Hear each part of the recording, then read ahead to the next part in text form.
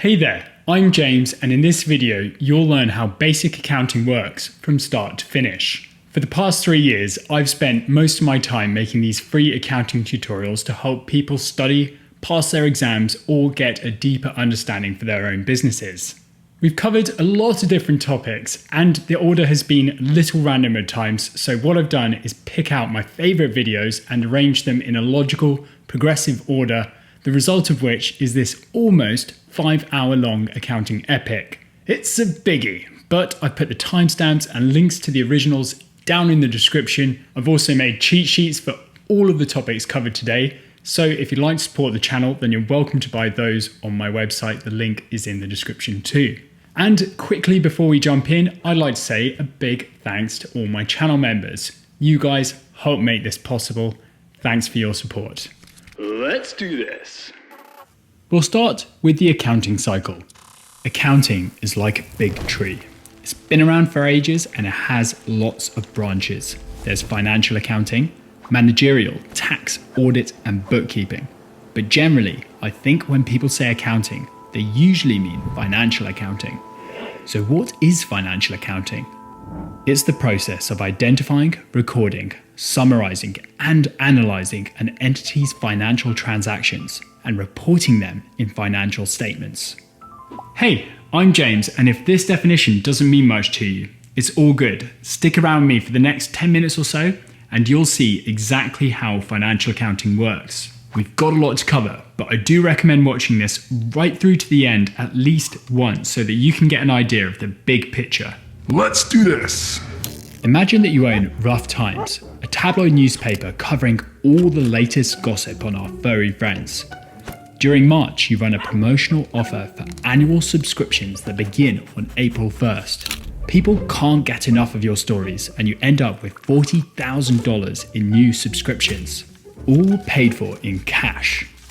The first step in financial accounting is to identify the transaction. Well, that's easy. I just mentioned one. You made $40,000 in new annual subscriptions. These start on April 1st and continue through to March 31st next year. So what next then? It's time to prepare a journal entry. A journal is a record of a financial transaction, and it looks like this. You have a unique journal number, a date, a description, the accounts affected, in this case that's cash and subscription revenue, and then you have your debits and credits, which are both $40,000. Rough Times is a serious business, so you're using double entry accounting, which means this transaction affects at least 2 accounts, and the total debits are equal to the total credits. But why do we do it this way? What is double entry accounting? The first thing you need to know is that financial accounting is built on one simple idea. The stuff that your business owns is equal to the stuff that your business owes. We call the stuff that your business owns assets. These are valuable resources that you'll benefit from in the future, things like cash and inventory. But on the other side of this formula, we use 2 different words to describe the stuff that your business owes. Liabilities, when you owe stuff to third-party lenders or suppliers. These are your obligations that you'll need to fulfill in the future. And equity, when Rough Times owes stuff to you, the owner. This represents your claim on the business's net assets. So assets equal liabilities plus equity. This little formula is called the accounting equation, and it has big implications. It was written down a long time ago by this guy in this book, and it revolutionized the way we record transactions. It's the foundation of double entry accounting, the theory that there are at least 2 equal and opposite sides to every transaction. Because this accounting equation is always true, it must always balance. Debits and credits are the words we use to reflect these 2 sides. Credits represent the sources that economic benefit flows from, whereas debits represent the destinations that it flows to. Nowadays, pretty much every large business in the world uses double entry accounting, and so does Rough Times. In this case, you debit cash by $40,000 to increase your assets, and you credit subscription revenue by $40,000 to record your income. Are you hanging in there? I know there's a lot to take in, and some of these terms might not make sense right away.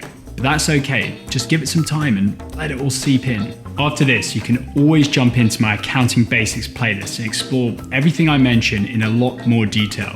I'll drop a link to that down below in the description, just below that big red subscribe button. Don't know what voice that was, but anyway, the next step is to post the journal into your general ledger. The general ledger is a place where you store all of your financial data. It contains a complete record of your accounts and journal entries. Back in the day, it used to be this huge book that you'd fill out by hand, but thankfully we've moved on now, and businesses like yours use accounting software which treats the general ledger as kind of a central database. So how do we get this journal into your general ledger? You post it to your accounts.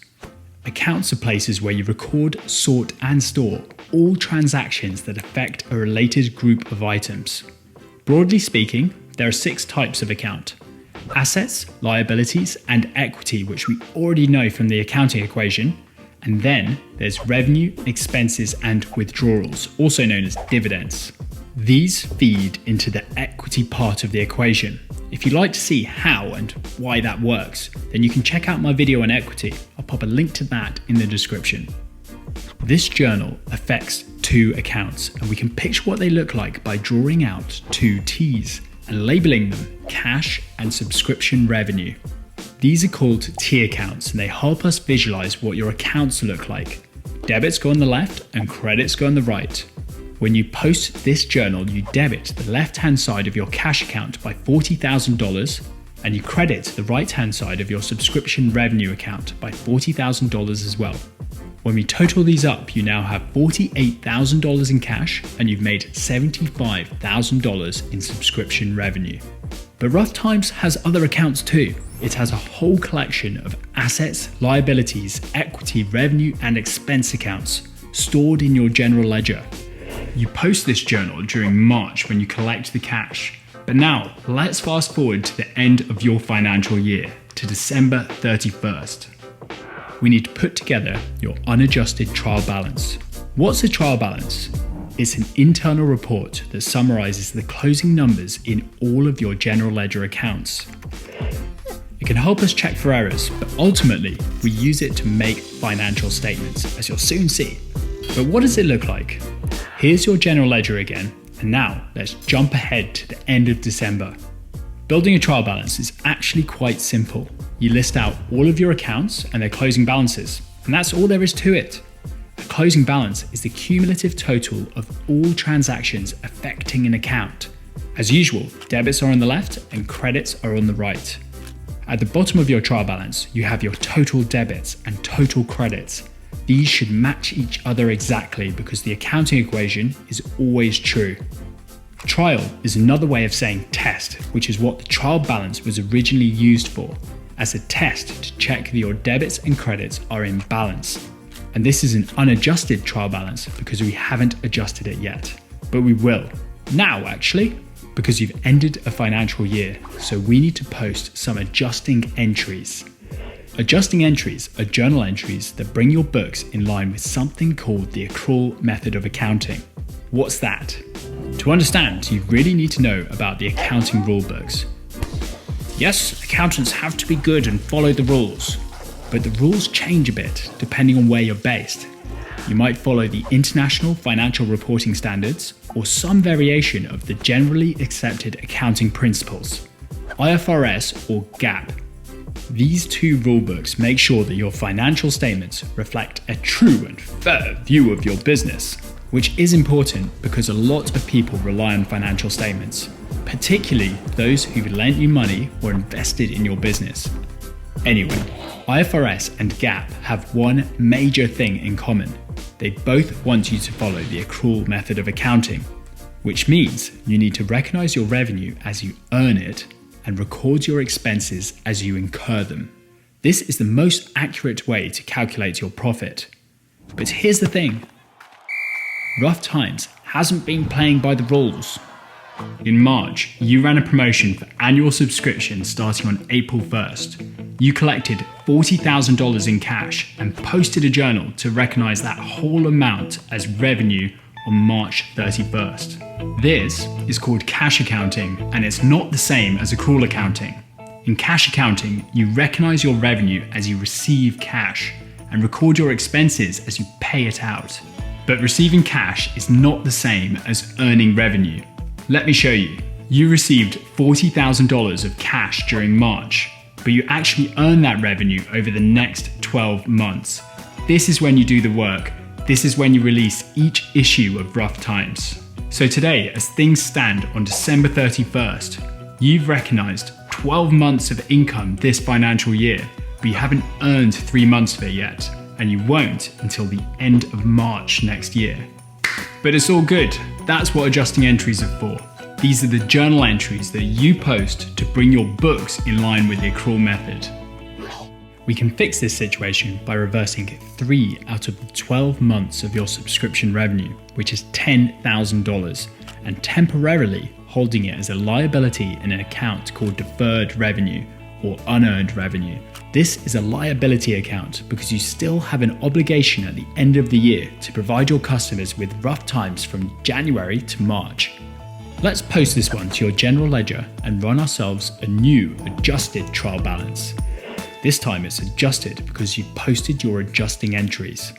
We can see that your subscription revenue has gone down by $10,000 and your liabilities have gone up by $10,000. Your debit and credit totals still match each other because there were 2 equal and opposite sides to the journal. And now you're playing by the rules because you're following the accrual method of accounting. Nice one. Now we can create your financial statements. Financial statements are accounting reports that summarize your business's activities over a period of time. These are external reports designed to give your investors, lenders, and creditors an understanding of your business's financial health. The 3 main financial statements are called the balance sheet, the income statement, and the cash flow statement. We can build all of these using your adjusted trial balance. Your balance sheet looks like this. It gives us a snapshot of your business's assets, liabilities, and equity at a single point in time, which can teach the readers about your financial position. They can see what you own and what you owe at the end of your financial year. Now let's check out your income statement. This summarizes your business's revenues and expenses over a period of time. Here, that's the previous year, and it gives the readers a glimpse of your financial performance and profitability. If you were cash accounting, then this income statement would also mirror your cash flows. But you're using the accrual method, so profit and cash flow aren't the same thing. You keep track of your cash flows separately in a cash flow statement. This report summarizes your cash inflows and outflows over the same period of time. Once you've created these 3 financial statements, you can send them out to your investors, lenders, and creditors. If Rough Times was listed on a stock exchange, then investors all around the world would compare your performance against their expectations and decide whether to buy or sell shares in your business. They'd analyze your statements using financial ratios, which is something that we haven't covered on this channel yet. So if you'd like to see some videos on that, then by all means, please let me know down in the comments. But we're not finished yet. Once you're done with your financial statements, you need to post some closing entries to prepare your books for next year. A closing entry is a journal entry that you post to clear out all of your temporary accounts like revenues, expenses, and dividends. For Rough Times, your journal will look something like this. You'd debit your revenue accounts and you'd credit your expense accounts to clear them down to 0. The balance of $26,440 goes to retained earnings in the equity section of your balance sheet.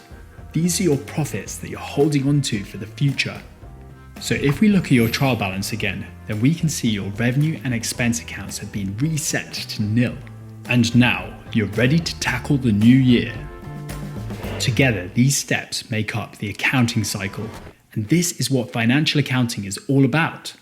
It's the process of identifying, recording, summarizing, and analyzing your business's financial transactions and reporting them in financial statements. Wowza, we covered a lot there, didn't we? I promise I don't expect all of that to make sense right away, but I do think it's important that you get to see the big picture. For the rest of this video, we'll walk through all the steps of the accounting cycle at a more leisurely pace. And we'll begin with the accounting equation. The key principle behind the accounting equation is that stuff the business owns is equal to the stuff that the business owes. And it is vitally important that you remember that this equation balances always, always, always. Now let's say I come up with this amazing idea for a business. I want to make popcorn and sell it. I've got $5 in my pocket and I decide to lend it to the business. Now there is a word to describe the stuff that the business owns, and that is called assets. On the other side of the accounting equation, we actually have two different words to describe what the business owes, and that depends on who the lender is. We use liabilities to describe what the business owes to third parties, and we use equity to describe what the business owes to its owner, in this case, me. So assets equal liabilities plus equity. There we have it, the full accounting equation. Simple, hey? So that $5 that my popcorn business now has is called an asset. And that $5 that my business owes back to me is called equity. See, it balances. Assets can include things like cash, accounts receivable, inventory, plant, property and equipment, land and buildings, investments and goodwill. Whereas liabilities can be made up of accounts payable, loans payable, wages payable and taxes payable, amongst other things. The most common forms of equity are stockholders or owner's equity and retained earnings. I will cover retained earnings in detail in a further video, but for now you can just think of it as profit held for future use. Now let's add some totals to the above and see if this thing still balances. Of course it does. The accounting equation always balances. And a balance sheet is basically a snapshot of our different assets, liabilities and equity at a single point in time. A balance sheet is one of the most important financial statements. There is a lot you can tell about a business by looking at its balance sheet. Right, so at the beginning of this video, I promised you a couple of examples, so here we go. If I head down to the shop and spend $5 on corn, then I no longer have $5 in cash, but I now have $5 of inventory. The categories have now changed, but my total assets stay the same. My balance sheet is in balance. Now I need to pot this corn, but I don't have enough money to go and buy a pot. So I go to one of my friends and I ask them if I can borrow $10. The business's cash increases by $10 and loans payable go up by $10 as well. Total assets are now $15 and my liabilities plus my equity are now also $15. We're still in balance. I then go and spend this $10 on a pot. My cash goes down by $10 and my equipment goes up by $10. Let's say I go and sell this first batch of popcorn at a 60% markup on cost. So I've made sales of $8. All my inventory has now gone. However, I now have $8 in cash and have made a small profit of $3. My profit is $3 because my sales were $8 and my corn cost me $5 to buy. 8 less 5 is $3. Remember I said that we can think of retained earnings as profit held for future use. So my retained earnings are going to increase by $3. Because my business has made a profit of $3, my total assets have now increased from $15 to $18. So to recap, in this video, we have learned that stuff that the business has is equal to the stuff that the business owes. This can be reworded to form the accounting equation, assets equal liabilities plus equity. This equation always balances. The expanded accounting equation forms the balance sheet, and a balance sheet is a snapshot to a business's assets, liabilities, and equity at a single point in time. Interesting. But what are debits and credits? In this video, I'm going to explain to you what debits and credits aren't, define them, and show you why this is going to help you out. To properly understand debits and credits, I think it's important to make a couple of points clear so we can remove any misconceptions. Debits and credits are neither good nor bad. Debits and credits are not the same as adding or subtracting. Debits and credits are words used to reflect the duality or double-sided nature of all financial transactions. If you need an analogy to help you visualize this, then you can think of debits and credits as heads and tails on a coin, since there are equal and opposite sides to every transaction. In the world of finance, money doesn't magically appear or disappear. For money to go to one account, it has to come out from another. Accountants consider every transaction to involve a flow of economic benefit from a source to a destination. What is economic benefit? Economic benefit is the potential for an asset to contribute either directly or indirectly to the flow of an entity's cash. I was saying that accountants consider every transaction to involve a flow of economic benefit from a source to a destination. Well, credits represent the source and debits represent the destination. Destinations that economic benefit can flow to include assets like cash, buildings, and amounts owed to you by others, but also expenses where a business pays a third party for a good or service they have provided, and dividends where a business distributes some of its cash to its owners. On the other hand, sources that economic benefit can flow from include owner's equity, where a business's owners give their cash to the business, liabilities such as amounts owed to a bank in exchange for a loan or to suppliers for providing a good or service, and revenue. So let's bring back up that accounting equation that we discussed in the previous video, and I'll prove this to you. Assets equal liabilities plus equity. Now we know that assets are represented by debits and liabilities by credits. However, equity is a tricky one. To understand it properly, we have to expand it into the components that make it up. Now, full disclosure here, we're about to do some maths. Don't be afraid, we're just going to do some simple rearrangement here. If maths isn't your thing, maybe watch this next section through a couple of times so you can wrap your head around it. You'll be okay. Equity equals owner's equity paid in less dividends paid out plus retained earnings. I said in the previous video that we can think of retained earnings as profit held for future use. Well, profit is made up of revenue less expenses. So let's replace retained earnings in our accounting equation with revenue less expenses. We have equity equals owner's equity paid in less dividends plus revenue less expenses. And now let's take this definition of equity and break it out in our accounting equation. Assets equal liabilities plus owner's equity paid in less dividends plus revenue less expenses.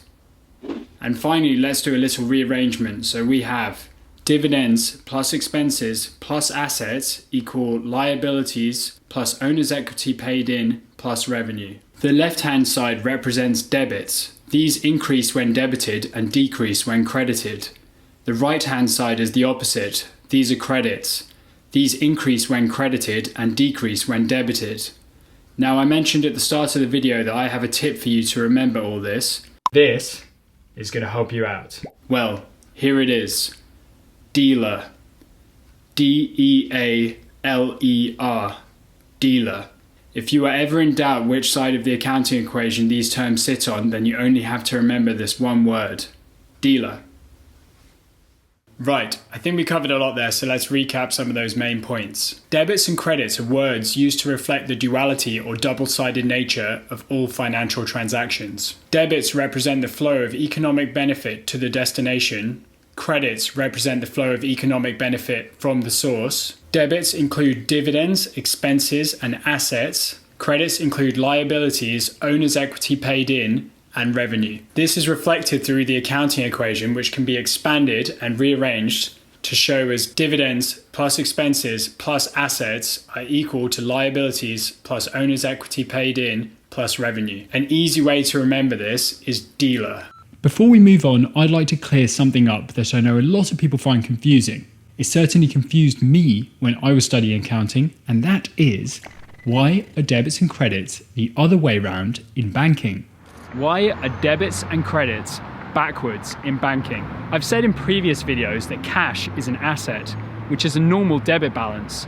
So debits increase it and credits decrease it. However, when I deposit money into my bank account, they credit my account, which increases my balance. And when I withdraw money to go and pay for something, they debit my account, which decreases my balance. We appear to have a direct contradiction here. I'm going to explain why that is not the case. To solve this little puzzle, we need to put ourselves into the shoes of the bank. From the bank's point of view, our checking account is a liability, not an asset. If we go to the bank and deposit money into our checking account, the bank debits their cash to increase it, and it credits its amount owing to us because it owes us that money back. Whenever we want, we can go down to the bank and withdraw our money from our checking account. So from the bank's perspective, checking accounts are liabilities, not assets. Liabilities are normal credit accounts. So credits increase liabilities and debits decrease liabilities. From the customer's point of view, nothing has changed. The checking account is still an asset to the customer. Debits increase assets and credits decrease assets. So there we have it. Debits and credits aren't backwards in banking. It's all about perspective. From the customer's point of view, their checking account is an asset, but from the bank's point of view, their checking account is a liability. What are T accounts? To kick things off, I would like to lay out the definitions of some important terms that will crop up throughout this video. First, what is an account? An account is a place where we can record, sort and store all transactions that affect a related group of items. A T account is a visual representation of an account. It is called a T account simply because it looks like a T, and it looks like a T so that we can easily distinguish between all of the debits and credits that impact it. Finally, what is the general ledger? It's a place where a business stores a complete record of all of its financial transactions and accounts. Now that I've clarified these terms, let's get back to T accounts. In its most simple form, a T account looks like this. Debits go on the left, credits go on the right. If you are having a hard time remembering the sides, you can add a little DR and CR to the top of the T account. DR and CR are how we accountants write debits and credits in shorthand. Last week I taught you a simple way to remember which accounts are debits and credits. Dealer. D-E-A-L-E-R.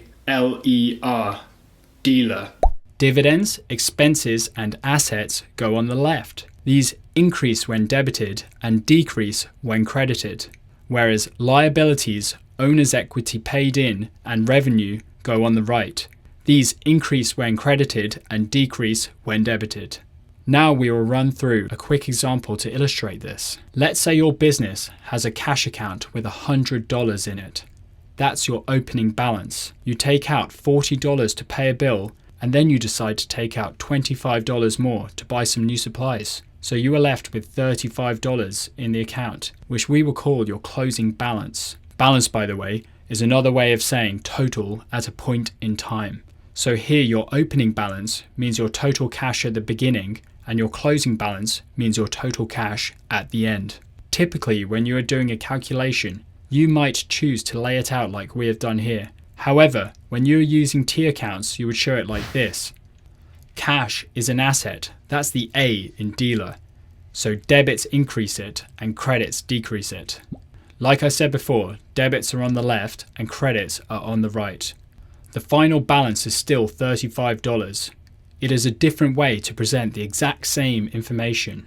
The benefit being that it is easy to distinguish between all of the different debits and credits. In this case, your closing balance goes on the left-hand side because it happens to be bigger than zero. However, if your supplies had instead cost $65, then you would be left with negative cash or an overdraft of $5. So your closing balance would go on the right-hand side instead. Now you might be thinking, why is all this necessary? I can already tell from that little calc that I did there. Well, this is a simple example for demonstration purposes. In reality, T accounts are way bigger than this. Splitting out debits and credits allows us to spot things quickly in the general ledger. If you're new to accounting, it can be helpful to jot down T accounts as you're working through a problem to help you visualize this all in your head. Eventually, you might not need to do this anymore because your brain can just naturally process this, but it takes a bit of practice to get there. Okay, so now I have another term for you, and we touched on this one last week. Double entry bookkeeping. This means that every accounting entry has an opposite corresponding entry in a different account. In the context of T accounts, this means that to record a transaction, you will need to write down both sides of it in at least 2 T accounts. You might want to pause the video now and grab a tea or a coffee or something to get in the zone for this next bit, because I'm about to take you through some examples of double entry bookkeeping with T accounts.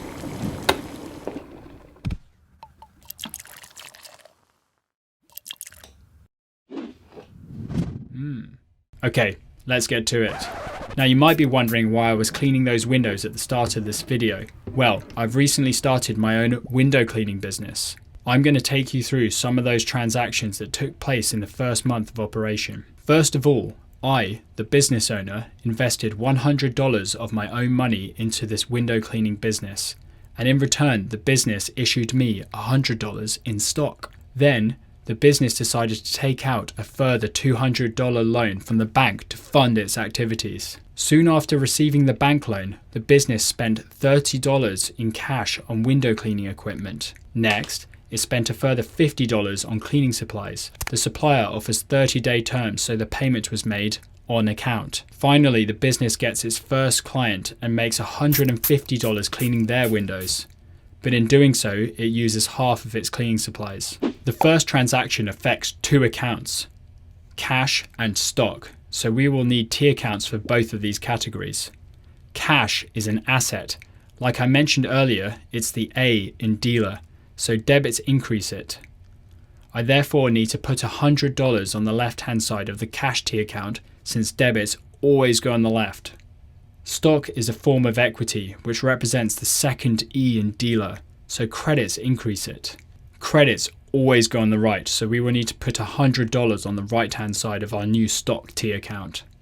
Moving on, in the second transaction, a business takes out a $200 loan from the bank to fund its activities. This transaction affects cash and loans payable, which both need to increase by $200. We already have a cash T account, so now we'll be needing another one for loans payable. The cash part here is straightforward since we've done this already. We need to debit cash a further $200. Loans payable is a form of liability, the L in dealer, so credits increase it. The $200 increase in our loans payable is recorded in our T account by adding it to the right-hand side. In transaction number 3, the business spends $30 of its cash on window cleaning equipment, so we need to credit cash by $30 to decrease it and debit our new equipment T account by $30. We record the credit to cash by adding $30 to the right-hand side of the cash T account, since credits always go on the right. Equipment is another form of asset, so the debit to the equipment goes on the left-hand side. Next, our business spends a further $50 on cleaning supplies, which it pays for on account. Paying for something on account means that you agree to pay the supplier at a later date. So for now, you need to hold on to that cash, but you need to recognize a liability since you owe the supplier for the goods they sold you. Supplies are a form of asset, so we need to create a new T account for supplies and debit the left-hand side of it by $50. We owe $50 to the supplier, so we need another T account for accounts payable. Accounts payable is a liability, the L in dealer, so we need to credit the right-hand side of the T account by $50. Is your head hurting yet? We only have one transaction to go, so it'll all be over soon. In our last transaction, the business gets its first client and makes $150 cleaning their windows, using half of its supplies in the process. This one is a bit more tricky because there are two sides to it, but don't worry, we'll work through it together. First, we need to recognize our revenue. We made $150 cleaning the client's windows, so revenue needs to go up by $150, and so does our cash. Revenue is the R in dealer, so credits increase it. We need to make a new revenue T account and credit it by $150 on the right-hand side. The cash we have made is recorded as a $150 debit to the left-hand side of the cash T account. Now, there's one more thing we need to take note of, and then our work is done.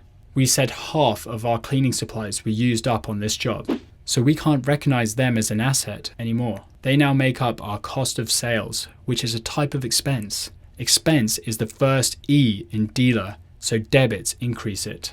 In our fourth transaction, we spent $50 on supplies. So if we have used half, then we need to credit supplies by $25 to decrease them and debit our brand new cost of sales T account by $25 to increase it. There we have it, our first month of transactions all laid out visually in front of us in T accounts, with debits on the left and credits on the right. So there you have it. An account is a place where we can record, sort and store all financial transactions. A T account is a graphical representation of an account. The general ledger is a place where a business stores a complete record of all of its financial transactions and accounts. Debits on the left, credits on the right. And finally, double entry bookkeeping means that every financial transaction affects at least 2 accounts. What are journal entries? In the previous video, I showed you that a T account is a visual representation of an account and how to record transactions using them. However, in day-to-day life, T accounts aren't that practical to use. They take up lots of space and it's easy to miss a side of a transaction. We need another, more efficient method for recording our transactions. But why is it important to record our transactions? First, you can use financial reports to measure the performance of your business to see if you're doing well or badly. Second, it enables you to manage your cash flow so that you don't run out of it. Third, it's helpful to keep things organized. It's also useful at tax time to avoid missing out on any deductions. And finally, if your business were to get audited, it's handy to have that paperwork ready. In fact, the process of recording all financial transactions is so important that we have a word for it: bookkeeping. Bookkeeping can be done on any budget, no matter how big your business is. Here are a few examples of some different accounting software packages that you can use on different budgets. I will throw the links to a few of these in the description below. Now that we know why bookkeeping is important, we need a method to record transactions. Earlier I said that T accounts are impractical, so we're going to have to try out something else. Journal entries. So what are journal entries? A journal entry, or JE when abbreviated, is a record of a financial transaction, and it looks like this. First, we have the journal number. This is a unique reference number that is used to identify the journal. Then there is the journal entry date. This is the date that the journal is posted in the general ledger. It's important because it affects the accounting period that the transaction is going to show up in. Next, we have the names of the accounts that are impacted by the journal. In this case, cash and owner's equity. Notice that owner's equity is indented. We indent the name of the account that is getting credited so that it is easier to see. Then we have separate columns for all of the debit and credit entries. And finally, there is the journal description below. It's good practice to give a solid explanation here, since you may need to refer back to the journal in the future, and a good description will make it much easier to remind yourself why you entered it in the first place. Remember, we're talking double entry bookkeeping, so there must be at least 2 sides to the journal, and the totals of those debit and credit columns must match each other exactly, because the accounting equation always balances. If you're using accounting software like QuickBooks or any of those other ones that I mentioned to you previously, it usually won't let you post the journal unless the debits and credits match each other exactly, since this is a key control. However, if you're using Sheets or Excel, then you're on your own and you'll need to watch out for this. There are 2 types of journal: automatic journals and manual journals. Automatic journals only exist when you're using accounting software. These can save you loads of time by posting automatically behind the scenes as you enter invoices and receive payments. On the other hand, manual journals are typically only used for adjusting entries and unique transactions. You need to fill out all of the fields in a template like the one I showed you earlier by yourself. Right, I think it's time for that example that I promised at the start. In last week's video, I started my own window cleaning business. It's been up and running for a week now, and it's going well, but my equipment is getting all gross and dirty, so I need to go get it cleaned. I take it to the laundry, and they charge me $20. I pay them in cash.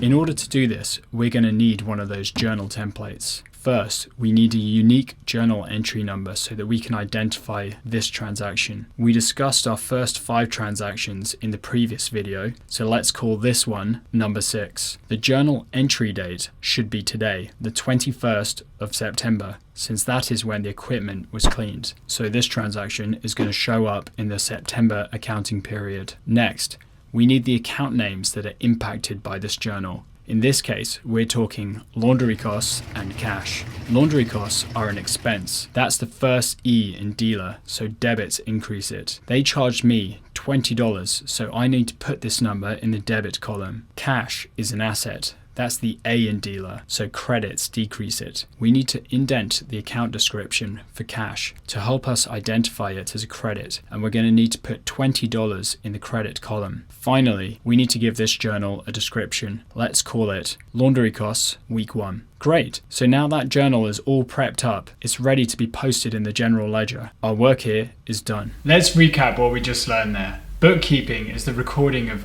all financial transactions in a business. A journal is a record of a financial transaction. The totals of the debit and credit columns always match. Automatic journals are used in accounting software to save you time. And finally, manual journals are used for adjusting entries and unique transactions.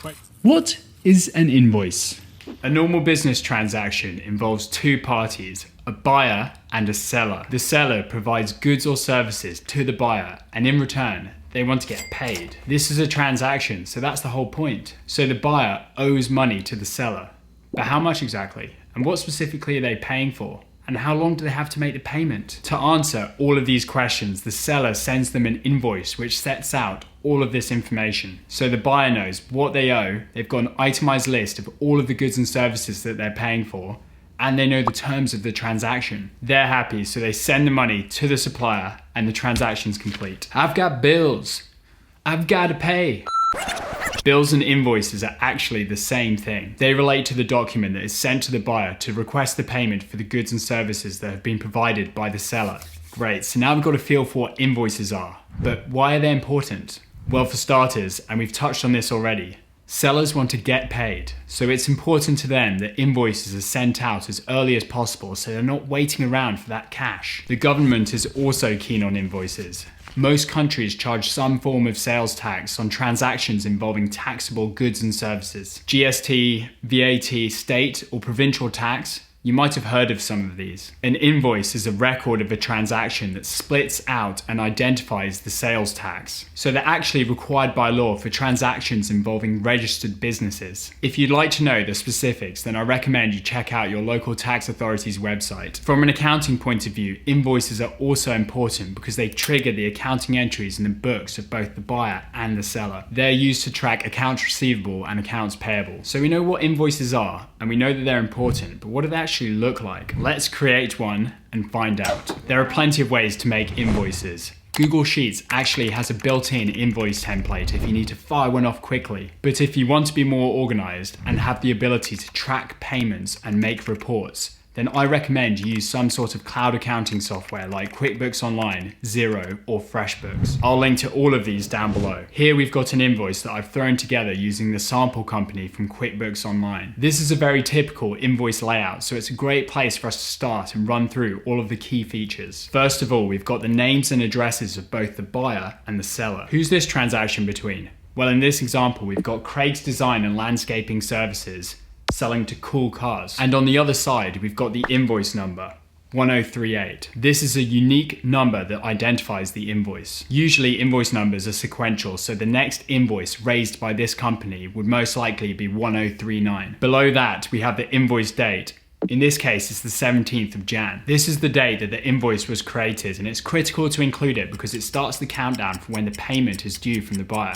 And how long have they got? Well, that's determined by the sale terms, which in this case is net 30 days. So the whole payment is due within 30 days of the invoice date. That's a common wait time, but terms can vary depending on what's been agreed. 30 days after the 17th of Jan is the 16th of Feb, which is the due date that we can also see here. Next, we have the description of the goods and services that this invoice relates to. In this case, it appears to be for some kind of custom design work. It's best to be as specific as possible in the invoice description because you don't want to cause any confusion and delay that payment. To the right of the description, we have the quantity, rate, and amount. Here, the service has been provided just once, and the amount per unit was for $350. So in this case, both the amount and the subtotal are for $350. Below that, we've tacked on a sales tax of 8% because a taxable service has been provided. That comes out at $28, and that leaves us with an invoice total, inclusive of tax, of $378. Before we wrap up this video, I'd like to answer 4 common questions that people tend to have when it comes to invoices. Question 1. When should I invoice? Invoices are most commonly sent out after the goods and services have been provided. However, they can also get sent out before, depending on what's been agreed between the two parties. However, the accounting treatment in each situation is different. Question 2. Are invoices and sales receipts the same thing? The short answer is no. However, this is confusing because there are a few similarities. Both serve as evidence of a transaction, and both are produced by the seller and given to the buyer. However, the key difference is that an invoice is a request for a payment, so it's issued before the payment's been made, whereas a receipt, that's issued after. Question 3. What's the difference between a sales invoice and a supplier or a purchase invoice? Well, they're actually the same thing. They're both invoices. The difference in their names depends on your perspective. If you're the seller, then you call it the sales invoice, and if you're the buyer, you'd call it a supplier or a purchase invoice. Finally, question 4, is an invoice legally binding? In general, no, they're not. An invoice by itself isn't legally binding. If they were, then what would stop you from just making all the money by just firing out invoices to whoever you want? In order for them to become legally binding, both the buyer and the seller have to agree on the terms. I can't speak for the specifics of your country, but in general, it's important that both sides have evidence of the agreement, at least in email, or better yet, in a signed contract. You don't want to be that person that gets in a situation where the client or customer is refusing to pay. Oh no, we wouldn't want that at all. I mentioned that the 3 main types of account in a balance sheet are assets, liabilities, and equity. Let's break down what each of these really mean, starting with assets. What are assets? Assets are one of the 3 pillars of the accounting equation, alongside liabilities and equity. They're hugely important because they're what businesses use to operate and generate a profit. In this video, I'll break down the accounting definition of assets for you and take you through some of the common types that exist in most businesses. We accountants, we like to split assets apart into different categories like current, non-current, tangible, or intangible. Don't forget to watch this video through until the end because you'll discover what all of these terms mean. Let's go. I think most of us have kind of a preconceived idea of what an asset is. We think of an asset as something that we own, that's useful or has value, something along those lines. And that's not far from the truth, although the definition of assets in accounting is a bit more specific. Assets are probable future economic benefits obtained or controlled by a particular entity as a result of past transactions or events. Say what? I know. What on earth does that mean? Let's break the definition down and try to make some sense of it. The first word that stands out to me is probable. Assets are probable future economic benefits. The word probable carries with it a degree of uncertainty, and I want to emphasize this because I think that often we take numbers for granted without questioning them. The reality is that the future is uncertain, and a lot of the time, we accountants have to make estimates. Let me give you an example. If you're running a business and you've got 10 clients who all owe you money, can you say, hand on heart, that you'll receive back every penny? It's not uncommon for customers to go bankrupt or to dispute invoices after the work is done. So what accountants do in these situations is make an allowance for doubtful debts. We estimate what might not be recovered and expense it to provide for situations where there's uncertainty. And that brings me on to the next part of the definition. Assets are probable future economic benefits. What are future economic benefits? These are the things that bring value to you or your business either directly or indirectly. Valuing assets based on future economic benefit means that we can't simply hold them in the books at the value that they originally cost us. Imagine you buy a laptop today and you plan on keeping it and using it entirely for work. Will that same laptop carry the same future economic benefit in 5 years' time? Probably not. It might well have cacked it by then and not be worth anything anymore. It can be hard to measure the lifespan of a laptop. So instead, we assume that all laptops have a useful economic life of, say, 5 years? Useful economic life is a term that you'll hear often when talking about assets. It's how long an asset will remain useful to you, and it's different to an asset's actual life because useful economic life is an estimate. So if that laptop cost you $1,000 today, and we assumed a useful economic life of 5 years, then we would depreciate or reduce its value by $200 a year for the next 5 years until it's worth nothing at all. Is this an exact science? No, clearly not. But estimates like this are used every day to simplify scenarios and help accountants value assets. Lastly, I want to bring your attention to another part of the definition. Assets are probable future economic benefits obtained or controlled by a particular entity as the result of past transactions or events. Obtained or controlled. This highlights another important concept that we use in accounting called substance over form. This means that when preparing financial statements, we prioritize the economic substance of transactions over their legal form. An example of this is when a business rents a building for a long period of time, say 60 years, and that building's remaining useful economic life is 65 years. Although the business is considered a lessee and technically doesn't own the building, the economic reality of the situation is that basically they do. Make sense? Because they have the right to use it for the majority of its remaining useful economic life. Following this principle of substance over form, we can account for this building as an asset, even though legally it isn't. That has big implications for the accounting and tax treatment of the building. Now, I'm oversimplifying this situation. There are a few other factors to consider when making this call, but that's the gist of it. Okay, so now we know what an asset is. Let's run through some examples of common assets that you should know about. But first, and bear with me here, a balance sheet is a snapshot of a business's assets, liabilities, and equity at a single point in time. In the asset section of a balance sheet, we list out all of the different types of assets that a business owns or controls. These assets are often arranged in order of liquidity. But what is liquidity? You can think of it as how quickly you can turn an asset into cash. And following that vein of thought, assets in the balance sheet can be divided into two distinct categories: current assets and non-current assets.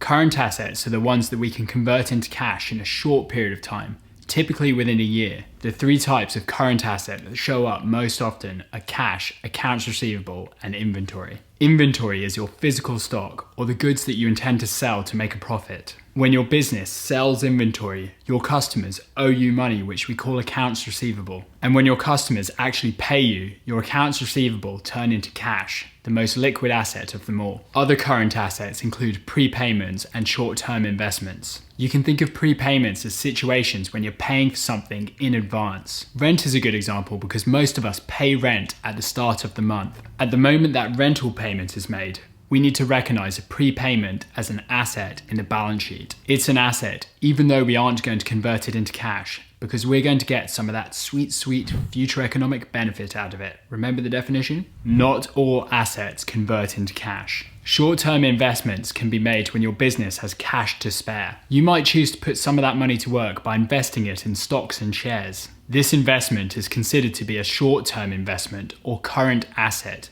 if you're in it for the short game and you plan to sell those stocks or shares within a year's time. However, if you want to hold on to them for longer than a year, they become non-current assets instead. Non-current assets are long-term assets that are used in operations to generate profits and that can't easily be converted into cash. There are three main categories of non-current asset. The first, which we touched on a moment ago, are long-term investments.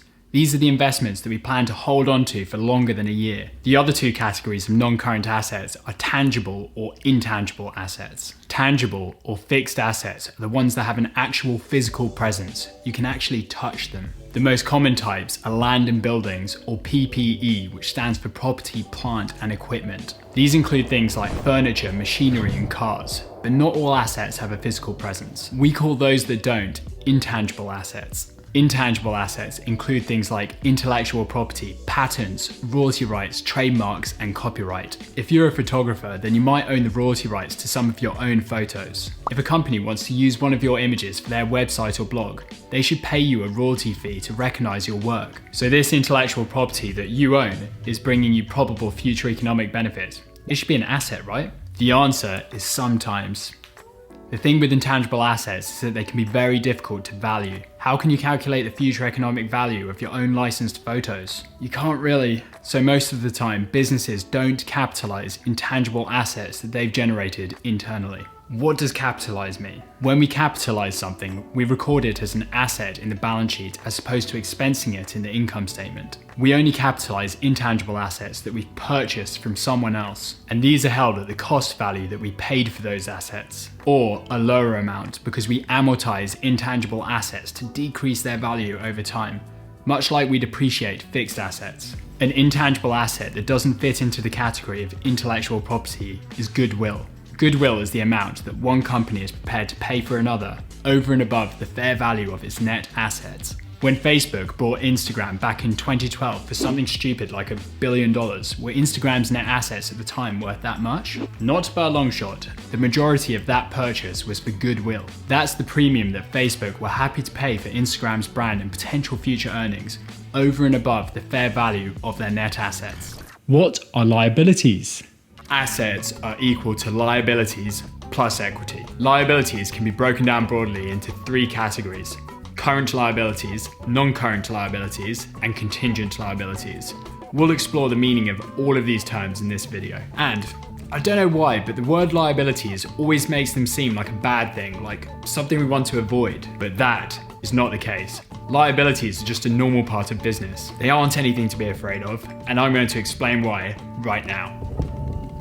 Hold on tight, because you're about to hear the full accounting definition of liabilities, and it ain't pretty. Liabilities are probable future sacrifices of economic benefits arising from present obligations of a particular entity to transfer assets or provide services to other entities in the future as a result of past transactions or events. What the? I thought the assets definition was bad, but this is something else. Let's break it down and see if we can make any sense of it.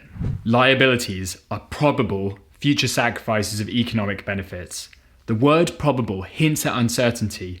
When dealing with liabilities, we accountants often have to use our own judgment of situations to estimate future outcomes. This is especially the case with accruals, which I'll get into later in this video. Future sacrifices means that we're going to need to give up something in the future. And what are we going to give up? Economic benefit, which relates to the things that have value, or more specifically, assets and services, and that doesn't only mean cash. This definition also says that liabilities are present obligations resulting from past transactions or events. So in order to recognize a liability, the transaction or event that is committing us to transferring assets or providing services must have happened already. Yikes, are you still there? I hope I haven't lost you yet. It's important to understand what liabilities are because they're a crucial part of normal business. A simpler way to think of liabilities is that they are a source of third-party funding that a business uses to buy assets and fund operations. If we bring that accounting equation back up, then we can see that businesses have two broad financing options to choose from when buying assets: liabilities and equity. Does that make sense? I think things might become clearer with some examples. Let's find out. Now that we've got a feel for what liabilities are, let's talk through some of the common types of liability that are worth knowing about. To get a summary of a business's liabilities, we can take a look at its balance sheet. A balance sheet is basically a snapshot of a business's assets, liabilities, and equity at a single point in time. In the liabilities section of the balance sheet, we list out all of our different liabilities. Typically, these categories are arranged in order of their due date, with the short-term liabilities at the top of the list and the longer-term liabilities further down. Short-term liabilities, or what we accountants like to call current liabilities, are a business's obligations that need to be settled within 1 year from now. The most common type of liability is accounts payable. Accounts payable relate to the bills or invoices that we get sent when buying something from the supplier on credit. But why would a business want to buy something on credit? And for that matter, what does credit even mean? Buying something on credit means that you're agreeing to pay later, or if your head works like an accountant, you're making a present obligation to transfer assets or provide services to another entity in the future. In a standard business transaction, we have two parties, a buyer and a seller. The seller provides the buyer with a product or a service along with an invoice or a bill, and in return the buyer sends them cash to settle the payment. However, sellers sometimes like to incentivize buyers to spend more money and bring their purchases forward by offering them credit terms. Picture a restaurant buying some ingredients from a food wholesaler. One day, the restaurant realizes that they've run out of carrots, a vital ingredient of their award-winning minestrone soup. It's Friday morning and they're stressing out about it because it's going to be a busy night, and to make things worse, they're running low on cash. Larry, the restaurant owner, dials the local food wholesaler and says, "Hey mate, look, we're badly in need of some carrots, but the issue is, I'm a bit strapped for cash right now." "Larry, don't sweat it, you're our best customer. We'll have those carrots delivered to you right now. And don't worry about the cash, we know you're good for it. We'll add 30-day credit terms to your invoice." "You legend, I knew I could count on you." The seller, despite the risk of reduced cash flow, has offered Larry 1 month credit terms, which they note down in the invoice. This suits Larry well because he likes to buy things on credit. Having a 1 month grace period gives him flexibility to manage his cash flow. Did you hear that? The countdown starts when they receive the invoice, and in 30 days they make the payment. Transaction complete. From an accounting point of view, when the buyer receives the invoice from the supplier, they recognize an accounts payable balance for the amount that they owe. And on the other side of the transaction, the seller recognizes an equal and opposite accounts receivable balance for the same amount. One person's accounts payable is another's accounts receivable. Another kind of current liability is salaries payable. Most businesses employ staff that they need to pay, obviously. When does that payment usually happen? Well, it depends, but often it's at the end of the month. So when the books are prepared at the end of the month, we need to recognize a balance for salaries payable. Businesses also have to pay tax on the profits they generate, so they need to recognize taxes payable on their balance sheet as well. Next, there's interest payable. So you might have noticed by now that most current liabilities include the word payable, which makes them easy to identify. But that's not always the case. Accruals, or accrued expenses, are adjusting journal entries, typically posted by accountants at month end to recognize expenses that have been incurred but haven't been recognized yet in the books. Let's refer back to Larry. The restaurant is fast approaching month end, so Larry gives his accountant a call. Hey buddy, would you mind getting our books up to date? I'd like to check our performance for this month. Of course. Are there any accruals that I need to post? Yeah, we had a plumber in last week to fix the dishwasher, and I don't think they've sent us an invoice yet. Ah, right you are. What did they quote? He didn't say, but last time it was $500 for a similar job. In this situation, the restaurant has incurred an expense during the current month because the plumber has provided them with a service. However, they haven't received an invoice, so the liability and the expense haven't been recorded in the books yet. So Larry's accountant posts an accrual in the books to recognize an accrued liability and an expense of $500. This is an estimate because there's no supporting invoice to match the transaction to. But by recording this transaction, Larry's accountant is ensuring that the business's income statement and balance sheet will give an accurate picture of the restaurant's financial performance when Larry comes to review it. Accruals are probably worthy of a whole video by themselves.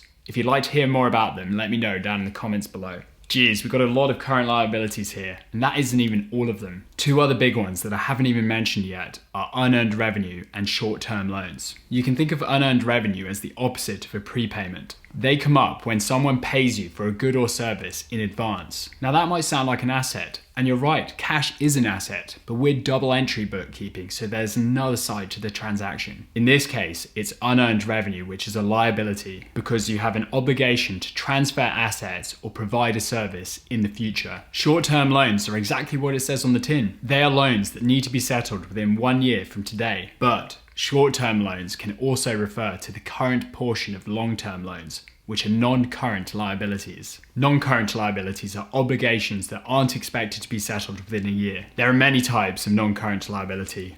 I'm going to mention a few now, but I'm not going to get into the nitty-gritty because this video could go on all day, and who's got time for that? When a business wants to raise money from outside to fund its operations or invest in new assets, it has a couple of options. It could seek a long-term loan from a bank or financial institution, who in return will expect to be repaid with interest. Alternatively, the business could choose to issue bonds instead. Bonds are similar to loans, but the key difference is that the money is raised directly from the public. You can think of them as formal IOU notes. You'll still be charged interest, although it may be cheaper than getting a loan from a bank. The flip side, however, is that bonds are less flexible. Other non-current liabilities that I think we've all heard of are mortgages on properties and employee pensions. And a lesser known one is deferred income tax, which is definitely for another day. But you can think of it as a byproduct of the timing differences between your accounting and taxable profits. That wraps up current and non-current liabilities, but I mentioned earlier that there's a third category: contingent liabilities. These are less common than the other two, but nevertheless, it's worth being aware of them. A contingent liability is a potential obligation that may arise depending on the outcome of an uncertain future event. It can be risky to ignore contingent liabilities because the outcomes can be serious. Let me explain. Our favorite restaurant owner, Larry, has a problem.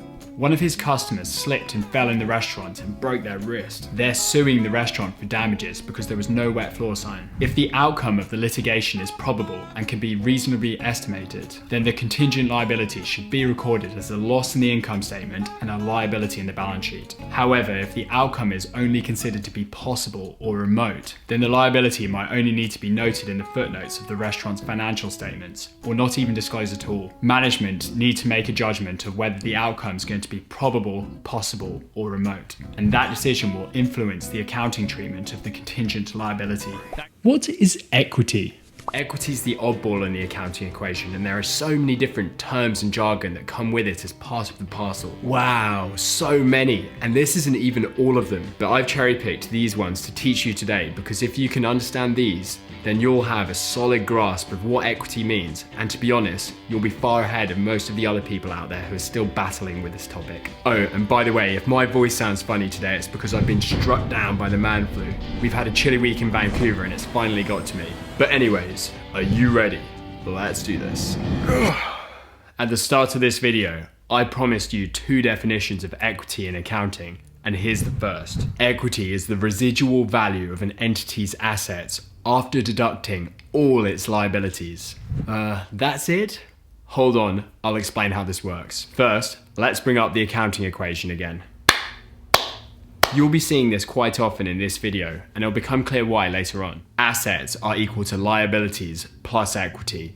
If we rearrange this formula, then we can see that equity is made up of assets minus liabilities. Now, we accountants have another word to describe assets minus liabilities: net assets. I said a moment ago that equity is the residual value of an entity's assets after deducting all its liabilities. Residual value basically means what's left over after you take all of an entity's assets and deduct its liabilities. In other words, what we've got here. Equity represents the net assets of a business. Simple, hey? Yes, it looks simple, but what does it actually mean? Definition number 2 is going to help us shed some light on this. It says that equity represents the net funds invested into a business by its owners. I like this description of equity because it gives us some context. Let me explain with the help of the accounting equation. On the broadest scale, there are 2 ways that funds can be invested into a business to finance its operations, and you're currently looking at both of them. It could choose to borrow money from third-party lenders like banks, which in essence are liabilities, or it could choose to use the net funds invested into the business by its owners. In other words, it could choose equity. So now we know that equity represents the net assets of a business, and at the same time, it represents the net funds invested into the business by its owners. So what we're saying here is that the owners of a business own or have a claim on all of its net assets, and we call this equity. Make sense? Now that we've got an idea of what equity means, let's have a look and see what it's actually made of. Full disclosure here, equity is made up of a lot of things, and some parts are a bit complicated. But I mentioned at the start that I've cherry-picked the parts that I think are most important, that will give you the most value. 3 in particular that together will give you a solid understanding of what equity is, and I'll share them with you in a moment. But first, I think it'll be easier for you to picture all of this if we work with an example. Imagine that you've got an idea for a business. You've been following the plastic-free Feb movement on the internet and you've come across this video. 90% of all...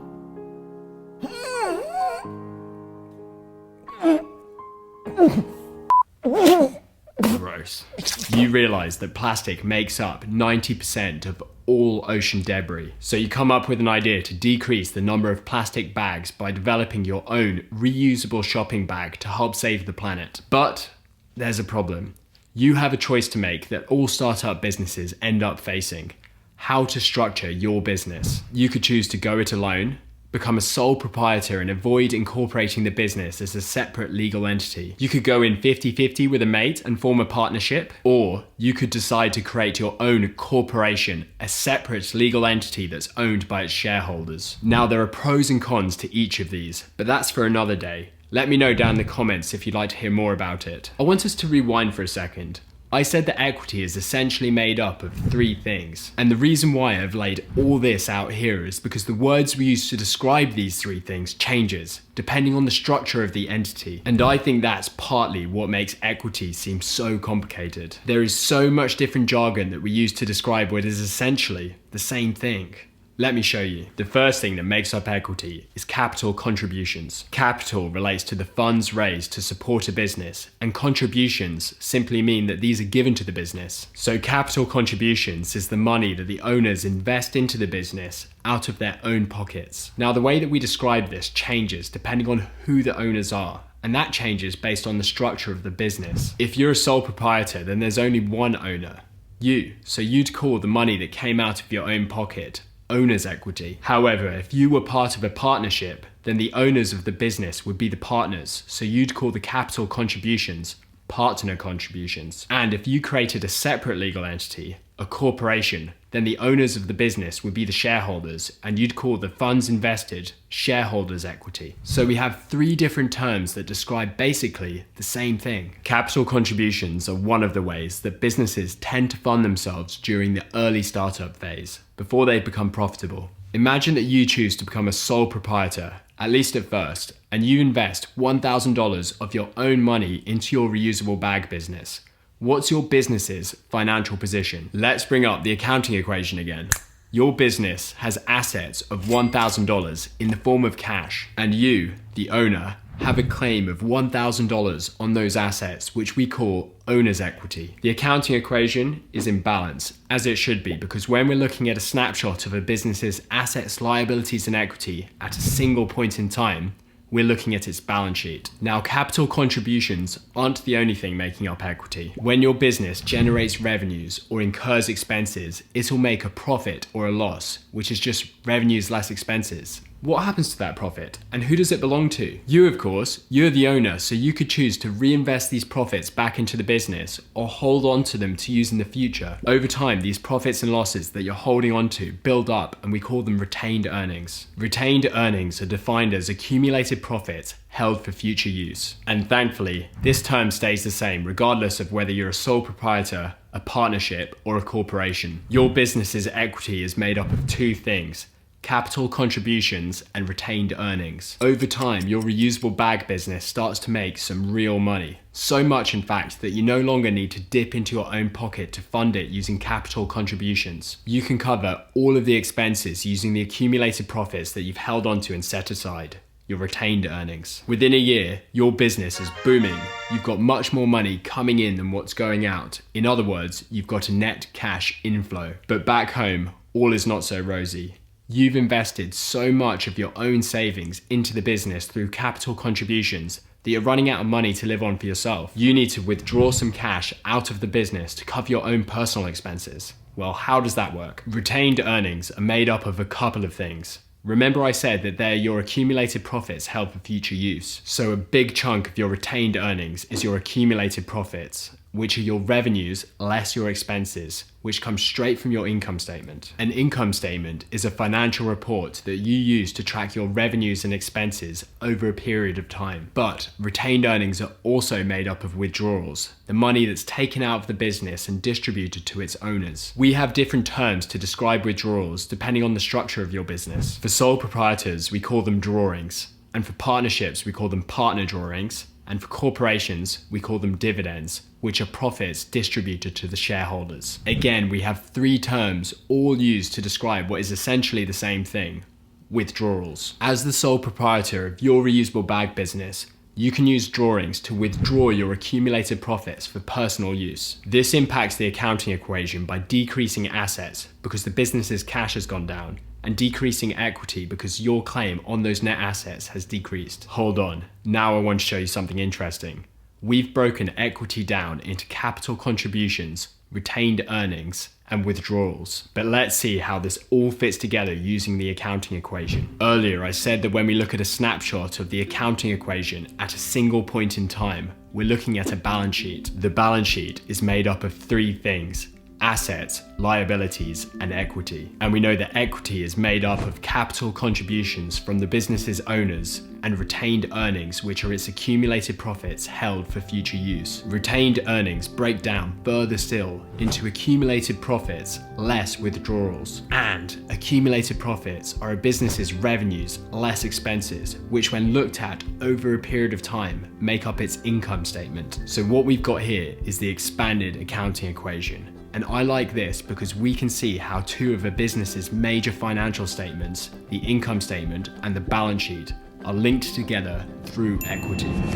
There are two main methods of accounting: the cash method and the accrual method. In the next two videos, I'll explain how each of these work. So what is the cash method of accounting? The cash basis of accounting is a method of recording financial transactions. Under this method, transactions are only recorded once cash changes hands. We record revenue only when cash is received, and we record expenses only when cash is paid out. Let me elaborate on this with a simple example. Imagine you've got a baking business and a customer places an order for a birthday cake. The ingredients for this cake cost you $10 to buy, and you are selling it at a 150% markup on cost. So the customer pays you $25. You've got two transactions to record. First, you need to record the expense, which in this case is the cost of buying the ingredients for the cake. You debit your expenses by $10 to increase them, and you credit your cash by $10 to reduce your cash balance. You then need to recognize your revenue, which is the $25 that the customer pays you. You debit your cash by $25 to increase it, and you credit your revenue by $25 to increase it as well. If you're new to Debits and Credits, or you'd like a refresher, I recommend that you check out this video.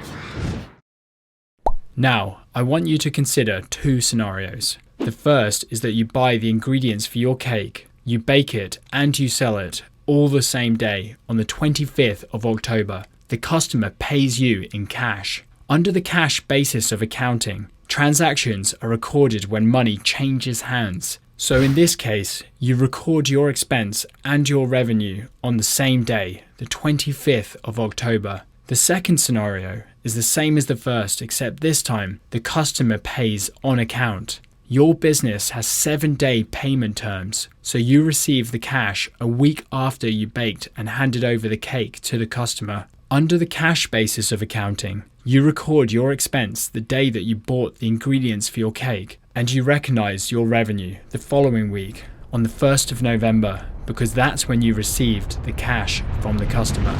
So, what are the pros of using this method? For one, it's a great way to record transactions for small businesses that deal and operate mainly in cash. It's simple and easy to understand, so your business doesn't necessarily need to hire an accountant or someone that understands more complex accounting methods. That makes it cheap to maintain, and you might be able to get away without paying for more pricey accounting software. And finally, many countries accept this method of accounting for tax purposes, so long as your earnings are below a certain threshold. So this could be a viable option for you. Now you might be thinking, wow, this sounds amazing. Why doesn't everyone do it? Well, in reality, most businesses are much too complex to use this method of accounting. When you cash account, you don't have an accurate way of recording your profits, so there can be huge fluctuations in your results. This is caused by recording income and expenses in separate accounting periods. If we go back to that second scenario, we can see that we recorded the expense in October and the revenue in November. So the October accounting period would show a loss of $10, and the November accounting period would show a profit of $25. It would make much more sense to show a profit of $15 in October, because that's when the work was done. In addition to this, you have no way of knowing your financial position because you aren't recording your payables and receivables. Finally, and this can be a clincher, the cash basis of accounting isn't allowed under GAAP or IFRS. So if you follow either of these principles or standards, then no dice. So the cash basis of accounting can be a great way to record transactions if you've got a small business that relies solely on cash. However, if your business has payables and receivables, this method probably won't work well for you because timing differences between cash in and cash out mean that you don't have a reliable way of recording your profit. If that's you, then you'll need to use the accruals basis of accounting instead to match up those revenues and expenses. I'll take you through this method in the next episode of Accounting Stuff. What is the accrual method of accounting? Hey guys, welcome back to Accounting Stuff, the place where we discuss all things accounting. Up until now, we've been talking about some basic accounting theory. Last week, we talked about the cash basis of accounting, and this week, we're going to talk about another super important method of accounting, the accruals basis of accounting. The accruals basis of accounting is considered to be a much better method to follow than the cash basis, because there's so much information you can extract from it. I'm going to explain why. Most businesses, when they're starting out, tend to cash account because it's easy.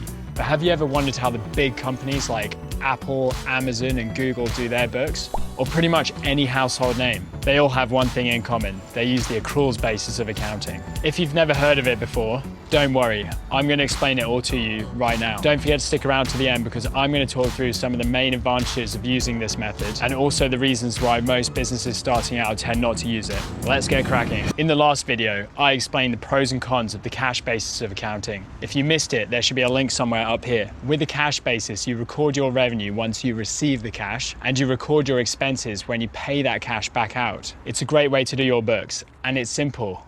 And that's the reason why it's an approach used by many small businesses and individuals for personal finance. However, there is one big problem with this accounting method. It can be really hard to work out your business's profitability, particularly when you want to work out how much profit you made for one particular point in time, like 1 month of the year, for instance. And that's because of the timing differences between when you recognize your revenue and expenses.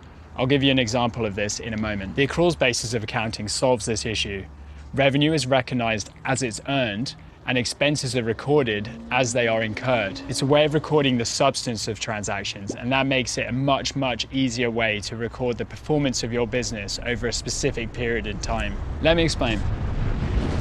Let's go back to that example of a baking business selling a cake that we discussed in the previous video. The ingredients of that cake cost us $10 to buy, and we sold it for $25. That leaves us with a profit of $15. Now, let's imagine a scenario where we sell a cake to a customer on the 25th of October. The customer has 7-day payment terms, so we don't receive the cash until the 1st of November. Under the cash basis of accounting, the revenue would be recognized on the 1st of November because that's when we receive the cash. However, under the accruals basis of accounting, the revenue would be recognized on the 25th of October because that's when the substance of the transaction occurred. That's when we physically handed over the cake to the customer. Now, let's also imagine that we baked that cake using ingredients that we purchased a month ago in September. Under the cash basis of accounting, we would have recorded the expense in September because that's when we paid the cash for the ingredients. However, using the accruals basis of accounting, we would instead record that expense in October because that's when we sold the cake. You can see that under the cash basis of accounting, we recorded a loss of $10 in September and a profit of $25 in November. This timing difference that you can see here could cause us a real headache if we wanted to look back in time and review our performance in October because we wouldn't see any profit there. It might not seem that complicated for this one example, but imagine that we'd sold 100 cakes and they all had timing differences just like this one. It would be a nightmare to work out our profitability for a particular period in time because we didn't record the substance of the transactions as they were incurred. However, the accruals basis of accounting neatly solves this issue for us. We record both the revenue and expense in October, so we can see the profit of $15 in October, just like you'd expect. Our revenues and expenses are aligned with each other in the same accounting period because in the accruals basis of accounting, we apply the matching principle. The matching principle simply states that revenue and all expenses incurred in order to generate that revenue need to be recognized in the same accounting period. This is a key differentiator between the cash and accrual methods of accounting. The matching principle makes it easier for us to objectively analyze results because you can accurately measure your profit over time. Now that we've clarified the accruals basis of accounting, let's run through some of its pros and cons. First of all, like I just said, it applies the matching principle so a business's profitability can be accurately measured for specific time periods. It also measures accounts receivable and payable so you can build a picture of your financial position. And it's accepted under GAAP and IFRS, so it's possible to produce financial statements under these principles and standards. On the other hand, however, the accruals basis of accounting doesn't explicitly track cash flow, so this needs to be calculated separately using the direct or indirect method. It's also more complicated than the cash method of accounting because you have to make estimates and assumptions. This can be unsuitable for small businesses, hence why many of them choose to adopt the cash method of accounting instead. If you're deciding which of these methods to use for your business, then you'll need to weigh up the pros and cons of each in order to come to a decision. Both of these methods are usually allowed for tax purposes, although the cash basis is normally only an option if your revenues are below a certain threshold. You can Google what that threshold is on your tax authority's website. It's also important to note that whichever method you choose could impact your tax payments by bringing them forwards or backwards, depending on your situation. However, in the long run, both the cash and accruals methods tend to produce the same result. Most startups and small businesses tend to start off with the cash method of accounting because it's easier to apply and it's a good way to track cash flow. However, if and when those businesses continue to grow, there may come a point where it makes sense to make the switch to the accruals basis of accounting instead. What is the revenue recognition principle? To kick things off, let's define revenue. Revenue is the income earned from the sale of goods or the provision of services. The sale of goods could relate to a baking business selling a cake, and the provision of services could be a car wash, cleaning your car. So now that we've clarified that, what's the revenue recognition principle? The revenue recognition principle states that revenue is recognized when it's earned, not when cash is received. Let me show you what I mean. I want you to imagine two scenarios. In the first, a customer orders a cake from a bakery and pays in advance in November. They receive the cake the following month, in December. Under the revenue recognition principle, revenue is recognized when it's earned, not when cash is received. So in this case, the bakery recognizes its revenue, not in November, but in December, because that's when the revenue was earned. That's when the cake changes hands. In accounting, we call this kind of income deferred revenue because the payment is made in advance for goods that are to be delivered in the future. In the second scenario, a customer gets their car washed in December. They pay for the service on account with 30-day payment terms, which means they hand over the cash in January. Under the revenue recognition principle, the revenue is recognized in December because that's when the service was provided. That's when the car wash took place. In this case, we call the revenue accrued revenue because the service was provided in advance of the payment. Now, it's important to note that accrued and deferred revenue don't exist under the cash basis of accounting because under that method, revenue is only recognized once cash changes hands. What's the relationship between inventory and cost of goods sold? Today, I want to focus on inventory in a merchandising business. Specifically, how inventory in the balance sheet interacts with the cost of goods sold and revenue accounts in the income statement. This can be a bit confusing, so I recommend you watch this video all the way through to the end so you get the complete picture. There are two main types of business that hold inventory: manufacturing businesses and merchandising businesses. Manufacturing businesses buy raw materials which they make into finished goods that they then sell to earn revenue. Whereas merchandising businesses do things slightly differently. They buy goods that they resell to earn revenue. Okay, so with that in mind, what is inventory? Well, in a manufacturing business, inventory is the raw materials, work in progress, and finished goods held by a business that it intends to sell to earn revenue. However, in a merchandising business, inventory is the goods held by the business. So you see, the definition for inventory in a merchandising business is a bit simpler. Manufacturing businesses hold three different types of inventory: raw materials, work in progress, and finished goods. Whereas merchandising businesses only have one type of inventory: goods. For a good to be treated as inventory, a merchandising business must hold on to it and it must plan to sell it in the future in order to earn revenue. This future economic benefit is the characteristic that makes inventory an asset. Actually, inventory is normally thought of as a current asset because most businesses intend to turn their inventory into cash within 1 year. But more on that soon. Let's imagine that you own a merchandising business. You buy your inventory from a supplier and then you sell this inventory on to your end customer. Sell what? Hats. Actually, since I'm in Canada and winter's just around the corner, let's do toques instead. So you run a merchandising business that sells toques. You buy your toques from your local manufacturer at $4 a toque, which you pay for in cash, and you sell these toques on to your end customers at $7 a toque. Your customers pay you on account. How do you account for this? Well, for each toque that you sell, there are two transactions to consider. Transaction 1 takes place when you buy the toque from your supplier, and transaction 2 happens when you sell that toque on to your end customer.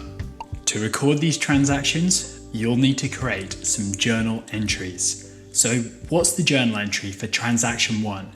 You've bought a toque from your supplier for $4, so you need to debit your inventory account to increase it by $4.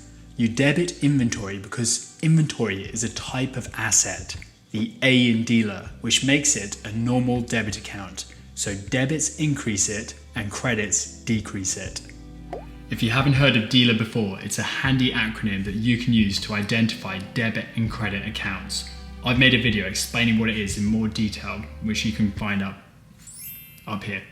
Okay, now where does the other side of this journal entry go? You've bought something, so you have two options. You could credit cash or you could credit accounts payable. In this example, you paid for the toque in cash, so you credit your cash account to decrease it by $4. Cash is another kind of asset, the A in dealer, which makes it a normal debit account, so you credit cash to decrease it. Great, so here's your completed journal entry for transaction 1. Debit inventory by $4 and credit cash by $4. But how does this journal entry affect your books? Well, we can find that out using T accounts. T accounts help us visualize the impact of transactions on your general ledger. This journal entry affects two T accounts: cash and inventory. These are both assets which are held in your business's balance sheet. In T accounts, debits always go on the left and credits always go on the right. So you debit the left-hand side of your inventory T account by $4 and you credit the right-hand side of your cash T account by $4. Okay, I'm afraid that was the easy part. In transaction 2, things become a little more complicated. We need two journal entries to record this transaction. Oh, and if you're finding it hard to remember all of this, I've put together a one-page cheat sheet that summarizes all of the key areas in this video. You can help support this channel by buying it on my website. There should be a link to it up here. In transaction 2, you need to recognize your revenue and record your cost of goods sold. To recognize your revenue, you need to credit your revenue account by $7 to increase it in your income statement. Revenue is the R in dealer, a normal credit account, so credits increase it and debits decrease it. But where does the other side go? Well, you've sold something, so that means you need to debit cash or accounts receivable. In this example, the customer paid you on account. That's like an IOU. They haven't actually paid you the money yet. That means you need to debit accounts receivable to recognize that you're owed $7. Hold on to your horses. We've got one more journal entry to do. You need to release the cost of goods sold from your balance sheet to your income statement. Here's what I mean by that. In transaction 1, you took up $4 of inventory in your balance sheet. This is your cost of goods. When you sell the toque to your customer, you'll need to release this cost of goods from your balance sheet to your income statement. But how do you do that? Well, you credit your inventory account by $4 to decrease it in your balance sheet, and you debit your cost of goods sold account by $4 to increase it in your income statement. Cost of goods sold is a type of expense, the E in dealer, a normal debit account, so debits increase it and credits decrease it. Nice one, so we've worked out both of your transaction 2 journal entries. But how do these affect your books? We're going to need some more T accounts. 3 more, because as well as affecting cash and inventory, these entries hit accounts receivable in your balance sheet, along with revenue and cost of goods sold in your income statement. To recognize your revenue, you debited accounts receivable by $7 and credited revenue by $7. And to release your inventory or your cost of goods sold from your balance sheet, you credited inventory by $4 and debited cost of goods sold by $4. What's nice about T accounts is that we can easily see the impact of these transactions on your books. You're left with negative cash of $4, an increase of $7 in accounts receivable, and a net movement of nil in your inventory account. You've also earned $7 of revenue and incurred $4 of cost of goods sold. These 5 T accounts make up a small section of your business's books, which in turn are used to build financial statements like your balance sheet and your income statement. The balance sheet gives you a snapshot of your assets, liabilities, and equity at a single point in time, whereas the income statement summarizes your revenues and expenses over a period of time. So now let's recap what went down a few moments ago, but this time with the whole picture laid out in front of us. In transaction 1, you bought a toque from your supplier. You converted $4 of cash in your balance sheet into another type of asset, inventory. At this point, you're down $4 in cash and you're holding $4 of inventory in your balance sheet.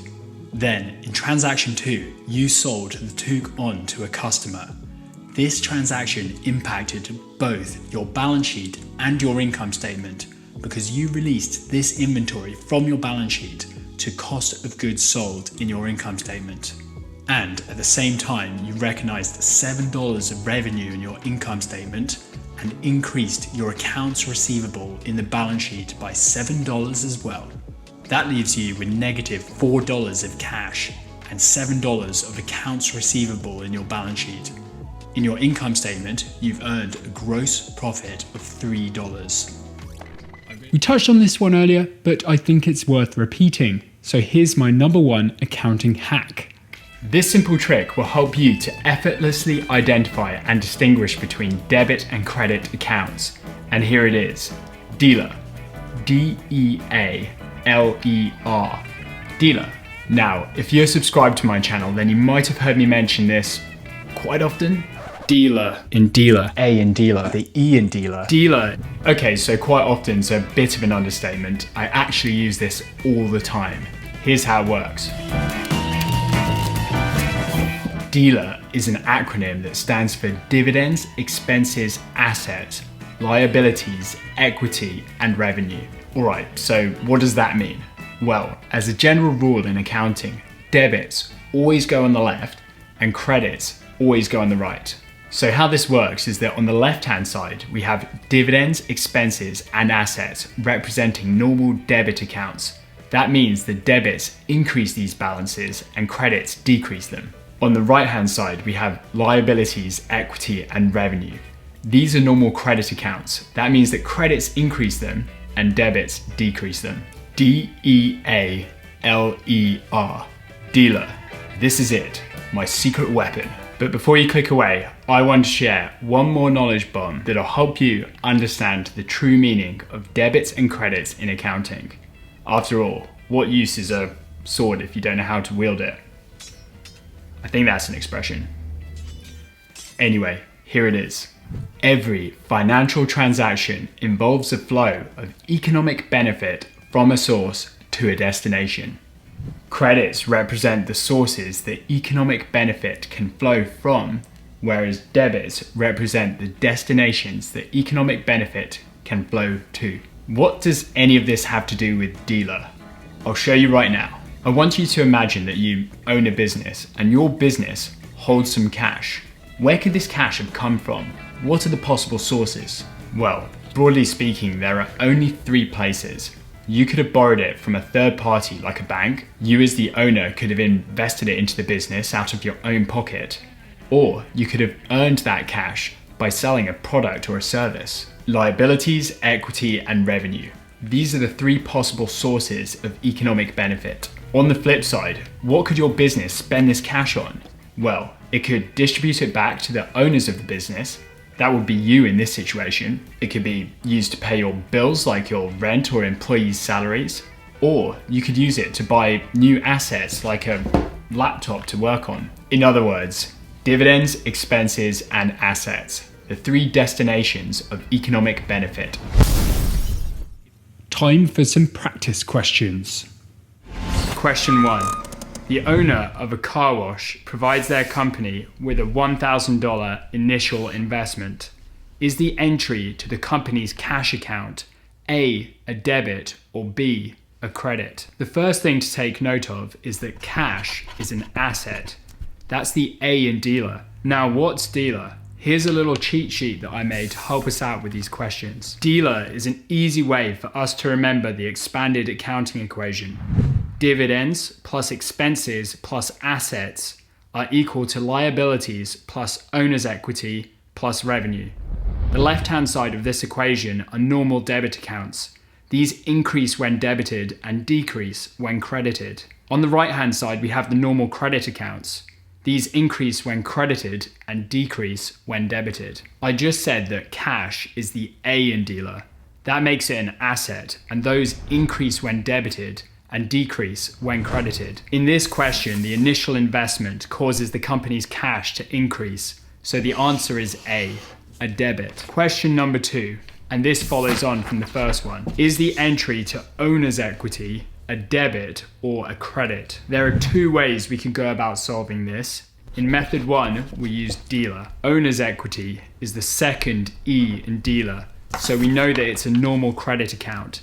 That means credits increase it and debits decrease it. The owner of the car wash has invested $1,000 into the company, so owner's equity must have increased by $1,000. So we credit owner's equity. Alternatively, we could have used a second method that's a bit quicker. We know that in double entry bookkeeping, there are 2 equal and opposite sides to every financial transaction. Since we've already debited cash in question 1, we must have to credit owner's equity in order to keep things balanced. In question 3, we're looking at a different transaction. The car wash pays a supplier $200 in cash. Which account is debited? Is it A, accounts payable, or B, cash? If the car wash is paying a supplier in cash, then that means their cash balance has to go down because they've paid it over to the supplier, and their accounts payable has to go down too, because they're reducing the amount of money they owe to the supplier. Accounts payable is a form of liability. That's the L in dealer, which makes it a normal credit account. So credits increase it and debits decrease it. Here we want to decrease accounts payable. So the answer's A. We've got to debit it. In question 4, a customer gets their car washed for $10. They pay on account with 30-day payment terms. Which account is credited? Is it A, revenue, B, cash, or C, accounts receivable? Here we can eliminate cash right away because this transaction doesn't involve cash. The customer pays the car wash on account, so they still owe the car wash $10, but they have 30 days in order to hand over the money because they've got 30-day credit terms. So we are left with revenue or accounts receivable. And this transaction represents a sale because a service has been provided to the customer. And the revenue recognition principle tells us that we need to recognize this income now because revenue is recognized when it's earned, not when cash changes hands. Revenue is the R in dealer, so it's a normal credit account. So credits increase it and debits decrease it.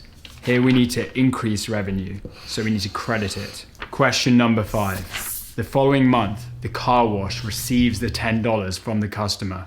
Which account is credited? Is it A, revenue, B, cash, or C, accounts receivable? Right off the bat, we can remove revenue because this transaction doesn't involve revenue. We're still applying the revenue recognition principle, so the revenue was recognized back when it was earned the previous month in question 4. So we're left with cash and accounts receivable. Cash is an asset, which is the A in dealer, so debits increase it and credits decrease it. Since the car wash has received cash, cash needs to be debited to increase it. That leaves us with accounts receivable. In question 4, the customer owed the car wash $10, so the car wash needed to recognize an account receivable. Now that the car wash has received that $10 back, that balance needs to be reduced down to nil. Accounts receivable are also a form of asset, so debits increase it and credits decrease it. Here we want to reduce our accounts receivable balance, so we need to credit it. What we've covered so far mostly relates to steps 1 and 2 of the accounting cycle, identifying transactions and preparing journal entries. We post journal entries in step 3 into the general ledger. So what is the general ledger? I like to think of the general ledger as a database that stores a complete record of all your accounts and journal entries. But don't worry if this doesn't make sense right away. All would be revealed in this video. First, I think we should see where the general ledger fits in the big picture of accounting. A little while ago, I made a video on the accounting cycle, which basically shows us how financial accounting works. If you missed it, I'll drop a link in the description, but as you can see here, we post to the general ledger in step 3, right after identifying transactions and preparing journal entries. And it's these 3 steps that we're going to focus on today. I've got 2 example transactions for you, and we're going to prepare the journal entries and post them to the general ledger in 2 different ways. Now let's take a step back for a moment and pretend that you make delicious, tasty cheeses for a living. Now wouldn't that be the best? Your business is called Let It Brie and it's been in your family for generations. Back in the day, when your grandparents were running the business, they would have looked after Let It Brie's books using actual books, because that's what ledgers were at the time. Books that you'd regularly record transactions in. Your grandparents were literally bookkeeping and they would have kept several different ledgers. A cash book, one for receivables, inventory, fixed assets, maybe one for payables, and so on. And then they had The precious. the general ledger, which is where they stored a complete record of the business's accounts and journal entries. All of these smaller books are called subledgers. They support the general ledger by providing extra detail for certain accounts. More on that soon. Back then, your grandparents would have filled out all these ledgers by hand. But today, the books are gone. Now we've got computers. We still hold on to some of the old words like bookkeeping and ledger, but their definitions have changed slightly. Now, you can think of a ledger as a database that you regularly record transactions in. And the general ledger is a database that stores a complete record of all your accounts and journal entries. Time for those examples. But first, I'd quickly just like to say thanks to all of my YouTube channel members. You guys are absolute legends. Seriously, I really appreciate your support. It helps push me to keep on making more tutorials like this one. If you haven't signed up yet and you'd like to become a member, then just scroll on down below this video and click on the join button. Simple as that. Thank you again, appreciate it. Example 1. Manual journal entries. Let It Brie's general ledger looks something like this. It's a collection of all your accounts and journal entries. You have your assets, your liabilities, your equity, your revenue, and your expense accounts, and as usual, debits are on the left and credits are on the right. It's the end of June and you've got a transaction to record. For the last month, you've been using electricity to power your cheese-making machines. But the electricity company hasn't sent you a bill yet, which is completely fine. But remember that in accrual accounting, we record our expenses as we incur them. And you're pretty darn sure that you'll owe about $400 for June? So let's record this transaction using double entry accounting. First things first, we'll debit overhead expenses to record a $400 cost in your income statement. And then we'll credit accrued expenses by $400 to recognize a liability in your balance sheet. We'll add a description and a date, June 30th, because that's the date that we're going to record the transaction in your general ledger. This type of transaction is called an accrued expense because you've used the electricity in the past, but you haven't received an invoice or made the payment yet. If you'd like to learn more about that, I've made a whole video covering accrued expenses, which I'll link to down in the bottom. But what we're looking at here is a journal entry, and that means that this is a record of a financial transaction. And this is a manual journal entry because we're posting it ourselves. If we pop back to our diagram, we can see that we're posting this transaction directly into your general ledger. Kind of like this. We're skipping past all of the subledgers because you don't have one for accrued expenses. So let's post this, shall we? You already have an overhead expenses account with an $18,000 debit balance on the left-hand side. This is your beginning balance, which you've brought forward. And you also have an accrued expenses account with a $6,500 credit balance on the right-hand side. These are called T accounts because they look like T's. When we post this manual journal entry into your general ledger, you debit the left-hand side of your overhead expenses account by $400 and you credit the right-hand side of accrued expenses by $400. So your ending balance in your overhead expenses account is now $18,400, which you'll carry forward into the next month. And your accrued expenses have increased to $6,900. This is what we mean by posting a journal. And now we can see how it affects your general ledger as a whole. Your overhead expense and accrued expense accounts have been updated to reflect the transaction. Example 2, and this time we're going to use a subledger and an automatic journal entry. An account with a subledger is often called a control account. Take accounts payable, for example. This is a control account held in your general ledger, and right now it has a balance of $3,000. But what's that $3,000 made up of? We can't really tell by looking at the general ledger. It just doesn't give us enough detail. If we want to know who your business owes money to, then we need to look at the accounts payable subledger. You can think of this as a mini database that supports the main accounts payable account in the general ledger.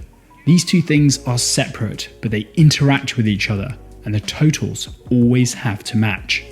In the accounts payable subledger, we can see that Let It Be owes money to 3 different suppliers. And if we look a little closer, we can see exactly which invoices make up the balances. Pretty handy, hey? Now let's take a closer look at Dairy Lane.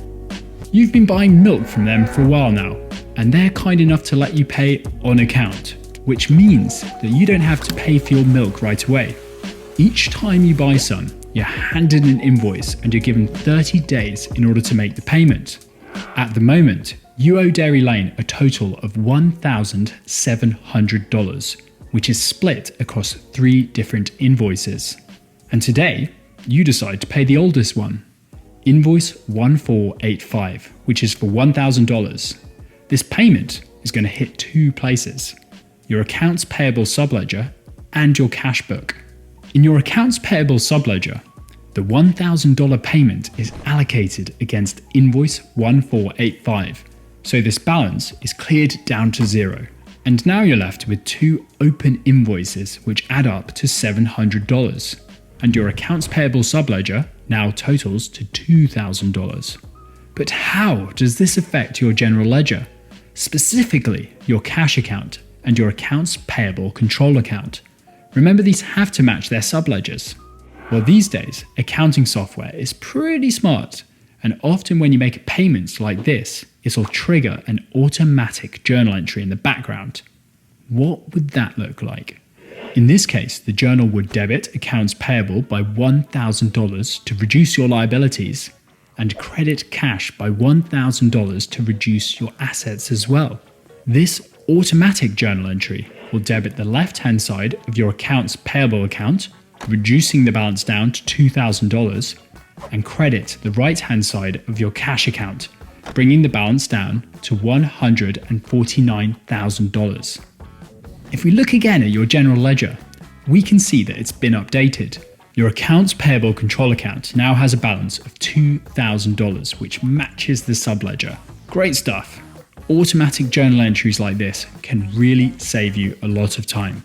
Think of all that extra cheese your grandparents could have made if they didn't have to do this by hand. Step 4 of the accounting cycle brings us to the trial balance. What is a trial balance?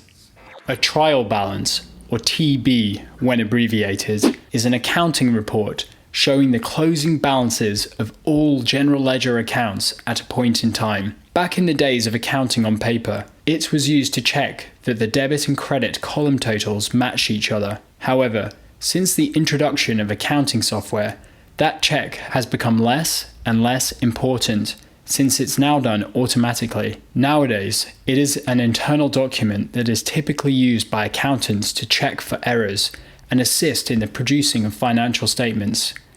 It is also used by auditors in deciding which accounts to review. Okay, so now we know what a trial balance means, but what does it look like?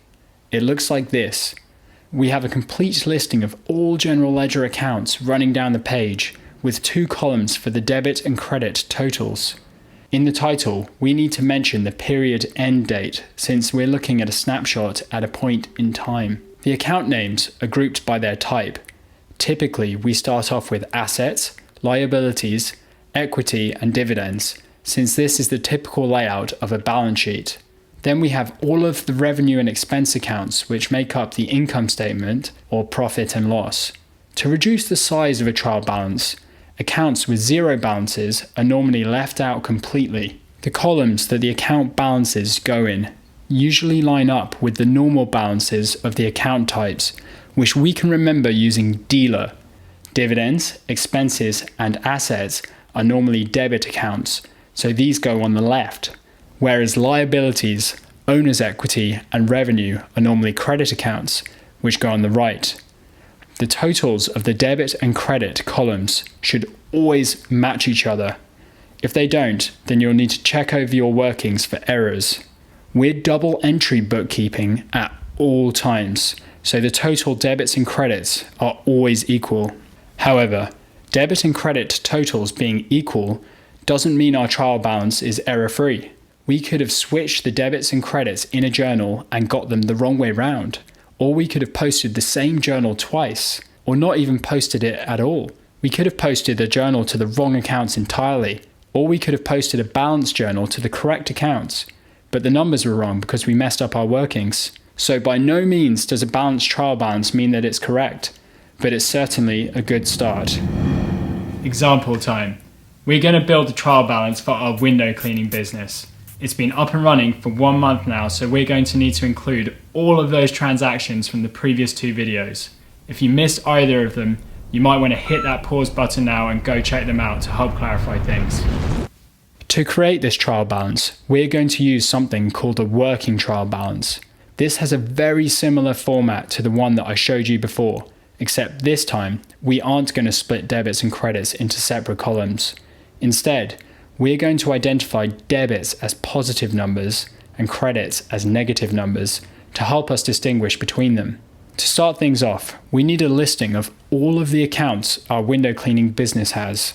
Then we're going to add 7 columns to the right-hand side of it, 6 for each of the journal entries, and a 7th to calculate the total balances in each of the accounts. Below the list of accounts, we are going to add 1 final row for the totals of the columns, so that we can check each of the journals' balance as we enter them. Now it's time for us to enter these journals.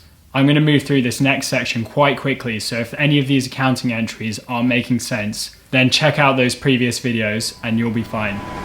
First, the business owner invests $100 and in return, the business issues $100 in stock. We are going to debit cash by $100 and credit owner's equity by $100. Then, the business takes out a further $200 loan to fund its activities. We need to debit cash again by $200 and credit loans payable by $200 as well. Third, the business spends $30 in cash on window cleaning equipment.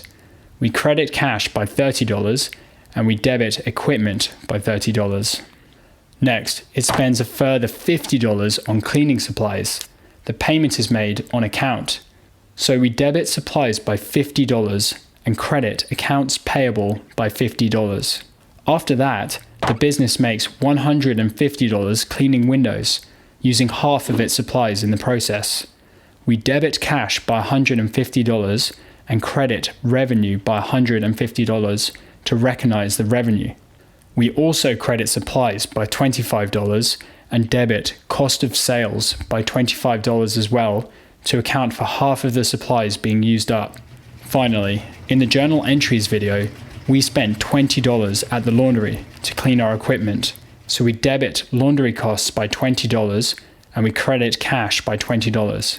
Now that we have all of our September journals written out, we can take the totals for each account. You'll notice that the sum of these totals is 0. That's a good sign, because it shows that our trial balance is balanced. Now, one last thing to finish this off. let's reformat our working trial balance to show our debits and credits in separate columns. And let's rename this to trial balance for the period ended 30th of September. The total of our accounts with a debit balance is $500, and the total of our accounts with a credit balance is also $500. So here we have our final trial balance for the September accounting period. Let's recap what we just learned there. The trial balance is an accounting report that shows the closing balances of all GL accounts at a point in time. It is an internal report used by accountants to check for errors and help produce financial statements. The totals of the debit and credit columns must always match each other exactly for it to balance. However, balanced columns doesn't mean that the trial balance is error-free. It's time for step 5 of the accounting cycle. This is where we post adjusting entries. I'll explain how they work in general, and then we'll jump into each type one by one. What are adjusting entries? If you haven't heard of adjusting entries before, it's the name that we give to the journal entries that we post at the end of each accounting period in order to bring our books into alignment with the accrual basis of accounting. Sound complicated? Well, it is kind of. So I've decided to create a mini-series devoted to unraveling the mystery of adjusting journal entries. And this is video number 1. We'll start off by taking a look at the big picture of accounting, and then we'll drill in to uncover the problems posed by the accrual basis and how adjusting journal entries can help us work around them. I'll explain what the 4 types of adjusting entry are and how to identify them: prepaid expenses, deferred revenue, accrued expenses, and accrued revenue. My plan is to follow this video up with 4 more where we'll discuss how to record adjusting entries and go through worked examples for each type. So subscribe and hit the bell to be notified when those come out. I'll take all of these videos and pop them into one playlist that you can find up here once it's done. Got it? Good. Let me know in the comments which kind of adjusting entry you're having the most problems with. And don't forget to watch this one through to the end to find out how all of this works. Let's get cracking. I said that adjusting entries are the journal entries that we post at the end of each accounting period to bring our books into alignment with the accrual basis of accounting. But what does that mean? Why would we do that? I think we need to take a step back and look at the big picture of financial accounting. Financial accounting is the process of recording, summarizing, and analyzing an entity's financial transactions and reporting them in financial statements to its existing and potential investors, lenders, and creditors. So ultimately, as financial accountants, our job is to produce financial statements to assist our key stakeholders with their decision making. But what are financial statements? You can think of them as formal reports that summarize a business's financial performance, position, and cash flow. Collectively, they give all of the interested parties an idea of the business's financial health. When preparing financial statements, there are some rules that we need to follow. The specifics differ slightly from country to country, but broadly speaking, we follow the generally accepted accounting principles, GAAP for short, or the International Financial Reporting Standards, IFRS. Now, both GAAP and IFRS have something in common. They both require us to produce our financial statements in accordance with the accrual basis of accounting. Now, the accrual basis of accounting is key to understanding adjusting entries. So what is it? In accrual accounting, revenue is recognized as it's earned and expenses are recorded as they are incurred, regardless of when cash or an invoice changes hands. I made a whole video explaining what this means and its pros and cons versus the easier cash method of accounting that you can find linked up here and down below in the comments. But the key takeaway here is that payments and invoices shouldn't dictate when we recognize our revenues or expenses. Instead, we need to think about the substance behind each transaction. That's the real trigger. But the problem is that this doesn't just happen naturally, and that's when adjusting entries come in. Let me explain. A normal business transaction involves 2 parties, a buyer and a seller. The seller provides goods or services to the buyer and sends them an invoice, and in return, the buyer repays them in cash. So there are 3 parts to this transaction. We have the transfer of goods or services, the invoice, and the payment. Keep that in mind for a moment. Alongside all of this, the financial statements we produce are designed to cover a range of time. which we call an accounting period. Depending on the business's reporting requirements, this could be anything from a month to a quarter or even a full year. If all three parts of this transaction happen in one accounting period, then we're all good. No adjusting entries are necessary. But when they fall into different accounting periods, then we've got a problem. This is where adjusting entries come in. There are two main types: prepayments and accruals. Prepayments occur when goods or services have been paid for in advance, whereas accruals happen when goods or services are to be invoiced in the future. In a prepayment, goods or services have been paid for in advance. I'll show you how this works. I think it's best if we think of this in terms of two accounting periods, the past and the future, with us being bang in the middle, balancing on a tightrope in the present. In a prepayment, goods or services have been paid for in advance. So that means that the payment happened back in the past for goods or services that are going to be delivered or consumed in the future. The problem here is that normally the invoice and payment part of the transaction naturally triggers an accounting entry that recognizes the whole transaction in the past. So if we were the buyer, then we would have recognized an expense in the past. And if we were the seller, then we would have recognized the revenue in the past. But we are accrual accounting, so revenue should be recorded as it's earned and expenses should be recorded as they are incurred. The goods or services are going to be provided in the future, so the revenues or expenses should also be recognized in the future, not the past. So right now, before the period closes, we've still got a bit more time to make changes in the past. We need to post an adjusting entry to reverse out those revenues or expenses from the income statement and hold them in the balance sheet where they don't impact our past financial performance. Then in the future accounting period, we'll post another adjusting entry to release these from the balance sheet to the income statement. So we've correctly recorded our revenue as it was earned or our expenses as they were incurred. That's how prepayments work in general, but really there are two types depending on where we fit into the transaction. We have prepaid expenses and prepaid revenue, which is more commonly known as unearned or deferred revenue.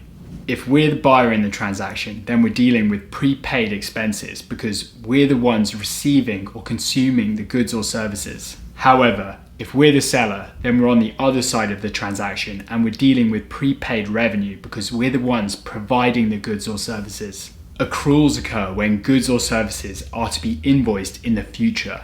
These are almost the opposite of prepayments. Goods or services are delivered in a past accounting period, whereas the invoice and eventual payment come later in the future. Again, we have a problem. The accrual basis of accounting is telling us that revenues or expenses should be recognized when they're earned or incurred.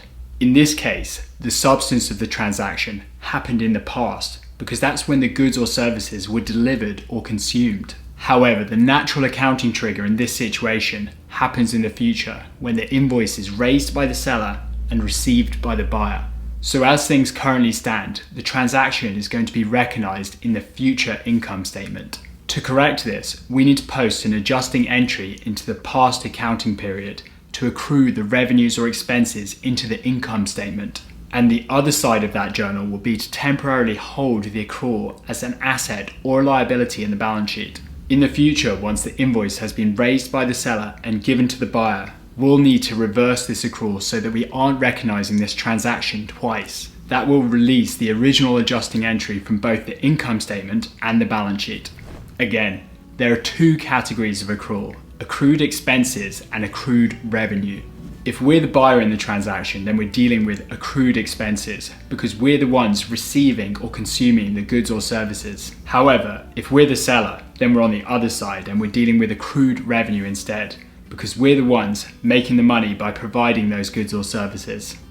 So adjusting entries are required to bring our books in line with the accrual basis of accounting, which is required under both GAAP and IFRS when producing financial statements. Adjusting entries are divided into two categories. Prepayments occur when goods or services have been paid for in advance, whereas accruals occur when goods or services are to be invoiced in the future. If you're on the buying side of the transaction, then you prepay or accrue expenses depending on the timing of the payment or invoice. However, if you're on the selling side, Then you defer revenue when you've been paid in advance, and accrue revenue when you've already provided goods or services and plan to invoice the customer in the future. What are prepaid expenses? A prepaid expense is a future expense which has been paid for in advance. Now, what does that mean? It means that we made the payment in a past accounting period, but we don't actually receive the underlying goods or services until a future accounting period. Right, time for an example, but first, I want you to meet someone. This is Betty, my humble Toyota Yaris. She's not the biggest, and she's certainly not the fastest. In fact, she's kind of old, but she moves me around from A to B, and for that privilege, I have to buy car insurance. Unfortunately, I live in Vancouver, which has some of the highest auto insurance premiums in Canada. Poor Betty, who I bought for $3,000, cost me a whopping $2,400 to insure for 2019. I paid for this in advance on December 15th, 2018, and I initially coded the whole payment to insurance expenses. Question: what monthly adjusting entries do we need to post to record this transaction in line with the accrual basis of accounting? We'll begin by taking stock of the facts. At the end of 2018, we'd already paid for our insurance coverage for the following year. So, this was a future expense which I had paid for in advance. Does that sound familiar? Yes, we are dealing with a prepaid expense. I paid $2,400 in advance on December 15th, 2018, which I coded to the insurance expense account. Now, what would that journal entry look like? Well, I paid out $2,400, so my cash balance has to decrease by $2,400. Cash is an asset, which is the A in dealer. That makes it a normal debit account. So debits increase it and credits decrease it. That means that on December 15th, I would have credited my cash account by $2,400. I already said that the other side of the journal went to the insurance expense account. Well, expenses are the E in dealer, also a normal debit account. So to increase them, I would have debited the insurance expense account by $2,400. Here we have the initial journal entry. When I posted it, it would have hit both the cash account in the balance sheet and the insurance expense account in the income statement. We can visualize the impact of this journal entry on the general ledger using T accounts. In T accounts, debits always go on the left and credits always go on the right. So this is the result of that initial entry back in December 2018, and it would have been fine if we were cash accounting, because when we cash account, we record expenses once cash is paid out. But the problem is, we're accrual accounting, so expenses should always be recorded as they are incurred. And that means that our expenses at the end of 2018 are overstated by $2,400. Time for our first adjusting entry. I'm going to show you how to record a prepaid expense. We're going to need to post this one into the December 2018 accounting period before it gets closed for good. Our insurance expense account is overstated by $2,400, so our adjusting journal needs to clear all of this out. Last time we debited the account, so this time we need to credit the insurance expense account by $2,400. But where does the other side of this journal entry go? We can't put this anywhere in the income statement because that will affect our profit for the year. That leaves us with one option, the balance sheet. But where in the balance sheet is a prepaid expense an asset or a liability? Well, there's an easy way to check this. Assets bring us future economic benefit, whereas liabilities involve a future economic sacrifice. In this situation, I've already paid for the car insurance, so now it's down to the insurance company to provide me with coverage for the next 12 months. I'm going to receive the benefit of that coverage, so this prepaid expense should be recognized as an asset in the balance sheet. In fact, prepaid expenses are always recognized as assets in the balance sheet. That means the other side of the journal entry is a debit of $2,400 to prepaid expenses in the balance sheet. Let's update our T accounts to find out what impact this journal entry had on the general ledger. So at the end of 2018, we have negative cash of $2,400, no insurance expense in the income statement, and a $2,400 prepaid expense, which we're holding as an asset in the balance sheet. This is exactly where we want to be. Now, when it comes to 2019, we have some more adjusting entries to post. 12 in total, one for each month of the year. So let's bring up a timeline for 2019 and break it down into 12 accounting periods, from January 1st all the way through to December 31st. In accrual accounting, expenses are recorded as they are incurred. So we need to release our prepaid expense from the balance sheet as we consume or get the benefit from our insurance policy. In January 2019, I've consumed 1/12 of the insurance coverage. 1/12 of $2,400 is $200. So the insurance expense that we need to recognize in our income statement is $200 for January 2019. The adjusting journal entry that we need to post looks like this. We need to debit the insurance expense account by $200 to increase our expenses in the income statement. And we need to credit prepaid expenses by $200 to decrease our assets in the balance sheet. So with 11 months of insurance coverage left on the policy, we're carrying $2,200 of prepaid expenses as an asset in the balance sheet, and we've incurred an insurance expense of $200 in the income statement. This process of releasing prepayments from the balance sheet needs to continue for the rest of the year. At the end of May, we have consumed 5/12 of our insurance coverage, so we need to have posted this journal entry 5 times, recognizing a $200 insurance expense in the income statement on each occasion.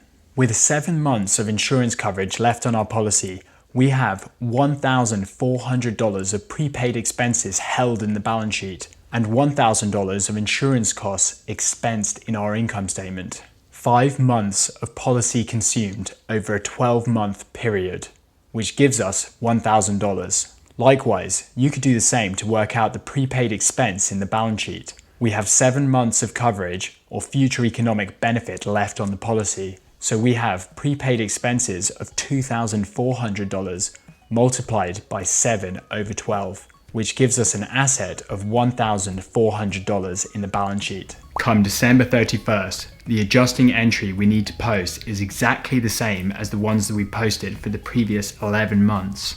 Debit insurance expenses by $200 in the income statement and credit prepaid expenses by $200 in the balance sheet. However, this time we've consumed all of our insurance policy. We are no longer expecting to get any future economic benefit, so we are no longer holding any prepaid expenses in the balance sheet. This asset has been reduced to 0 because we have released all of it to the income statement, where we have recorded an insurance expense of $2,400 for 2019. Our cash account is still showing a credit for December in the prior year because that's when we paid for the policy. So we've recorded our expenses as we incurred them, and our books are in line with the accrual basis of accounting. What is deferred revenue? Deferred revenue is what we call the payments that a business receives in advance for goods or services that haven't yet been delivered or provided. You might have heard of prepaid revenue or even unearned revenue. Well, all of these are actually the same thing. They're just different ways of saying deferred revenue. Okay, that's a bit odd. 3 different terms that all mean the same thing. Let's try clear things up with a couple of examples. In this first one, I want you to imagine that you're the owner of a seaplane. Random, I know, but bear with me. I live in Vancouver, and for a while now, I've been wanting to visit Vancouver Island. If I were to take the ferry out there, this whole trip would take me 3 to 4 hours. But lucky for me, you own a seaplane. So I head downtown to the seaplane terminal and boom, there's a spot on your seaplane and it's leaving in 20 minutes. The ticket cost me $200, so I pay you the money and half an hour later, we're checking out the beautiful gardens on the island. In this transaction, you're the seller and I'm the buyer. You provided me with a service by flying me out from Vancouver all the way over to the island. The question is, how should you account for this transaction? Well, as the owner of the seaplane, you've received $200 in cash. Cash is a type of asset, the A in dealer, so debits increase it and credits decrease it. Your cash balance has gone up, so you need to debit your cash account by $200 to increase your cash. The other side of this transaction is going to affect revenue in your income statement.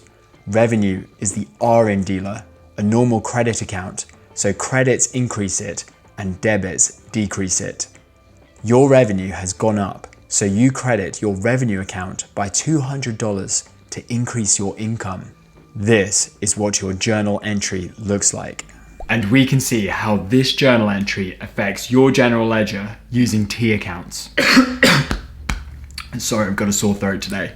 This journal entry affects two accounts, cash and revenue. Remember, when using T accounts, debits always go on the left and credits always go on the right. So we debit your cash T account by $200 to increase cash in your balance sheet, and we credit the revenue T account by $200 to increase revenue in your income statement. Nice one. That's the first example finished. It wasn't so bad, was it? You're probably thinking, well, yes, because there weren't any adjusting entries in this one. You are spot on. This transaction didn't include any deferred revenue or adjusting entries of any kind because both the payment and services happened on the same day, in the same accounting period. For deferred revenue to get involved in all of this, we would need a special set of circumstances. I would need to have paid you in advance in a past accounting period, and you would need to be providing me with the service in the future accounting period. I'll show you how this works in this second example. This time, no more seaplanes. I want you to picture yourself as a commercial pilot on a passenger jet. It's June and I'm getting homesick. I want to buy a return flight from Vancouver to the UK to see all of my friends and family. It's been ages since my last visit, so this time I decide to go there for a whole month. I buy a return flight for $800 in June on your airline. My outbound flight is going to be the next month, in July, and the return leg is going to happen the following month, in August. This is our timeline. We have 3 accounting periods, June, July, and August. To account for this transaction, you're going to need to post 3 adjusting entries, 1 in each month. So let's do the first one. In June, I paid for my tickets, but from your point of view at the airline, you received $800 in cash. You need to post a journal to debit your cash account by $800 to increase your cash. Right, up to this point, this journal is looking very familiar. It's basically the same as the one from the first example. You just need to post another $800 credit to revenue and we're This is embarrassing, let me think. You're a commercial pilot of an international airline. Large businesses like that use the accrual basis of accounting. But if we were to recognize this income right now, then we would be cash accounting, because in cash accounting, you record revenue as you receive the cash. Whoops, so I wasn't meant to credit revenue this time round because we are accrual accounting.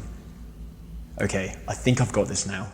This time, we don't credit revenue in the income statement because we are accrual accounting. In accrual accounting, revenue is recognized as it's earned, not when cash changes hands. You haven't provided me with a service yet, so you can't recognize any of this revenue.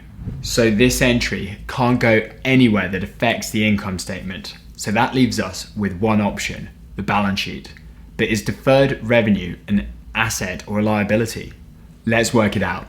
Assets bring us future economic benefit, whereas liabilities involve a future economic sacrifice. In this situation, I've already paid for a plane ticket, so now it's down to you to fly me out to the UK and back. You've got work to do, so you are going to make a future economic sacrifice. So you need to recognize this deferred revenue as a liability in the balance sheet.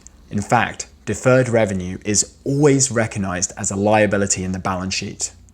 So the other side of this journal entry is going to need to increase our deferred revenue in the balance sheet. Deferred revenue is a liability, the L in dealer, so it's a normal credit account. Credits increase it and debits decrease it.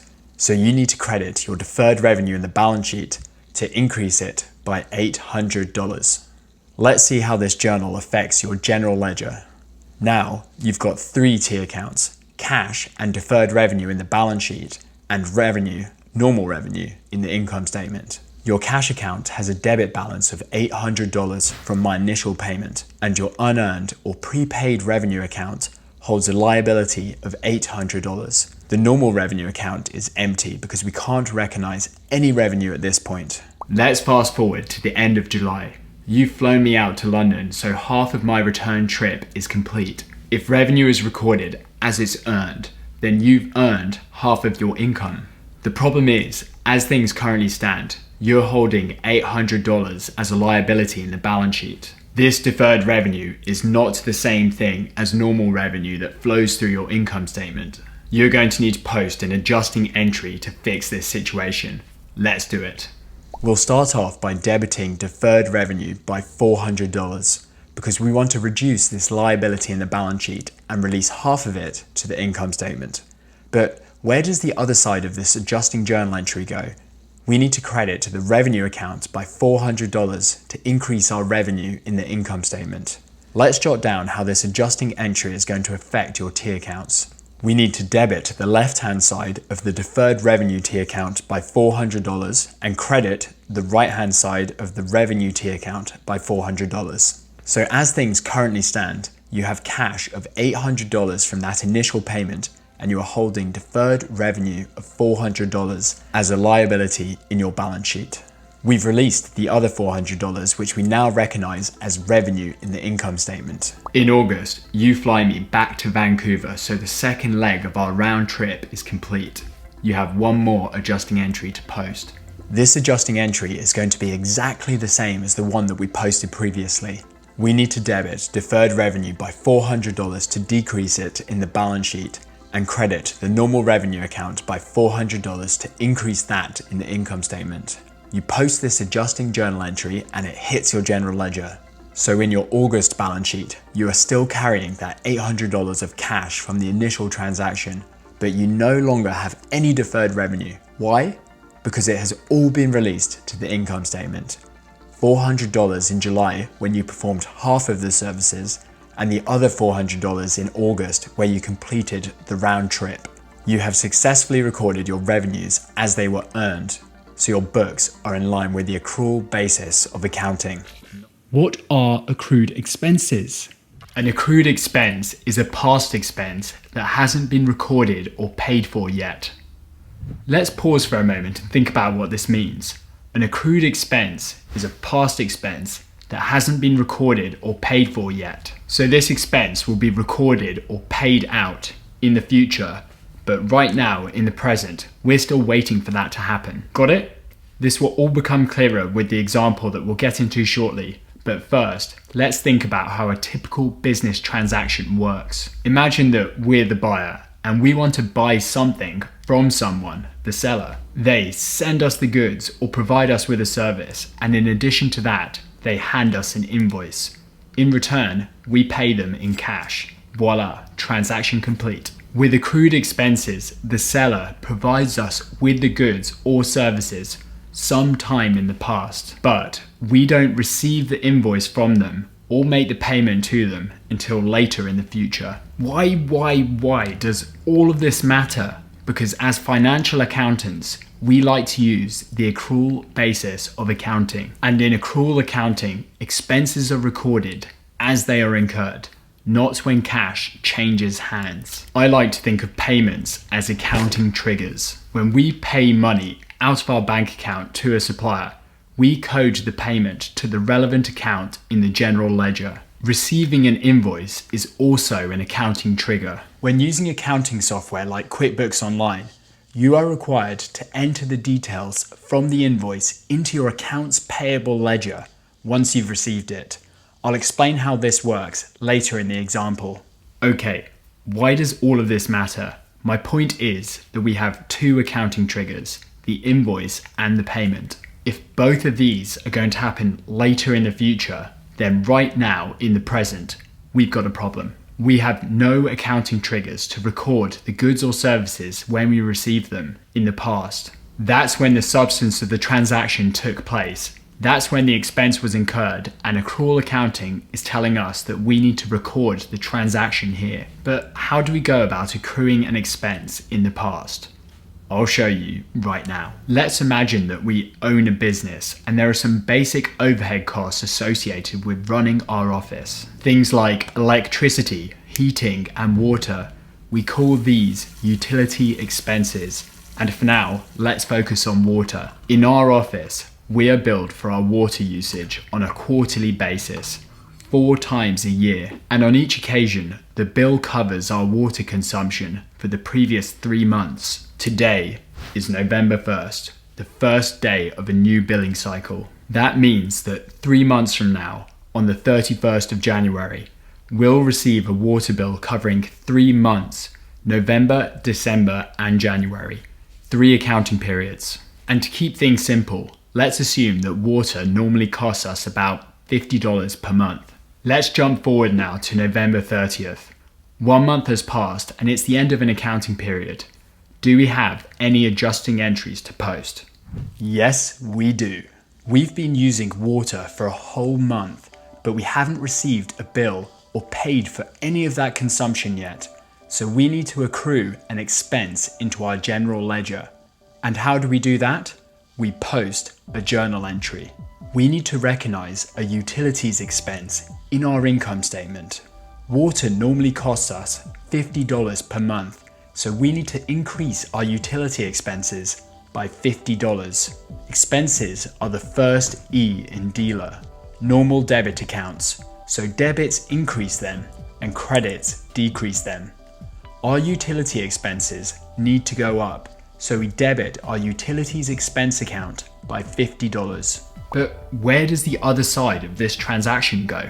We are double entry accounting, so there is another side to this adjusting journal entry. We've already hit expenses in our income statement, so we need to temporarily hold the other side of this journal entry somewhere in our balance sheet in our accrued expenses account. But are accrued expenses an asset or a liability? Let's work it out. Assets bring us future economic benefit, whereas liabilities involve a future economic sacrifice. We've already received economic benefit from this transaction because we've been using water for the past month, but we haven't paid for it yet. At the present moment, we are committed to making a future economic sacrifice, so we have to recognize an accrued expense as a liability in the balance sheet. Accrued expenses are always recorded as liabilities in the balance sheet. And liabilities are the L in dealer. Normal credit accounts, so credits increase accrued expenses and debits decrease them. So we need to credit our accrued expenses to increase them by $50 in the balance sheet. Great. Let's see how this adjusting journal entry affects our general ledger using T accounts. We have 2 T accounts, the utilities expense account in the income statement and accrued expenses in the balance sheet. Remember, when using T accounts, debits always go on the left and credits always go on the right. We debit the left-hand side of the utilities expense account by $50 and we credit the right-hand side of accrued expenses in the balance sheet by $50. So we have accrued a utilities expense of $50 in our income statement for November. Now, let's jump forward to the end of December. Another month has flown by. Do we have any more adjusting entries to post? Yes, we do. We've consumed another month's worth of water and we still haven't received a bill or paid for any of it yet. We need to accrue some more utility expenses. The journal entry looks like this. It's exactly the same as the one we posted last month. Why? Because we estimated that water costs us roughly $50 per month. So we need to recognize another $50 of utility expenses in December. And on the flip side, we need to increase our accrued expenses in the balance sheet by another $50. And how does this impact our books? Like this. Our utility expenses now come to $100, 50 of which was expensed in November and another 50 in December. In our balance sheet, we are now carrying accrued expenses of $100. This liability keeps getting bigger because we've now gone 2 months without an accounting trigger to settle this once and for all. We haven't received a bill or a payment in November or December, so we are making our best estimate of what the bill might be at this stage. Okay, now we'll jump forward to the end of January, the final month of our quarterly billing cycle.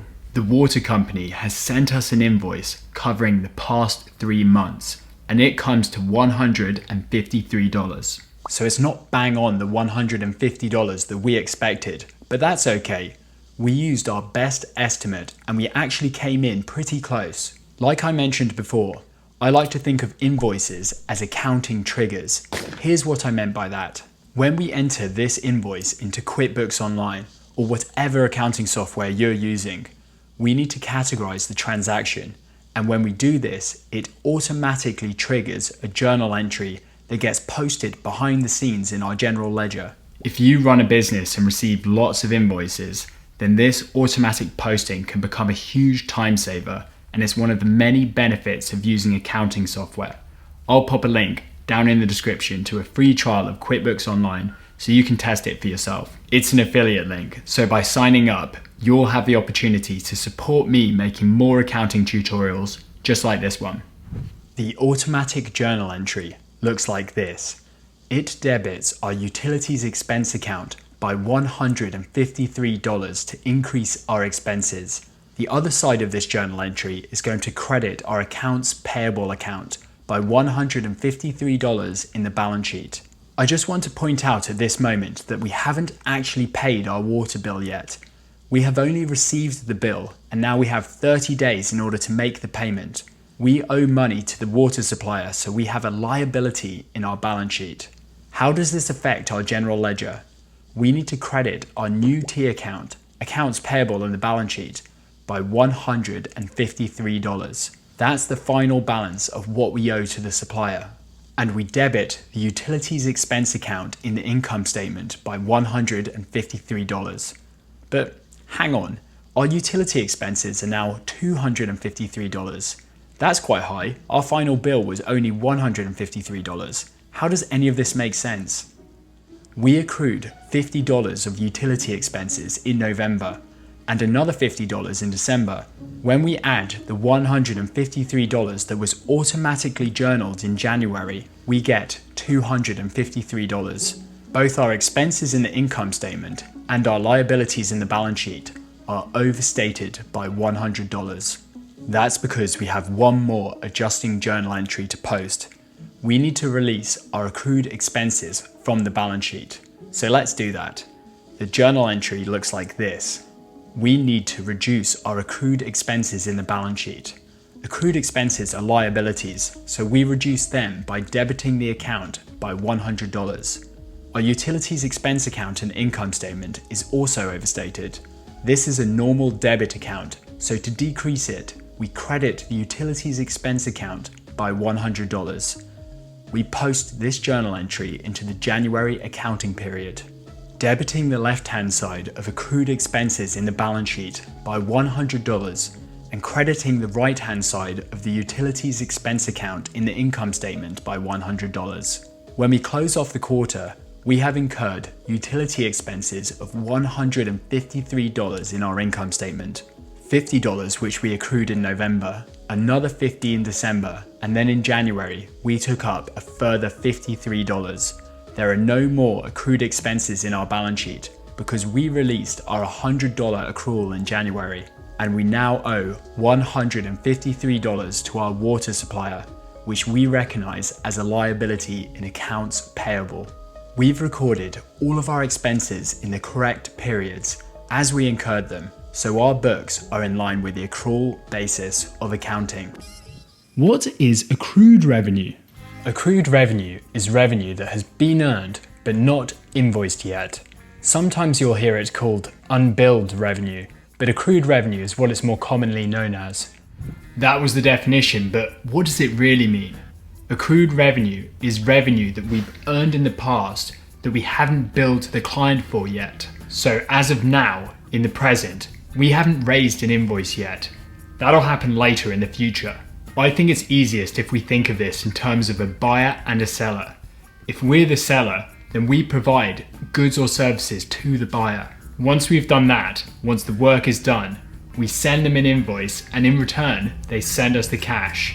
Transaction complete. We accrue revenue whenever we have provided goods or services in the past that we haven't billed the client for yet. At some point in the future, we intend to raise an invoice, and after we've done that, we'll receive the payment. You might be wondering, why do we do this? Why do we even bother? It all comes down to the accrual basis of accounting, because in accrual accounting, revenue is recognized when it's earned, not when cash changes hands. The issue with this scenario is that we provided the goods or services in the past. That's when we did the work, that's when we earned the revenue. But we haven't raised the invoice yet, and invoices prompt us to record transactions in our general ledger. So under normal circumstances, we wouldn't be recognizing this revenue until the invoice is raised, which in this situation would be sometime later in the future. So right now, in the present, we need to post an adjusting entry into our general ledger to recognize the revenue in the past when we earned it. Sound confusing? It's all good. Things will become a lot clearer with this example. I want you to imagine that you're a web developer and I'm a small business owner who's desperately in need of a website. I've checked out some of your work and I have to say, I'm impressed. So I hire you to design my website for $500. It's June 1st and you immediately get started. Come the end of the month, you've finished up your work and the website's live. I'm happy with the finished product and I'm ready to pay, but the thing is, you're busy with another job, so you don't get around to raising the invoice until mid-July. Let's work through the adjusting entries in this problem from your point of view. On June 1st, do you have any adjusting entries to post? No, you haven't done any work yet, so you haven't earned any revenue. What about June 30th? Yes, now you need to post an adjusting entry. Over the previous 30 days, you, the seller, provided me with a service by designing my website. You earned this revenue, but you haven't raised the invoice yet, so you need to accrue this revenue into your books. How do you do that? By posting a journal entry. You need to recognize revenue in your income statement. Revenue is the R in dealer, a normal credit account, so credits increase revenue and debits decrease revenue. Your revenue needs to go up, so you credit your revenue account in your income statement by $500. But where does the other side of this transaction go? We're double entry accounting, so there's another side to this adjusting journal entry. You've already recorded revenue in your income statement, so we need to temporarily hold the other side of this transaction somewhere in your balance sheet, in your accrued revenue account. But is accrued revenue an asset or a liability? Let's find out, shall we?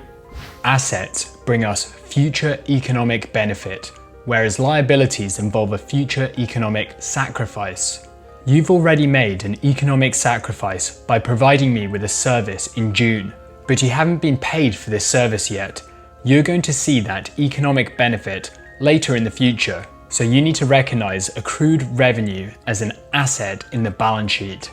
Accrued revenue is always recorded as an asset in the balance sheet, and assets are the A in dealer, normal debit accounts, so debits increase accrued revenue and credits decrease accrued revenue. So you need to debit your accrued revenue account to increase it by $500 in the balance sheet. Nice one. Let's see how this adjusting entry affects your general ledger using T accounts. You have two T accounts, a normal revenue account in your income statement and an accrued revenue account in your balance sheet. Remember, when using T accounts, debits always go on the left and credits always go on the right. You guessed it. So you credit the right-hand side of your normal revenue account by $500 in your income statement, and you debit the left-hand side of accrued revenue in your balance sheet by $500.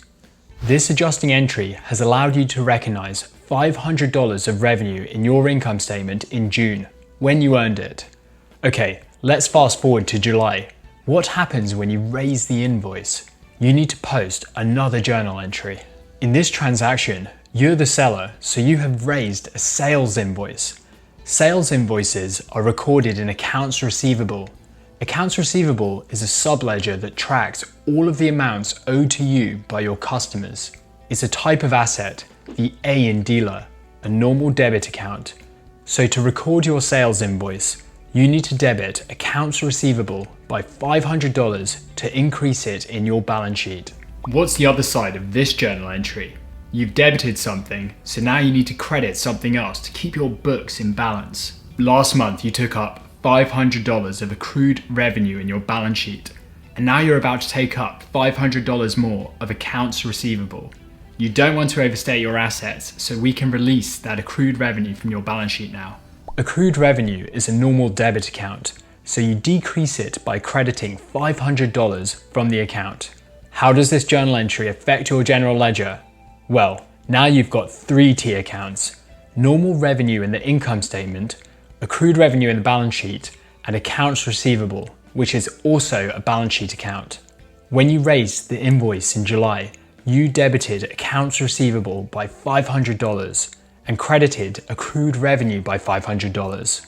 You'll notice that your income statement hasn't been touched. You have still recognized $500 of revenue in June when you earned it, but you no longer have any accrued revenue in your balance sheet. Why? Because you raised a sales invoice. So this asset, these amounts owed to you, have been transferred to accounts receivable in the balance sheet. When I make the payment a few days later, you'll receive cash for your services. You'll need to debit your cash account by $500 because cash is an asset, and credit accounts receivable by $500 to close the invoice. This $500 asset, which you initially held as accrued revenue, has jumped from account to account in your balance sheet, to accounts receivable when you raised the invoice, and then to cash once you received the payment for your services. So that's prepaid expenses, deferred revenue, accrued expenses, and accrued revenue. But these aren't the only adjusting entries in accounting. We also have depreciation. What is depreciation? Imagine that you own a bakery. One day your oven breaks, so you rush out to buy a new one. You plug it in or hook it up, whatever you do with ovens, and then you're back at it. Mixing, kneading, folding, proofing. Oh, hey there, I'm James and this is Accounting Stuff. Anyway, as time passes, your new oven slowly wears down, just like your old one, and eventually it'll break too. This is where depreciation comes in. What is depreciation? It's the process of reducing the book value of a tangible fixed asset due to use, wear and tear, the passing of time, or obsolescence. An asset is something that you own that's valuable and which will bring you economic benefit in the future. Something like your oven, which you'll use to make money. Your oven is a fixed asset because you'll use it for a long time, and it's a tangible asset because it physically exists. You can touch it. You can't touch intangible assets, and they don't appreciate, they amortize instead, but that's for another day. The book value of your oven is its carrying amount in your business's accounts. We'll get into this soon, but first, why do we depreciate? In accrual accounting, revenue is recognized as it's earned, and expenses are recorded as they are incurred. With depreciation, we're particularly interested in this second line. Expenses are recorded as they are incurred. What does this mean for fixed assets like your oven? Let's say that your oven has a useful life of 10 years. You buy it at the beginning of year 1 and it costs you $8,000. So you physically hand over the cash then, but when do you actually use your oven? Bit by bit over the next 10 years. Depreciation journals are adjusting entries that we post at the end of each accounting period to bring your books into alignment with the accrual basis of accounting. We do this to make sure that all of your oven's use and wear and tear is properly recorded as it's incurred. Not here when you paid for it, but spread out over the next 10 years. How does depreciation work? It begins with buying your oven. If you were using the cash method of accounting, you would expense the entire cost of your oven straight to your income statement as soon as you hand over the cash. But when you're using the accrual method of accounting, you'd capitalize it instead. Capitalization is the process of recording a cost as a fixed asset in the balance sheet as opposed to an expense in the income statement. So you take up your asset cost of $8,000 and hold it in your balance sheet. Then over the next 10 years, you gradually write it off, releasing it as an expense to your income statement. Now there are a few ways to do this. This graph shows the book value of your oven over time. The simplest depreciation method of all is called straight line depreciation. This is a fixed cost method where the depreciation expense is spread out evenly over your oven's useful life. But we also have the double declining balance and sum of the year's digits methods. These are what we call accelerated variable cost depreciation methods, where the expense is higher in early years. And then we have the units of production method. This is also a variable cost depreciation method, but it's not accelerated. Instead, the depreciation expense mirrors the actual physical use of your asset. Over the past few weeks, I've made videos covering each of these, which you can find in my depreciation playlist. I'll link to it down below in the description, along with my depreciation cheat sheet. Shameless plug. But in this video, let's assume that you're using the straight line method. Here's your completed depreciation schedule. This table summarizes the depreciation expenses, accumulated depreciation, and book values of your oven over its useful life. You can learn how to make one of these in my straight line depreciation video, but I'd recommend sticking around because I'm going to show you how to record all of these transactions in your business's books. How to record depreciation using journal entries. A journal entry is a record of a financial transaction, and to help us figure these out, we'll use Dealer. If you've been watching accounting stuff for a while now, then you might be familiar with this. But if you haven't, then maybe click subscribe, why not? Dealer is an accounting acronym that stands for Dividends, Expenses, Assets, Liabilities, Equity, and Revenue. DEA represent normal debit accounts, which means they increase when debited and decrease when credited. LER are normal credit accounts. These do the opposite. They increase when credited and decrease when debited. So let's do this. How to capitalize an asset purchase. At the start of year one, you bought your oven for $8,000, but what's the journal entry? This is journal number 1, and as usual, it has 4 columns. Date, the account affected, debits, and credits. You're going to post this in year 1 to record your asset purchase, but which accounts will be affected? We know that cash needs to go down by $8,000. Cash is an asset, the A in Dealer, so it's a normal debit account, which means that debits increase it and credits decrease it. So we'll credit your cash account by $8,000 to decrease its value in your balance sheet. We're double entry accounting, so there are at least 2 sides to this transaction. What's the other one? It has to be a debit because total debits need to match total credit. But we can't debit expenses in the income statement. Not yet anyway, because we're using the accrual method. So we need to capitalize the cost of your oven and hold it as a tangible fixed asset. Assets are normal debit accounts, so we'll debit your baking equipment account by $8,000 to increase assets in your balance sheet. We can see the impact of this journal on your bakery's books using T accounts. So far, you have one for cash and one for baking equipment. A T account is a visual representation of an account where debits go on the left and credits go on the right. In Journal 1, you credit the right-hand side of your cash account by $8,000 to decrease it, and debit the left-hand side of your baking equipment account by $8,000 to increase it. This is a balance sheet to balance sheet transaction. How to record a depreciation expense using journal entries. During year 1, you write off $800 as a depreciation expense to your income statement. What does this journal look like? We know it's going to hit the depreciation expense account in your income statement. Expenses are the first E in Dealer, normal debit accounts, which means the debits increase them. So you debit your depreciation expense account by $800 to increase it in your income statement. But where does the other side go? We need to decrease assets in your balance sheet, so you might think it logical to credit baking equipment. And you're not wrong, that would make sense, but we don't do that. Instead, we're going to credit an account called Accumulated Depreciation by $800. Accumulated depreciation is the cumulative total of all depreciation expenses incurred. This might take a little bit more effort, but doing it this way helps to keep things organized, and that's a good thing. It'll make more sense with T accounts. You'll need 2 new ones, accumulated depreciation and depreciation expense. In your second journal, you debit depreciation expenses by $800 to increase them in your income statement, and you credit accumulated depreciation by $800 to reduce the value of your oven in the balance sheet. Your baking equipment and accumulated depreciation accounts both sit in the asset section of your balance sheet. Baking equipment is a normal asset account, whereas accumulated depreciation is what we call a contra asset account. What's a contra asset? It's a normal credit account which contrasts or runs against the flow of normal assets. A contra asset.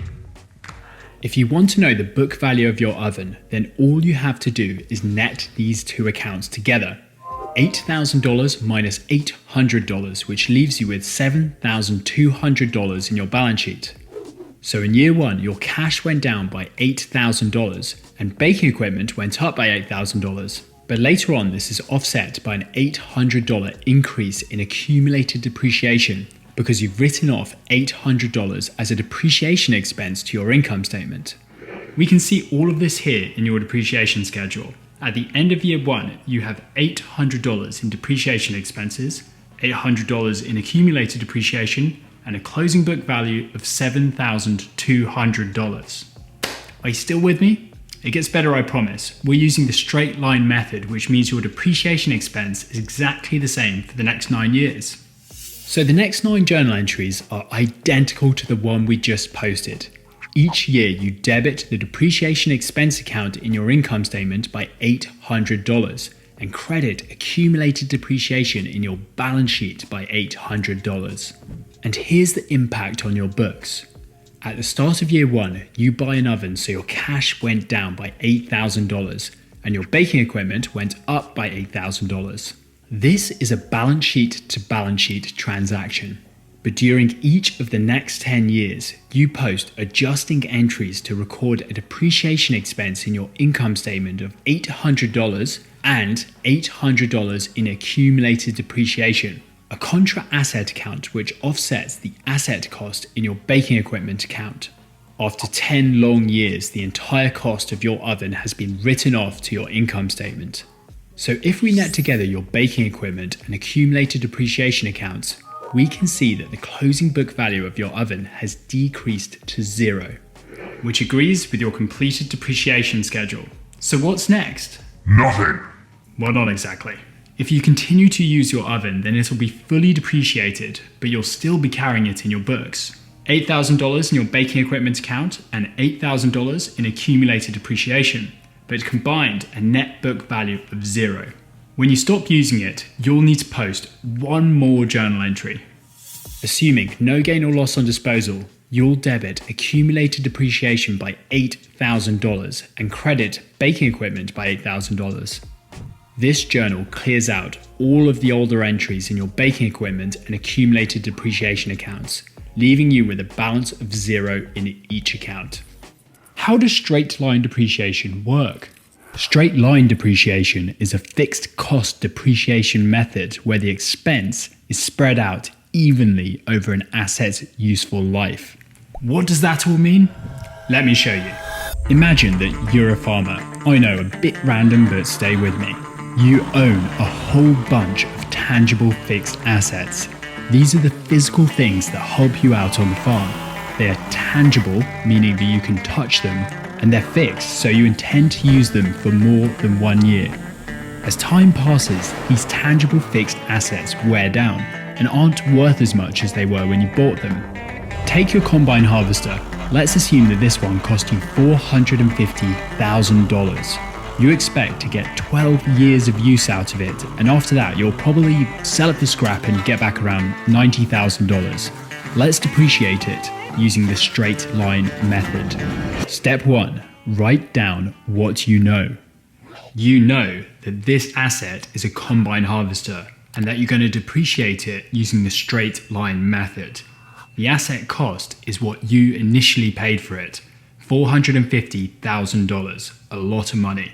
You estimate that its residual value or salvage value is $90,000 and that it has a useful life of about 12 years. Step 2. Build a depreciation schedule. A depreciation schedule is a table, and for straight line depreciation, it has 5 columns: year, opening book value, depreciation expense, accumulated depreciation, and closing book value.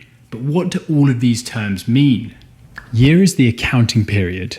Opening book value is the carrying amount of your combine harvester at the start of the year. This sits in your balance sheet.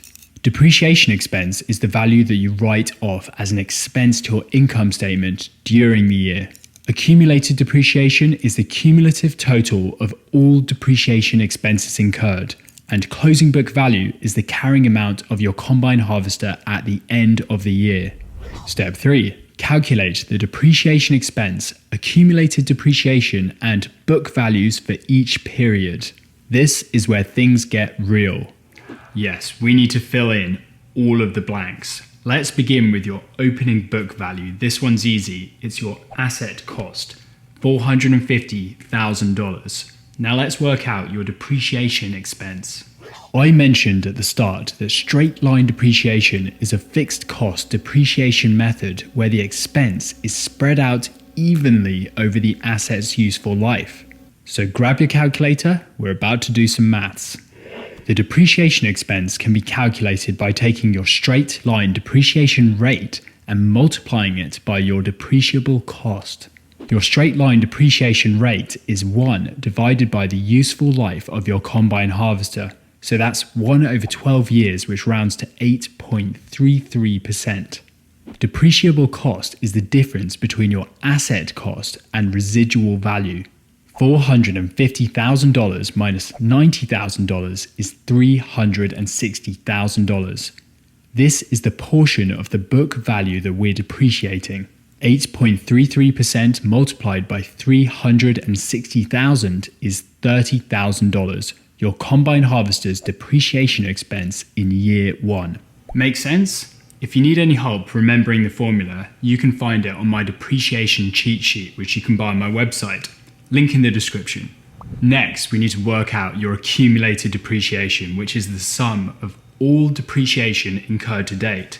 In year 1, this is $30,000, exactly the same as your depreciation expense. Your closing book value is the carrying amount of your combine harvester in your balance sheet at the end of the year. We can work it out by taking your opening book value and subtracting your depreciation expense. $450,000 minus $30,000 is $420,000. Now with year 1 out of the way, we just need to repeat the process over and over again for the next 11 years. Your closing book value in year 1 becomes your opening book value in year 2. Your depreciation expense is fixed because we're using the straight line method, so it's $30,000. Accumulated depreciation is $60,000. And your closing book value is $420,000 minus $30,000, which is $390,000. The process doesn't change. So here's the completed depreciation schedule. You started off with a combine harvester costing $450,000. You then wrote off $30,000 as a depreciation expense to your income statement each year for the rest of your asset's useful life. You might notice that after 12 years, the closing book value of your combine harvester is $90,000, and this matches the residual value that we chose earlier, which is good because it means we haven't made any mistakes, which is always a good sign. Let's take another look at that graph. Here we're tracking your combine harvester's book value over time. Your asset cost at the beginning is $450,000 and its residual value at the end is $90,000. Its depreciable cost is the difference between the two, $360,000, and it has a useful life of 12 years.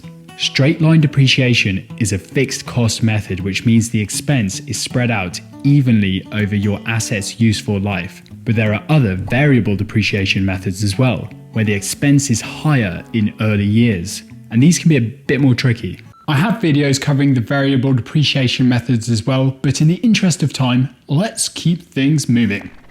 Adjusting entries turn our unadjusted trial balance into an adjusted trial balance, which is step 6 of the accounting cycle. In step 7, we create financial statements.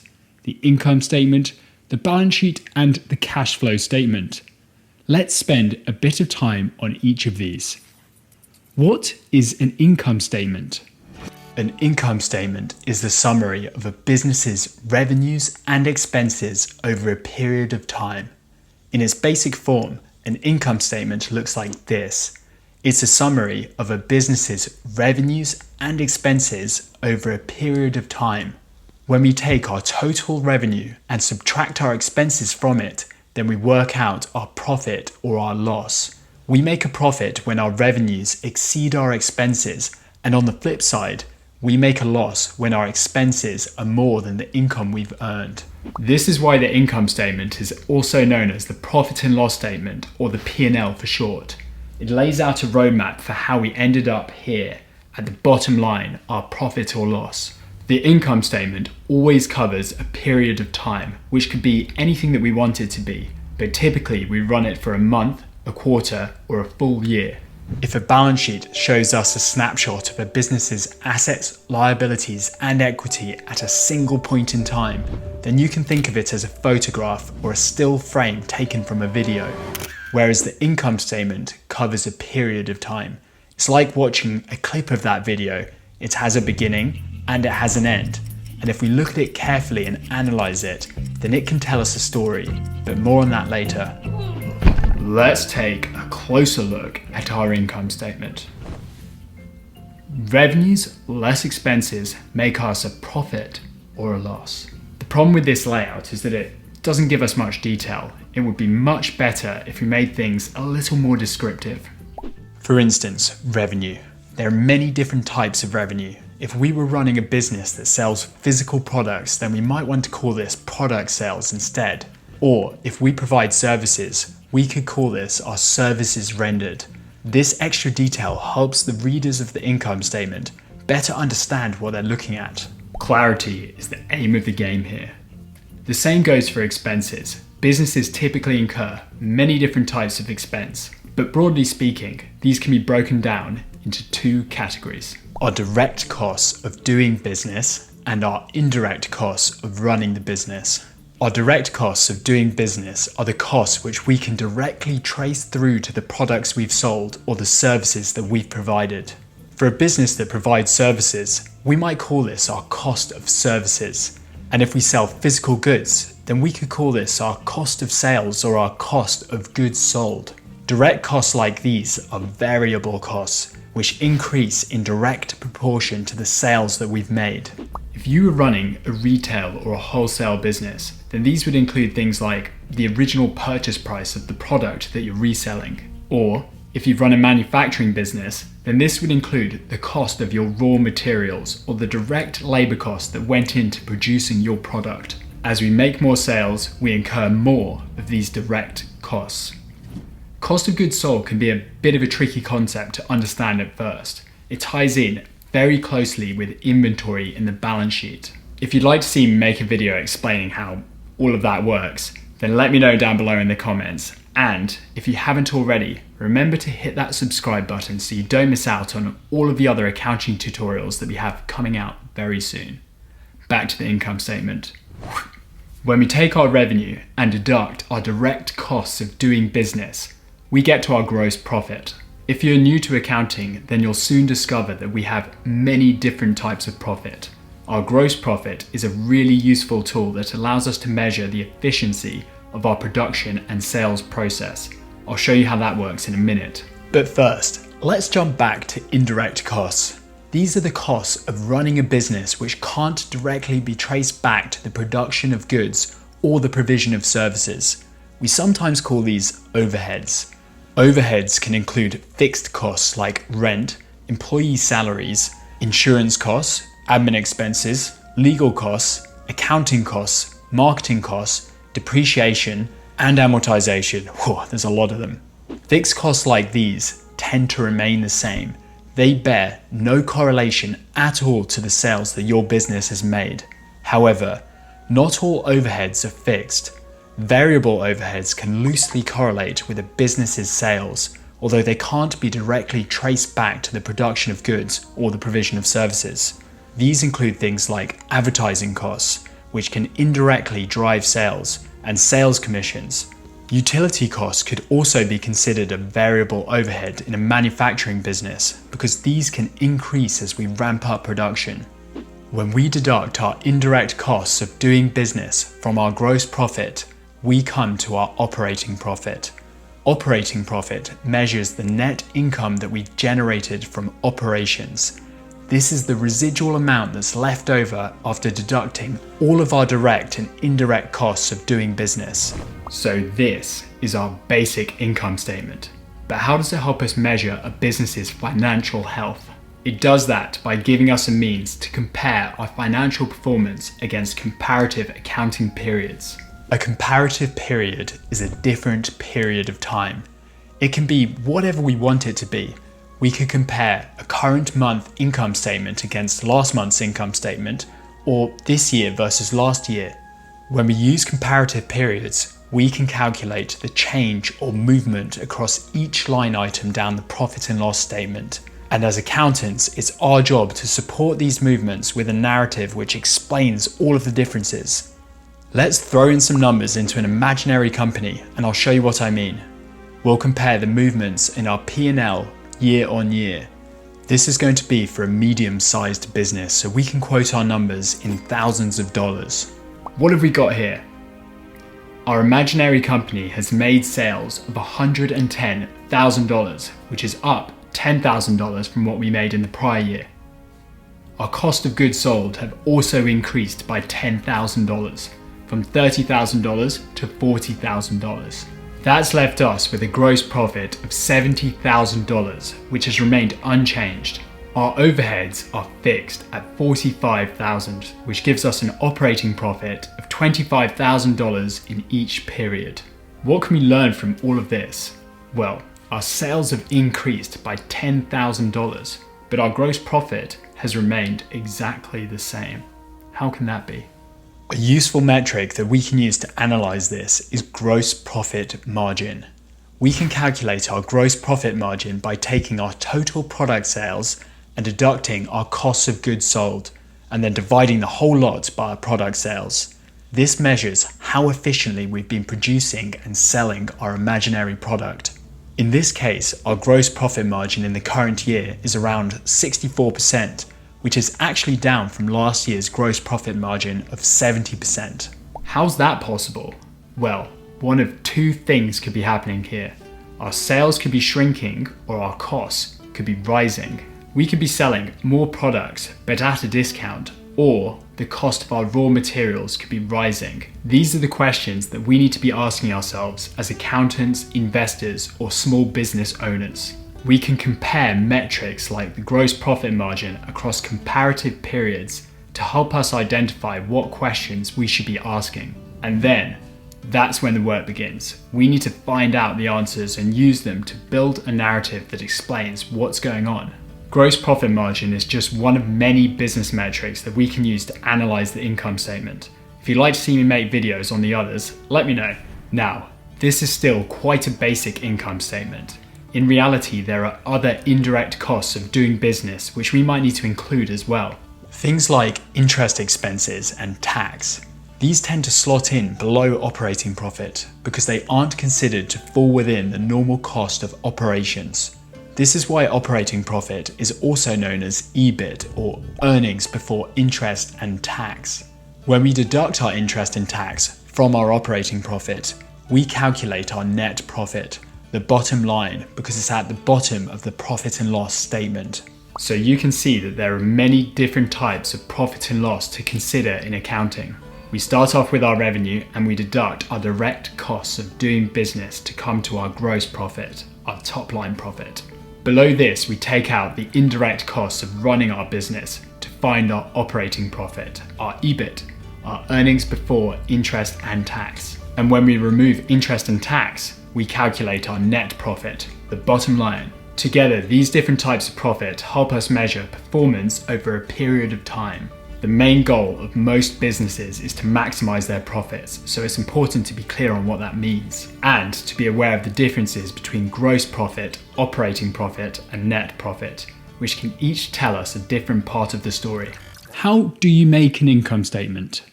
Financial statements are accounting reports that summarize a business's activities over a period of time.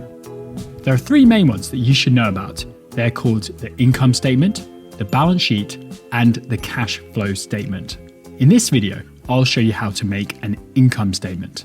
We'll cover the other two next on this channel, so if you'd like to watch those, then consider subscribing. The income statement is a financial report that summarizes a business's revenues and expenses over a period of time. It works like this. If you take a business's revenue and subtract its expenses, then you're left with a profit or a loss. That's why it's sometimes called the profit and loss statement or the P&L, but we'll call this one the basic income statement. It's nice and simple, but it doesn't give us much information. We need to expand it out to see the full detailed income statement. At the top, we have operating revenue, which is the income earned from doing business, and then we take away any direct operating costs. These are the cost of sales, and that leaves us with a gross profit or a loss. Beneath that, we subtract any indirect operating costs or overheads to reach an operating profit or loss. And finally, we take away the indirect non-operating costs, things like interest expenses and tax, which brings us down to the bottom line, the business's net profit or loss.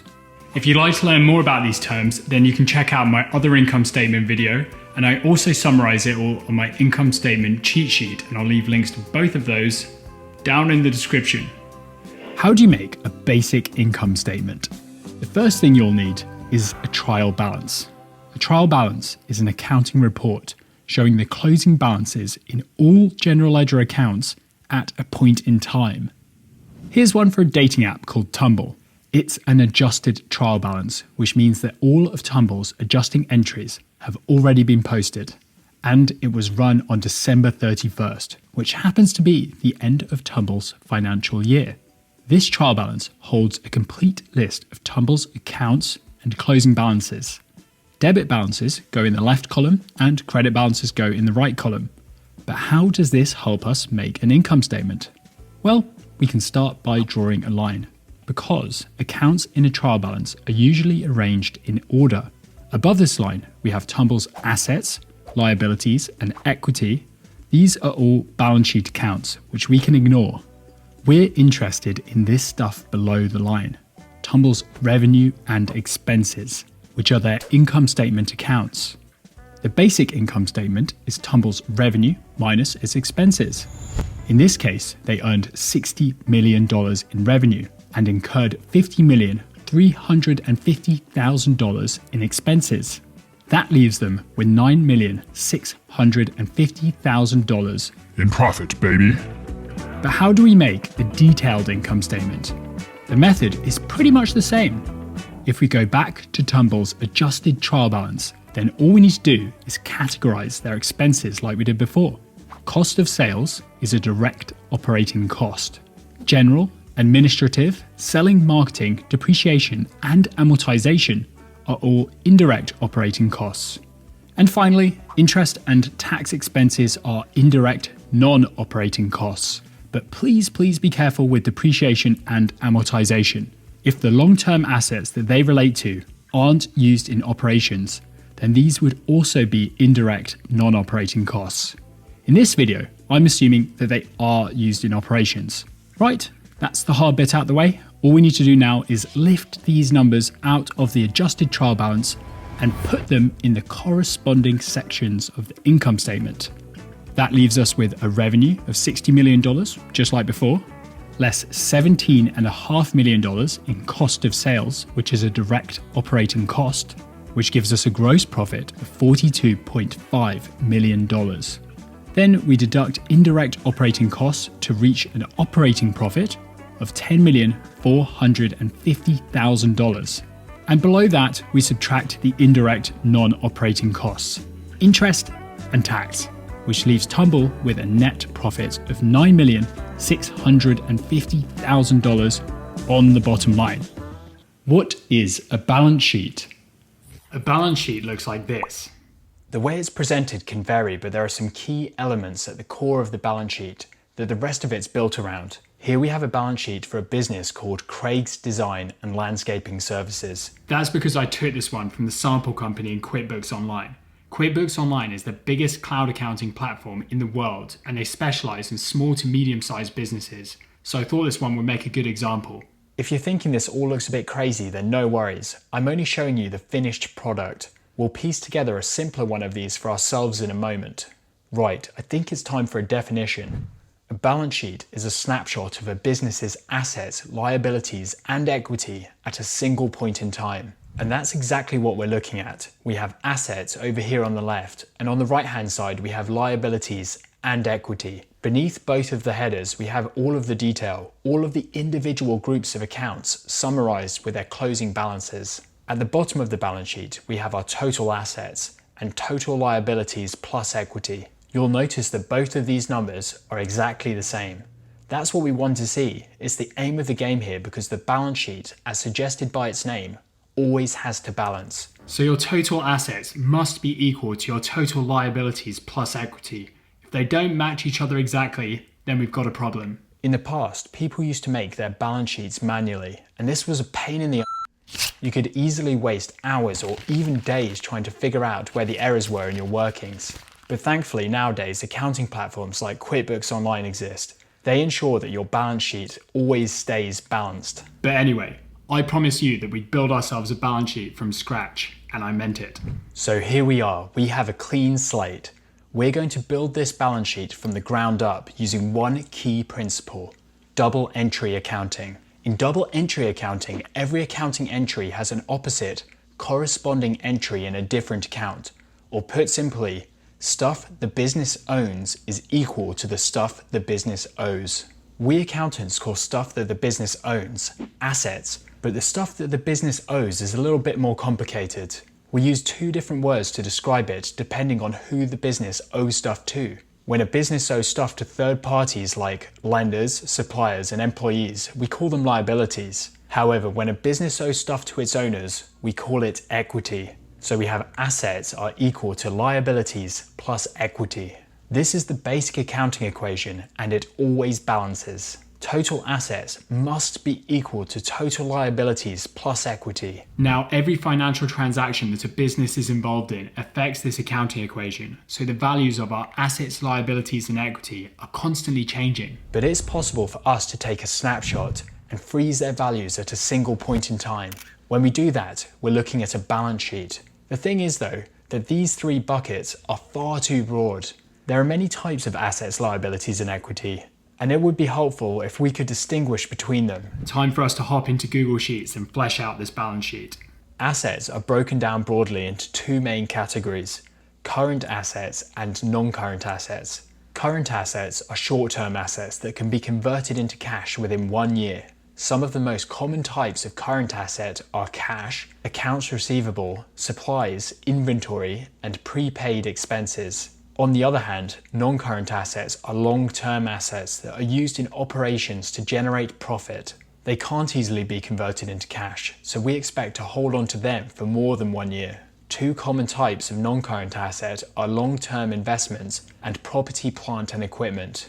It's a similar situation for liabilities. We have current liabilities, which are a business's obligations that need to be settled within 1 year from now. These include accounts payable, salaries payable, taxes payable, and accrued expenses. And we also have non-current liabilities, obligations that aren't expected to be settled within 1 year, stuff like long-term loans. And that leaves us with equity, the final piece of the puzzle. This section works a bit differently to assets and liabilities. We have two broad categories to consider: owner's equity and retained earnings. You can think of retained earnings as profits held for future use. And this is key because it's the profit in retained earnings that forms the link between the balance sheet and the income statement. Keep that in mind. I'll demonstrate how it works in this next example. But before we get stuck in, let's do some housekeeping and tidy up this balance sheet by adding some totals. On the left, we have total assets, and on the right, we have total liabilities and equity. These have to match each other exactly because the balance sheet always has to balance. To emphasize this, I'm going to add a little balance checker that'll take the difference between these two cells. This should always be equal to 0. Now that we've built a template for our balance sheet, it's time for some numbers. Let's go back to the scenario of the window cleaning business that we covered in the videos on T accounts, journal entries, and the trial balance. I'll drop links to all of these down in the description. We're going to use these transactions again so that you can see how all of these concepts fit together. In the interest of saving you time, I'm going to move through these transactions fairly quickly, so if you find yourself getting stuck and wanting some deeper explanations of the debits and credits, then go back and watch those videos on T accounts and journal entries. By the way, on a side note, the trial balance is not the same thing as the balance sheet. If you'd like to see me make a video explaining the differences, let me know in the comments. There are 6 transactions that we're going to cover, and we'll work through them one by one, filling out our balance sheet template as we go. In transaction number 1, the owner of the window cleaning business makes capital contributions of $100. We're double entry bookkeeping, so this transaction is going to affect 2 accounts, cash and owner's equity. The business's cash is going to be debited to increase it by $100, and owner's equity will be credited to increase that by $100 as well. Are we in balance? Yes, we are. In transaction number 2, the business takes out a further $200 loan to fund its activities. We need to debit cash again by $200 to increase it, and credit long-term loans by $200 to increase them too. Transaction 3. The business spends $30 in cash on window cleaning equipment. We credit cash by $30 to decrease it, and we debit our plant, property, and equipment by $30 to increase our equipment. In transaction 4, the business spends a further $50 on cleaning supplies. The payment is made on account. Paying for something on account means that you're agreeing to pay the supplier at a later date. So we debit our supplies by $50 to increase them. And this time we don't credit cash, we credit accounts payable by $50 to increase them instead. Just a couple more transactions left to go. You've got this. These ones are going to affect our retained earnings account. Remember, that means our profit held for future use, and it links the balance sheet and the income statement together. I'll show you how this works now. Transaction 5. The window cleaning business makes $150 cleaning windows and uses up half of its cleaning supplies in the process. This transaction is a bit more tricky than the ones we've covered up to this point, because there are 2 parts to it, each with their own double entries. The first thing that we need to do is recognize revenue earned. To do that, we debit cash to increase it by $150, and we also credit revenue to increase that by $150. But hold up. Where does revenue go? I can't see it anywhere in our balance sheet. We're going to need to jot down an income statement for our window cleaning business. An income statement is a summary of our revenue earned and expenses incurred over a period of time. So here we have revenue of $150. Almost there. Next, we need to record the second part of the transaction. Half of our cleaning supplies were used up on this job, so we can't recognize those as an asset anymore. They now make up our cost of sales, which is a kind of expense and belongs in our income statement as well. In the 4th transaction, we spent $50 on cleaning supplies, so if we've used up half of them, then we need to credit supplies by $25 to decrease them, and debit cost of sales in the income statement to increase our expenses by $25. But our balance sheet still isn't in balance. How can that be? We need to build a bridge between the profit in our income statement and the retained earnings or profits held for future use in the equity section of our balance sheet. So the $125 of profit in our income statement now flows through the retained earnings and balances our balance sheet. One important thing to note, retained earnings and profit for the year don't normally match each other exactly like they do in this example. That just happens to be the case because we don't have any retained earnings from previous years and none of the profits have been drawn out of the business. That being said, the simplicity of this example is a great way to demonstrate this link between the income statement and the balance sheet. We'll see how that works one more time in transaction 6, where our window cleaning business incurs laundry costs of $20. The payment is made in cash, so we need to credit cash by $20 to decrease it, and debit laundry costs by $20 to increase them in the income statement. Our profit of $105 rolls up into the retained earnings section of our balance sheet, giving us total assets of $455 and total liabilities plus equity of $455 as well. And our balance sheet checker is showing 0. Good stuff. How do you make a balance sheet? The balance sheet is one of the 3 main financial statements. The other two are called the income statement, which we did in the last video, and the cash flow statement, which we'll cover next time. A balance sheet, or a statement of financial position, is a financial report that gives us a snapshot of a business's assets, liabilities, and equity at a single point in time.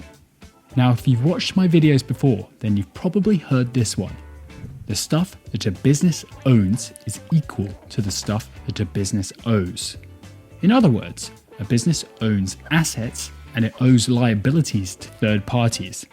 The difference between the two is called equity, which is what the business owes back to its owners. And so we have the accounting equation. Assets are equal to liabilities plus equity.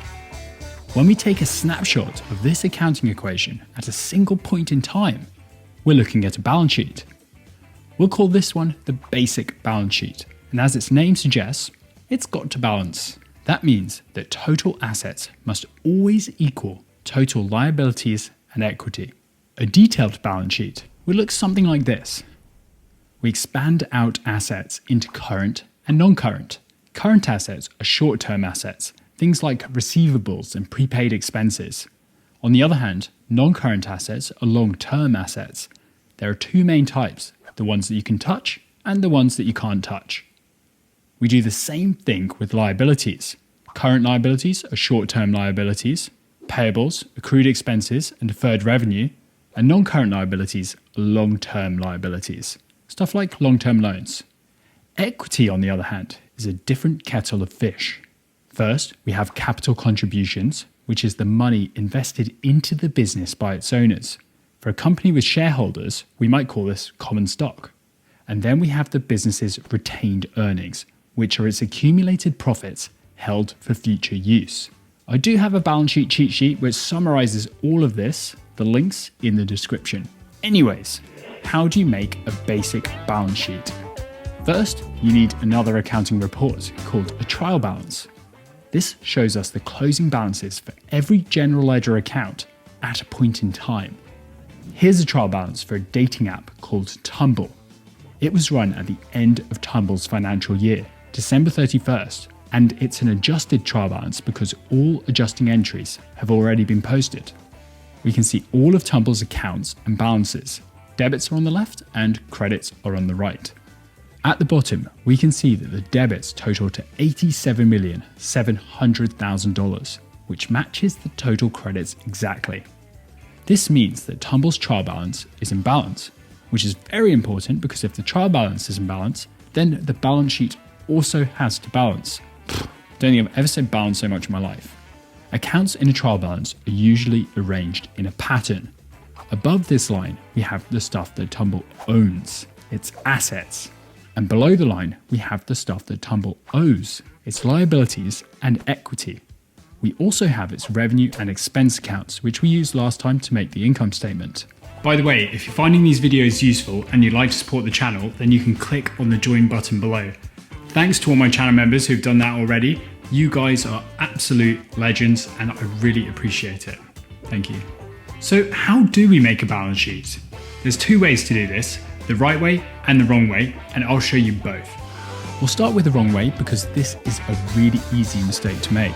And it goes something like this. We take all of Tumble's assets, liabilities, and the equity accounts, and we pop them in their sections of the balance sheet. In theory, it's the right thing to do, but check this out.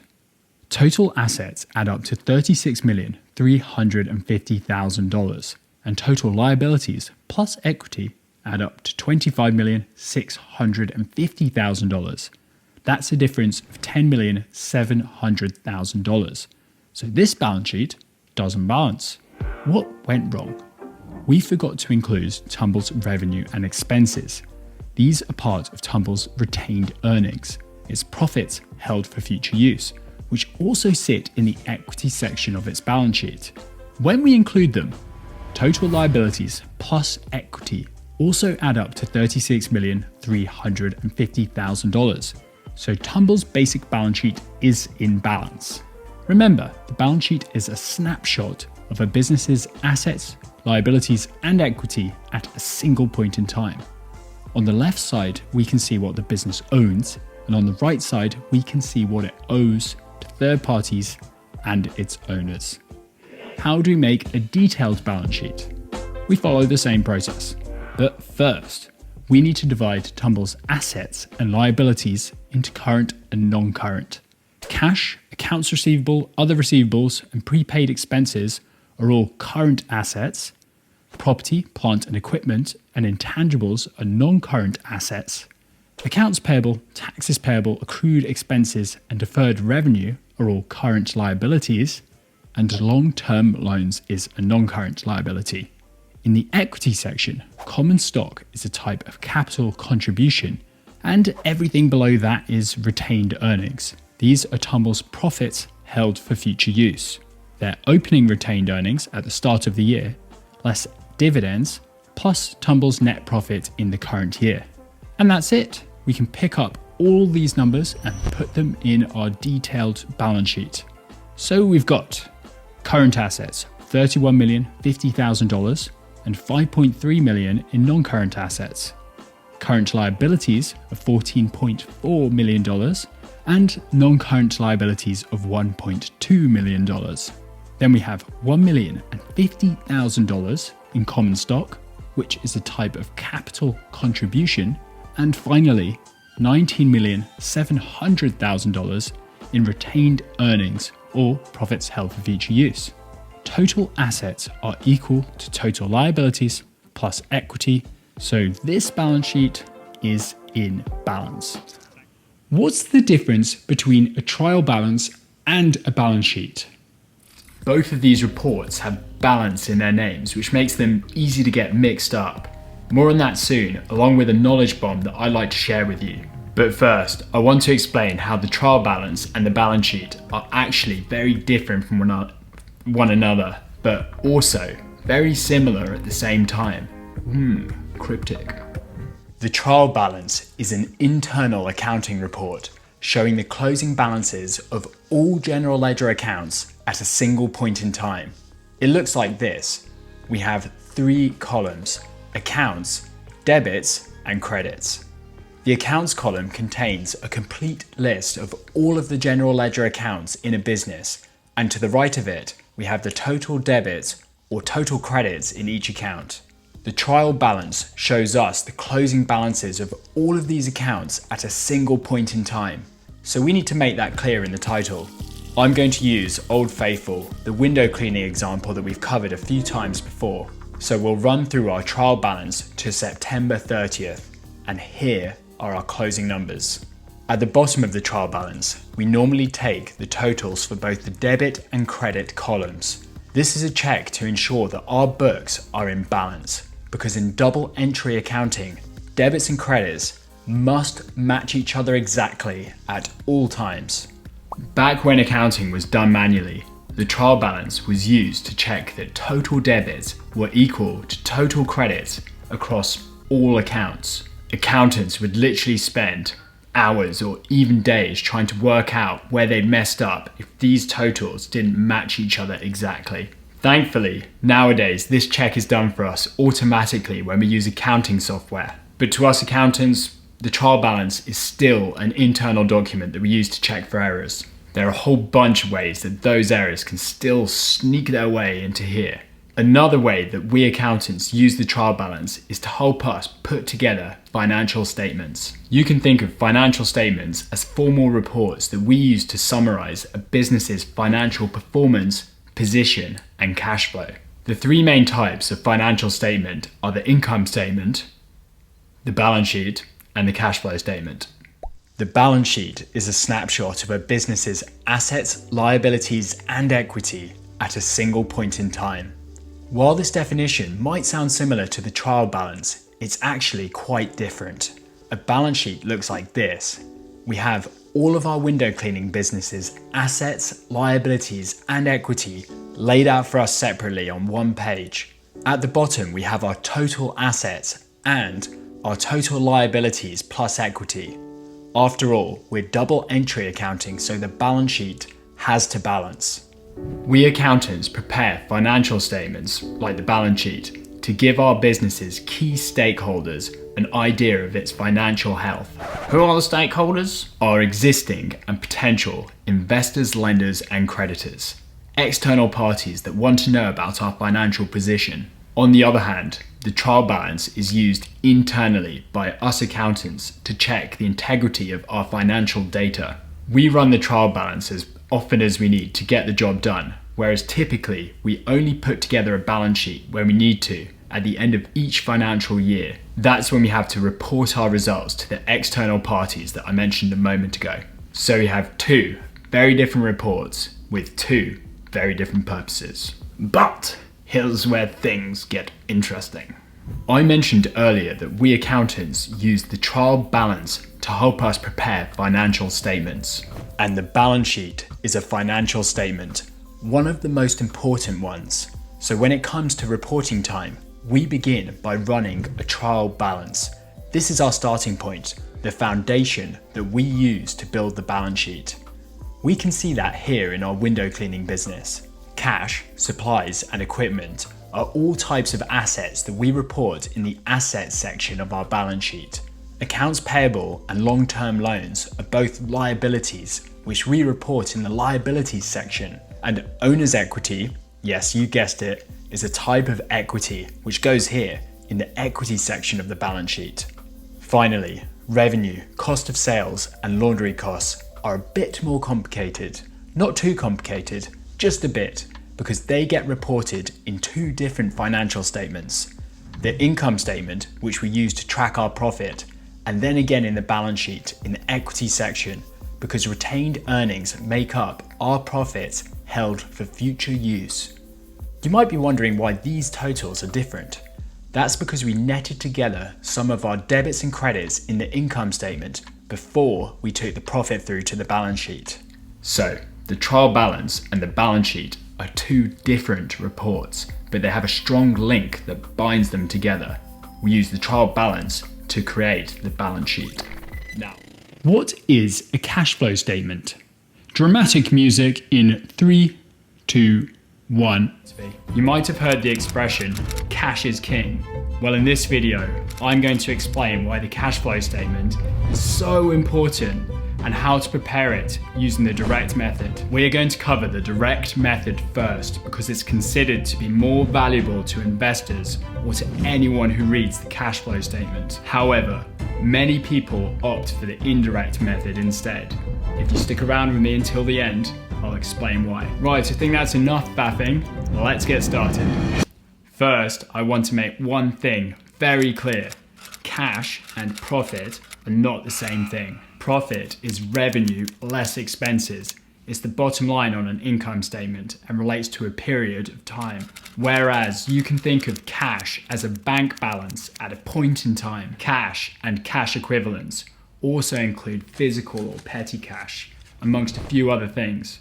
Although most conventional companies use bank accounts just like you or I might have. I also want to make the point that cash flows are different to cash. Cash flows relate to the amount of cash that has flowed in or out of a business over a period of time. Now that might sound a bit more like profit, but it isn't. When using the accruals basis of accounting, we apply the revenue recognition and matching principles. So that means that revenue is recognized as it's earned, not when cash is received, and expenses are recorded as they are incurred, not when cash is paid out. That means revenue doesn't equal cash in, and expenses don't equal cash out. The biggest reason that small businesses fail is because of poor cash flow management. Many of these businesses would have been profitable, but without having that cash available, they're unable to pay their staff, their creditors, or the interest on their bank loans, and this throttles them. That expression that I mentioned a moment ago, cash is king, is used to emphasize the importance of cash flow, particularly in small businesses. Now, I feel like I'm harping on about this, so it's time to move on, but I can't stress this point enough. It is crucial to keep a track of your cash flows, and we do that using the cash flow statement or statement of cash flows. This is one of the three main financial statements along with the income statement and balance sheet. We have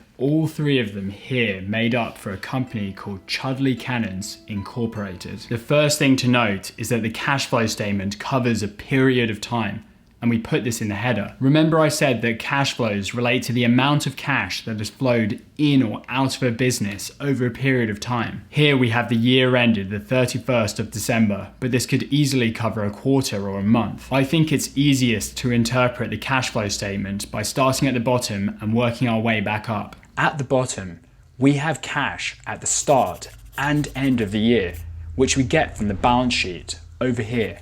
When we take the difference between these numbers, we get the net increase or decrease in cash for the year. In this case, it's $35,000. This number is key to the statement of cash flows because what we're going to do above is explain how and why the cash balance changed over the course of the year. We're going to summarize what cash was spent on and what the sources were and reconcile it all back to this number. And we do this by breaking it all down into 3 sections. The last section is cash flow from financing activities. Financing activities include changes to share capital, borrowings from a bank or from third parties. Here we have long-term borrowings, which I assume were from Gringos, the Wizarding Bank. When a company borrows money, there's a cash inflow, so your cash balance increases. That's the case here, since you can see that we have a cash inflow of $20,000 because the number is positive. But cash can also flow out of a business through financing activities. When you pay back a loan or buy back share capital. Above financing activities, we have cash flow from investing activities. Investing activities most commonly relate to the sale or purchase of non-current assets or investments in stocks and shares that sit outside of a business's core operations. When a business invests in non-current assets, cash flows out because we have to pay the suppliers cash for these assets. And on the flip side, when we sell these assets off, cash flows back in. Here, the Chudley Cannons have $15,000 of cash inflow from the sale of PPE, which is shorthand for plant, property and equipment, and $70,000 of cash outflow from the purchase of PPE. They are a Quidditch team, so they might have received the $15,000 by selling off their old broomsticks in order to buy some of those new Nimbus 2001s, which cost them $70,000. This is an investing activity, not an operating activity, because buying and selling broomsticks is not the Chudley Cannons' core business. The broomsticks are long-term investments, which makes them non-current assets. This is different to inventory, which describes assets that are intended to be sold during the ordinary course of business. Which brings us on to the first section of the statement of cash flows, cash flow from operating activities. Operating activities are the principal revenue-generating activities of a business. That sounds like a mouthful, but it just means the cash that we receive or pay out during the course of our regular business. Cash comes in when our customers pay us based on our accounts receivable, and cash flows back out when we pay our suppliers based on our accounts payable. Now, at the start of the video, I mentioned the direct and indirect methods of preparing a cash flow statement. And I haven't brought them up again until now because everything that we've covered so far is identical under each method. Operating activities is the only section that's different. Today, I'm going to cover the direct method, and soon I'll do another video on the indirect method. You can subscribe to the channel so you don't miss out. So, the direct method. Under the direct method, the cash flow from operating activities is laid out just like a cash basis income statement. Under the cash basis of accounting, revenue is recognized when cash is received, and expenses are recorded when cash is paid out. When you work out your operating profit under this method, it should match your cash flow from operating activities. Let's check back on the Chudley Cannons. This cash flow statement has been prepared under the direct method. So under operating activities, we first have cash receipts from customers of $228,000. The Cannons are a sport team, so I would assume that the majority of these earnings would come from ticket sales and the sale of merchandise. This $228K of cash in would match their revenue for the same period if they were cash accounting. But we can see that their income statement and balance sheet have been prepared under the accrual basis. We know this because their income statement shows depreciation, which is a non-cash transaction, so it wouldn't show up in an income statement prepared under the cash basis.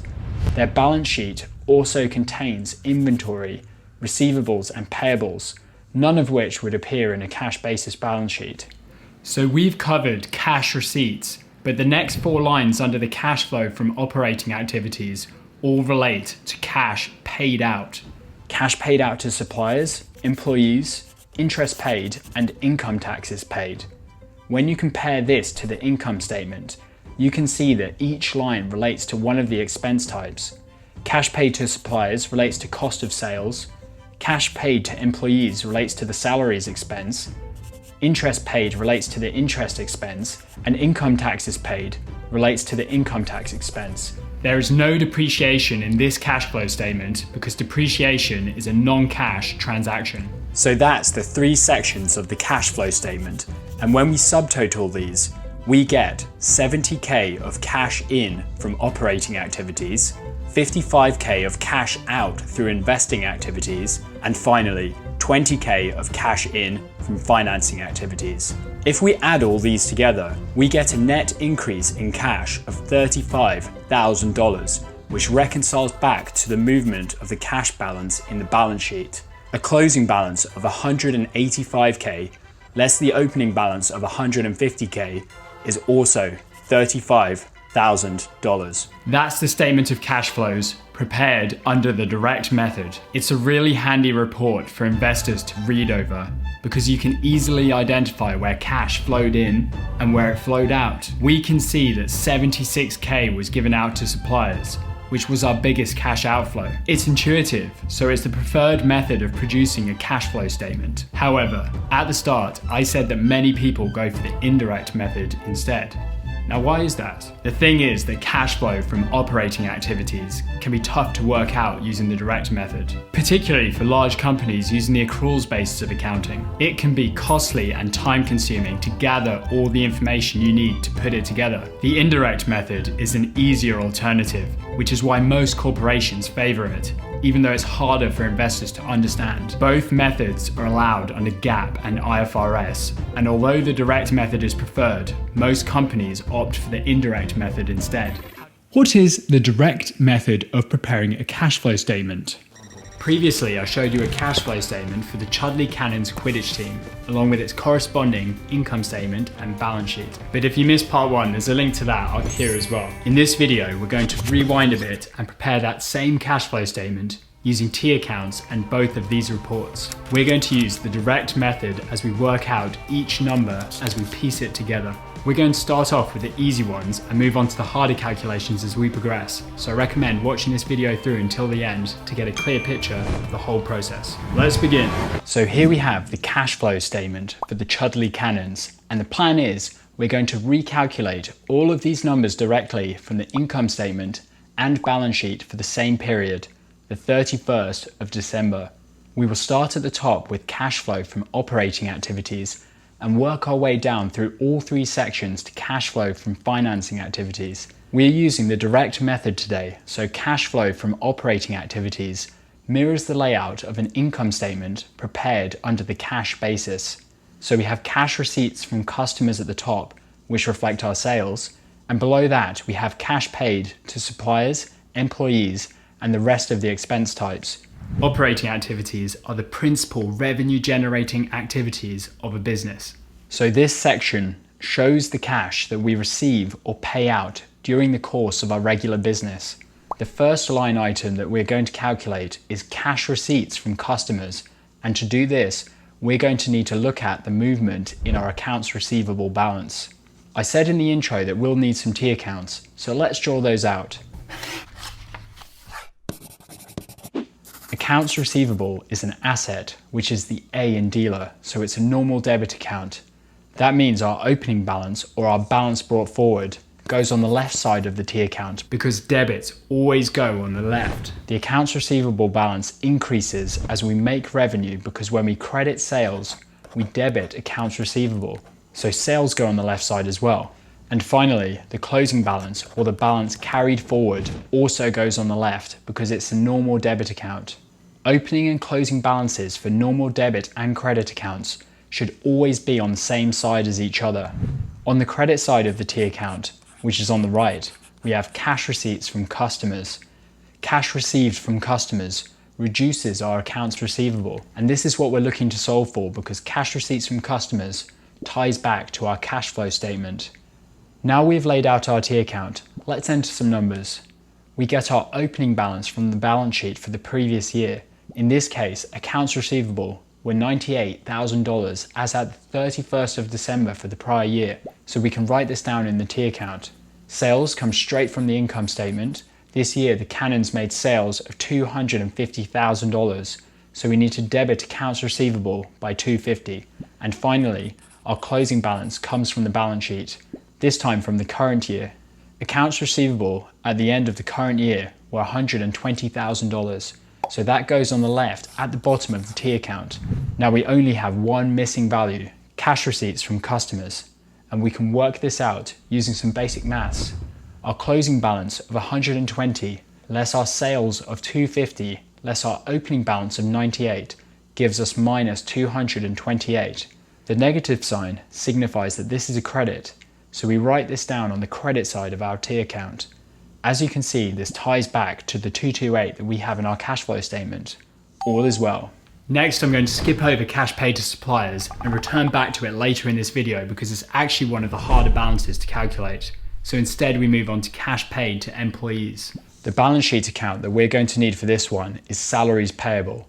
Salaries payable is a form of liability, the L in dealer, so it's a normal credit account. That means our opening balance goes on the right-hand side of the T account because credits always go on the right. The balance on this account increases as the salaries expense goes up because when we debit the salaries expense, we credit salaries payable, so these go on the right. And lastly, the closing balance joins the opening balance on the right-hand side because we have a normal credit account. We are looking to solve for cash paid to employees, which will show as a debit on the left-hand side of this T account, because when we pay out cash to employees, we reduce salaries payable. This is the only unknown value for us at this stage because we can easily pull the opening and closing balances from the prior and current year balance sheet, and we can get the salaries expense from the current year income statement. So let's do that. The prior year balance sheet shows a closing balance in salaries payable of 30. The current year income statement shows a salaries expense of 80. And the current year balance sheet shows a closing balance in salaries payable of 42. Let's write these down in the T account and work out cash paid to employees. Our closing balance of negative 42 less the salaries expense of 80 less the opening balance of 30 gives us cash paid to employees of 68. This number is positive, so we debit the T account by 68. And does it tie back to our cash flow statement? Yes, it does. Perfect. Next up, we need to work out interest paid. We're going to run through this one a bit quicker because the balance sheet account that we use to work this out is interest payable, which is also a liability. So the process is very similar to cash paid to employees. That means that the opening balance, the interest expense, and the closing balance all go on the right-hand side of the T account because interest payable is a normal credit account. On the left side, the debit side, we are looking to solve for interest paid, which should tie back to the cash flow statement. We are again going to look for the opening and closing balances in the respective balance sheets and for the interest expense in the income statement. So here we go. The prior year balance sheet shows a closing balance in interest payable of 2. The current year balance sheet shows a closing balance in interest payable of 3, and the current year income statement shows an interest expense of 8. So let's enter these into our T account to work out interest paid. Our closing balance of negative 3 less the interest expense of 8 less the opening balance of 2 gives us interest paid of 7. It's positive, so we debit the T account by 7,000. When we check back against the cash flow statement, we can also see interest paid of 7,000, so it matches. The last line in cash flow from operating activities is income taxes paid, which we will work out now. The balance sheet account that we're going to need for this one is income tax payable, and since that's also a liability, the process is going to be very similar to the previous two examples. The opening balance, the income tax expense, and the closing balance go on the right-hand side of the T account because we are dealing with a normal credit account. On the debit side, we have income tax paid, which we are solving for. The opening and closing balances will again come from the balance sheets, and we will get the income tax expense from the income statement. The prior year balance sheet shows a closing balance in income tax payable of 4. The current year balance sheet shows a closing balance of 6, and the income statement shows an income tax expense of 9. We enter these into the T account to work out income tax paid. Our closing balance of -6, less the income tax expense of 9, less the opening balance of 4, gives us income taxes paid of 7, so we debit the T account by 7,000. And this ties back to income taxes paid in the cash flow statement. Whew, how do you find that? Brace yourselves because we're about to take on something a bit more challenging. We're going to head back to cash paid to suppliers, which we left out earlier, and I'll show you how to calculate it. The balance sheet account that we need here is accounts payable, which is a liability. Now you might be thinking, but James, we just did 3 liability T accounts. Isn't the process going to be exactly the same? Bear with me for a moment and I'll explain why it's different. We lay out the accounts payable T account as we've done before. The opening balance, inventory purchased, and closing balance go on the credit side, and cash paid, which we're solving for, again goes on the debit side. We can easily pull the opening and closing balances from the prior and current year balance sheet. In this case, we have an opening balance of 95 and a closing balance of 105. So all we need now is inventory purchased, and we're on our way. But how do we find inventory purchased? There isn't an inventory expense in the income statement. All we have is cost of goods sold. Bummer. What we have to remember here is that we're accounting using the accrual basis. And under the accrual basis, we apply the matching principle, which states that revenue and all expenses incurred in order to generate that revenue need to be recognized in the same accounting period. Now, what that means for us in the context of this example is that when we purchase goods from suppliers that we intend to sell, we can't immediately recognize an inventory expense in the income statement. That's because our intention is to sell our inventory in order to generate sales. And if we're generating sales, then the matching principle is telling us that we need to recognize those sales and their related expenses in the same accounting period. In order to do that, we need the help of another account, inventory. Having an inventory account means that we can store the costs of all goods that are intended to be sold as a debit balance in the balance sheet. And when they are sold, we decrease inventory in the balance sheet and increase cost of goods sold in the income statement. Let me explain this using an inventory T account. Inventory is a form of asset, which makes it a normal debit account. So the opening balance, inventory purchases, and the closing balance go on the debit side. On the credit side, we have cost of goods sold. We can easily find the opening and closing balances by referring to the prior and current year balance sheet. Here we have an opening balance of 68 and a closing balance of 94, which we will write down in our T account. And we can find cost of goods sold in the income statement, which in this case is 60. So we write 60 on the credit side of the T account, because when we sell inventory, we debit the income statement to recognize the expense, and we credit inventory in the balance sheet to reduce our assets. That leaves us with inventory purchases, which we can work out using the other numbers. A closing balance of 94, less the opening balance of 68, and adding back cost of goods sold of 60, gives us inventory purchases of 86, so we debit the T account by 86. You might have noticed already that it was inventory purchases that we were looking for in our accounts payable T account. So we can copy the 86 over to the credit side of accounts payable, because when we purchase inventory, we debit inventory to increase it and credit accounts payable to increase the amount that we owe to suppliers. Now that we've worked out that number, we're on the home straight to calculating cash paid to suppliers. Our closing balance of -105 less inventory purchases of 86 less our opening balance of 95 gives us cash paid to suppliers of 76, which goes on the debit side of the accounts payable T account and ties back to our cash flow statement. Ouch, did you survive that? Cash paid to suppliers is definitely one of the hardest numbers to calculate under cash flow from operating activities. If you'd like to learn more about accrual accounting, then I'll throw a link up here to a video that I've made about it previously. So that was cash flow from operating activities, and when we subtotal all of these numbers that we worked out, we can see that the Cannons have generated $70,000 of cash inflow from their core operations. But hold your horses, we're not done yet.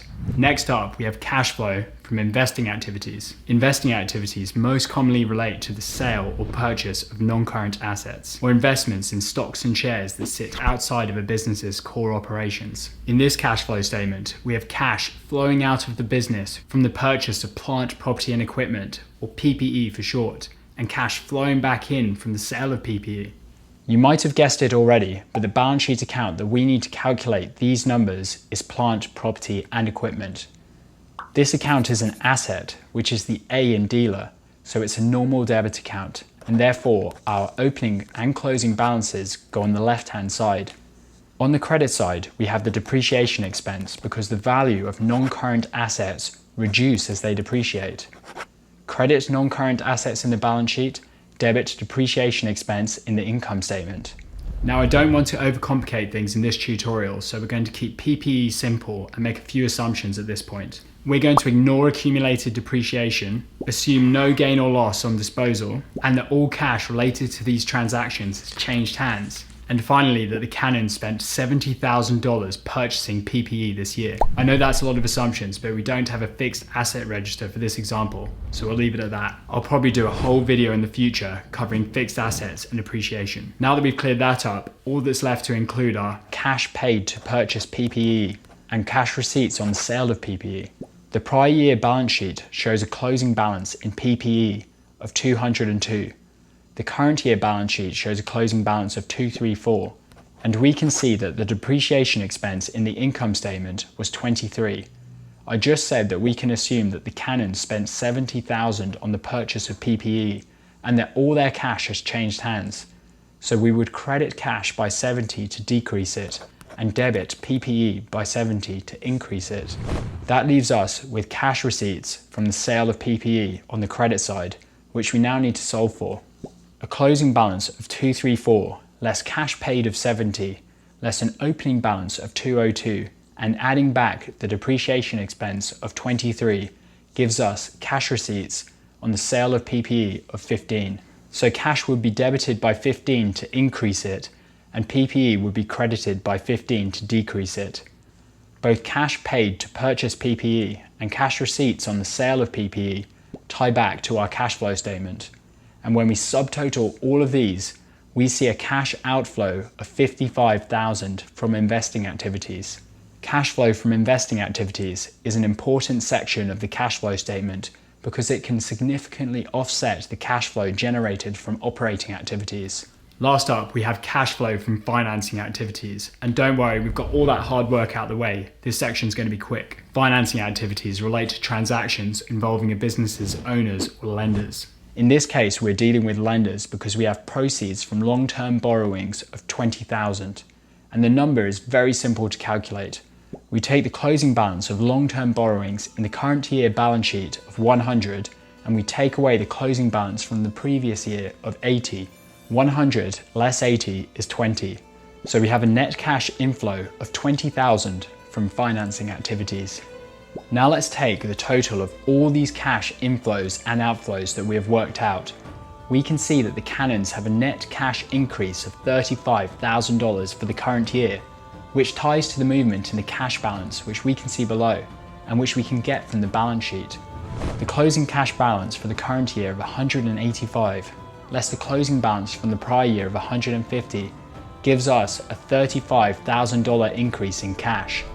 So there we have prepared the Chudley Cannons cash flow statement using the direct method, working out all of the numbers manually using the income statement and balance sheet. Whoa, that was hard work, wasn't it?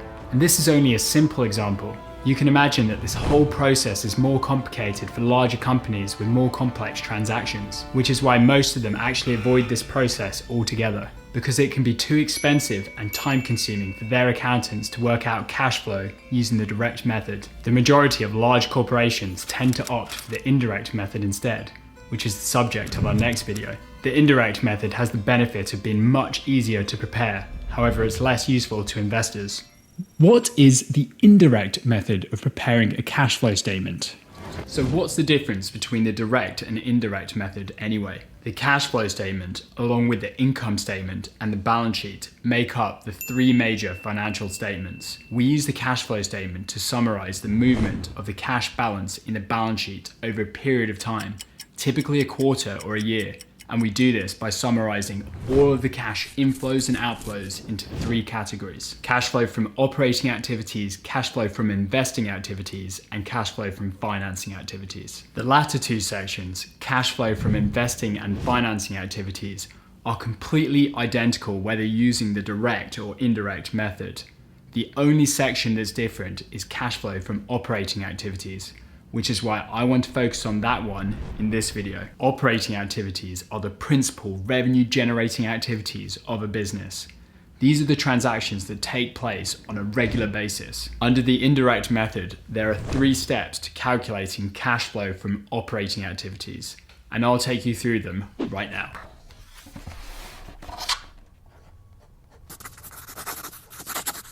First of all, we need the business's net profit or loss, which we can find in the income statement. This method relies on starting off with net profit and adjusting it for non-cash transactions again and again until we're left with only net cash inflow or outflow. Most large companies account using the accrual basis, which means their profit does not equal their net cash inflow. Under the accrual basis, revenue is recognized when it's earned, not when cash is received, and expenses are recorded as they are incurred, not when cash is paid out. So revenue doesn't equal cash inflow and expenses don't equal cash outflow, which brings us on to the second section. We need to add back all of the non-cash expenses that exist in the P&L. Typically, non-cash items relate to things like depreciation, amortization, or the gain or loss on disposal of non-current assets. These don't represent cash outflows, but they are deducted in our income statement when coming to that net profit. So it's logical that we need to add these back in order to remove them from our calculation. The third and final step is that we need to adjust for the movement in working capital.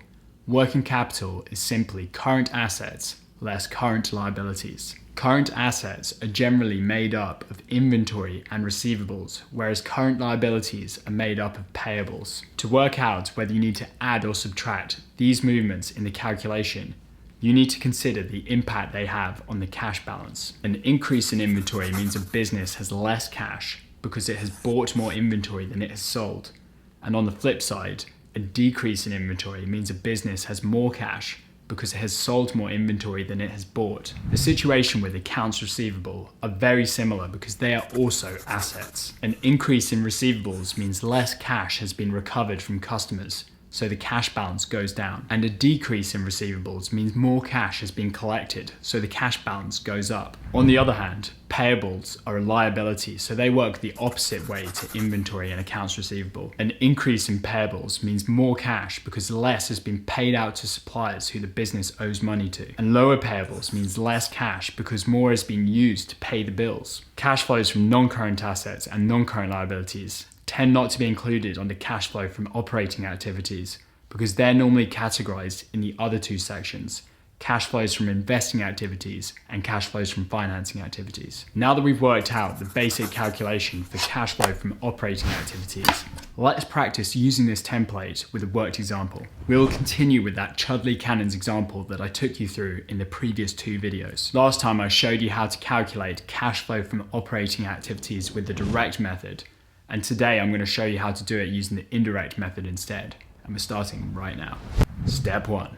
We first need to jot down the net profit figure because this is our starting point that we will make adjustments to in order to come to that net cash flow. Net profit can be found easily at the bottom of the income statement. In this case, the Cannons have made a net profit of $70,000 for the year, so we write this down at the top of the calculation. Next, we have step 2. This is where we need to add back all of those non-cash expenses that are shown in the income statement. We've got to reverse these out of our net profit in order to get closer to the cash flow figure. To do this, we look over the income statement and search for any depreciation, amortization, or gain or loss on disposal of non-current assets. In this case, we can only see depreciation of $23,000. so we need to add back 23 into our calculation to adjust for depreciation. Finally, in step 3, we need to adjust for the movement in working capital. Like I said before, working capital is made up of current assets less current liabilities. Let's have a look over the balance sheet and see what current assets we have. I can see cash, accounts receivable, and inventory. Plant, property, and equipment is a non-current asset which affects cash flow from investing activities, so we can ignore that. And cash is what we're reconciling back to in the cash flow statement, so we can ignore that one as well. We are left with only inventory and accounts receivable. A closing balance in inventory of 94 less the opening balance of 68 gives us an increase in inventory of 26. Increases in inventory are represented as deductions in calculating cash flow from operating activities because the business has spent cash on purchasing the raw goods or by manufacturing them, so we enter negative 26 into our calculation. Now let's look at accounts receivable. Here we have a closing balance of 120 and an opening balance of 98, which gives us an increase of 22 during the course of the year. Increases in accounts receivable need to be deducted from our net profit in calculating the cash flow from operating activities, because higher receivables means that less cash has been recovered by the business from its customers. So we enter negative 22 into our calc as well. That's the movement in our current assets, but we also need to find the movement in our current liabilities so that we've considered all of the working capital. Reviewing the balance sheet one more time shows us that our current liabilities are made up of accounts payable, salaries payable, interest payable, and income tax payable. Long-term borrowings, as suggested by their name, are non-current liabilities which relate to cash flow from financing activities, so we can ignore them here, whereas share capital and retained earnings relate to equity, so these can be excluded as well. We are left with only these 4 current liabilities. The sum of their closing balances is 156, and the sum of their opening balances is 131. When we take the difference between these numbers, we have an increase in payables of $25,000 during the year. Increases in payables need to be added to our net profit in order to calculate cash flow. That makes sense because you can imagine that if a business doesn't pay its invoices, then it gets to hold on to its cash. So we add back 25 in our workings. Boom, that's steps 1 to 3 completed. All that we need to do now is take the total of those numbers and we're left with a net cash inflow from operating activities of $70,000. That wasn't so bad, was it? We've come to this number using the indirect method, but a quick check of our calculations using the direct method shows that we also came to $70,000 of cash inflow from operating activities. We get the exact same answer using either technique. So which is better? If you've watched my other videos on the direct method, then you'll notice that the indirect method is much quicker, which is why most large companies using the accrual basis of accounting tend to work out their cash flow this way. But if that's the case, then why doesn't everyone do this? I suppose it really comes down to how the workings of cash flow from operating activities are presented in the cash flow statement. The layout using the direct method is far more intuitive to read because it mirrors the cash basis income statement. We have the cash receipts from customers at the top, and below that, we have the cash paid out to all of the various suppliers and stakeholders. It makes easy reading for investors who might be glancing over the cash flow statement to extract meaningful information from it. On the other hand, the layout of cash flow from operating activities under the indirect method is far less intuitive. You can think of the indirect method as a shortcut to working out cash flow from operating activities, which is a win for the accountant or bookkeeper who's preparing it because it saves them time. However, the third parties who are reviewing the finished cash flow statement lose out because this report isn't as useful to them. Like I mentioned earlier, we skipped over cash flow from investing and financing activities in this video because these sections are identical under the direct method. How do you make a cash flow statement? A cash flow statement is a financial statement that summarizes a business's cash inflows and outflows over a period of time. We'll get into how that works in a moment, but first, why do we need a cash flow statement? In accounting, there are 2 main methods for preparing your books: the cash method and the accrual method. With the cash method, you recognize your revenue when cash is received and you record your expenses when cash is paid out. But under the accrual method, you recognize revenue as it's earned and record your expenses as they are incurred. So what does that mean? If you're cash accounting, then technically you only have one financial statement, the income statement. It summarizes your revenues and expenses over a period of time, leaving you with a profit or a loss. But with the cash method, we said that you recognize revenue when cash is received and you record expenses when cash is paid out. That leaves you with a net cash inflow or an outflow. So the income statement prepared under the cash method is equivalent to a cash flow statement. Keep that in mind, we'll come back to it later. Plenty of small businesses do their books this way, which is fine, but the cash method isn't allowed under IFRS or GAAP. If you're following either of these, then you must use the accrual method. So revenue must be recognized as it's earned, and expenses must be recorded as they are incurred. In accrual accounting, we still have the income statement, but this time it represents what a business has earned and incurred, not its cash inflows and outflows. So it's not equivalent to a cash flow statement. So, businesses using the accrual method keep a separate cash flow statement alongside their income statement, and they also keep a balance sheet which holds their assets, their liabilities, and their equity. Not long ago, I made videos covering the income statement and the balance sheet. You can find links to both of those down in the description. What is a cash flow statement? At the start, I said it summarizes a business's cash inflows and outflows over a period of time. But what does it look like? We begin with the opening cash amount at the start of the period and compare it against the closing cash amount at the end of the period. You can find both of these numbers in the balance sheet. The movement between the two is the net increase or decrease in cash. And once we know that, then we can get onto the real purpose of the cash flow statement, explaining how we ended up here. There are three main sections: cash flow from operating activities, cash flow from investing activities, and cash flow from financing activities. Operating activities are the main revenue generating activities of the business. These are the cash flows involved in selling goods or services. Investing activities sit outside of the business's core operations. They involve the buying or selling of investments or other long-term assets. And finally, financing activities relate to funding the business through raising or repaying cash to third-party banks or the owners of the business. This, my friends, is the basic structure of the cash flow statement. Positive numbers represent cash inflows, and negative numbers are cash outflows. Now, there are a couple of ways to make a detailed cash flow statement. We can use the direct method or the indirect method. We'll start with the direct method. Cash flow from operating activities under the direct method mirrors the income statement prepared under the cash method, which we saw earlier. At the top, we have cash receipts from customers, which mirrors revenue, and then we have the cash paid out to suppliers and employees, and then interest and taxes paid. Collectively, these mirror the business's expenses. Cash flow from investing activities includes cash outflows from buying investments or other long-term assets, and the cash inflows that come with selling them. Cash flow from financing activities relates to the raising or repaying of cash or capital.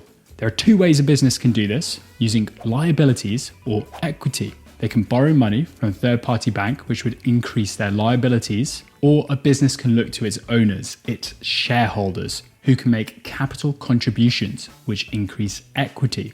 On the flip side, they also make loan repayments back to the bank and distribute dividends back to the owners.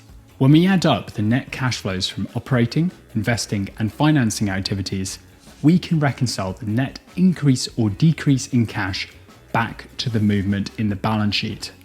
Now, how does the indirect method work? The only section that changes is cash flow from operating activities. We use 3 steps to work it out. The indirect method always begins with the net profit or loss from the income statement. Then in step 2, we add back all the non-cash expenses that appear above it. These don't represent cash outflows and they need to be reversed out. The usual suspects are depreciation and amortization, and any gain or loss on the sale of non-current assets or long-term assets. Finally, we adjust for the movement in working capital. Working capital is the difference between current assets and current liabilities.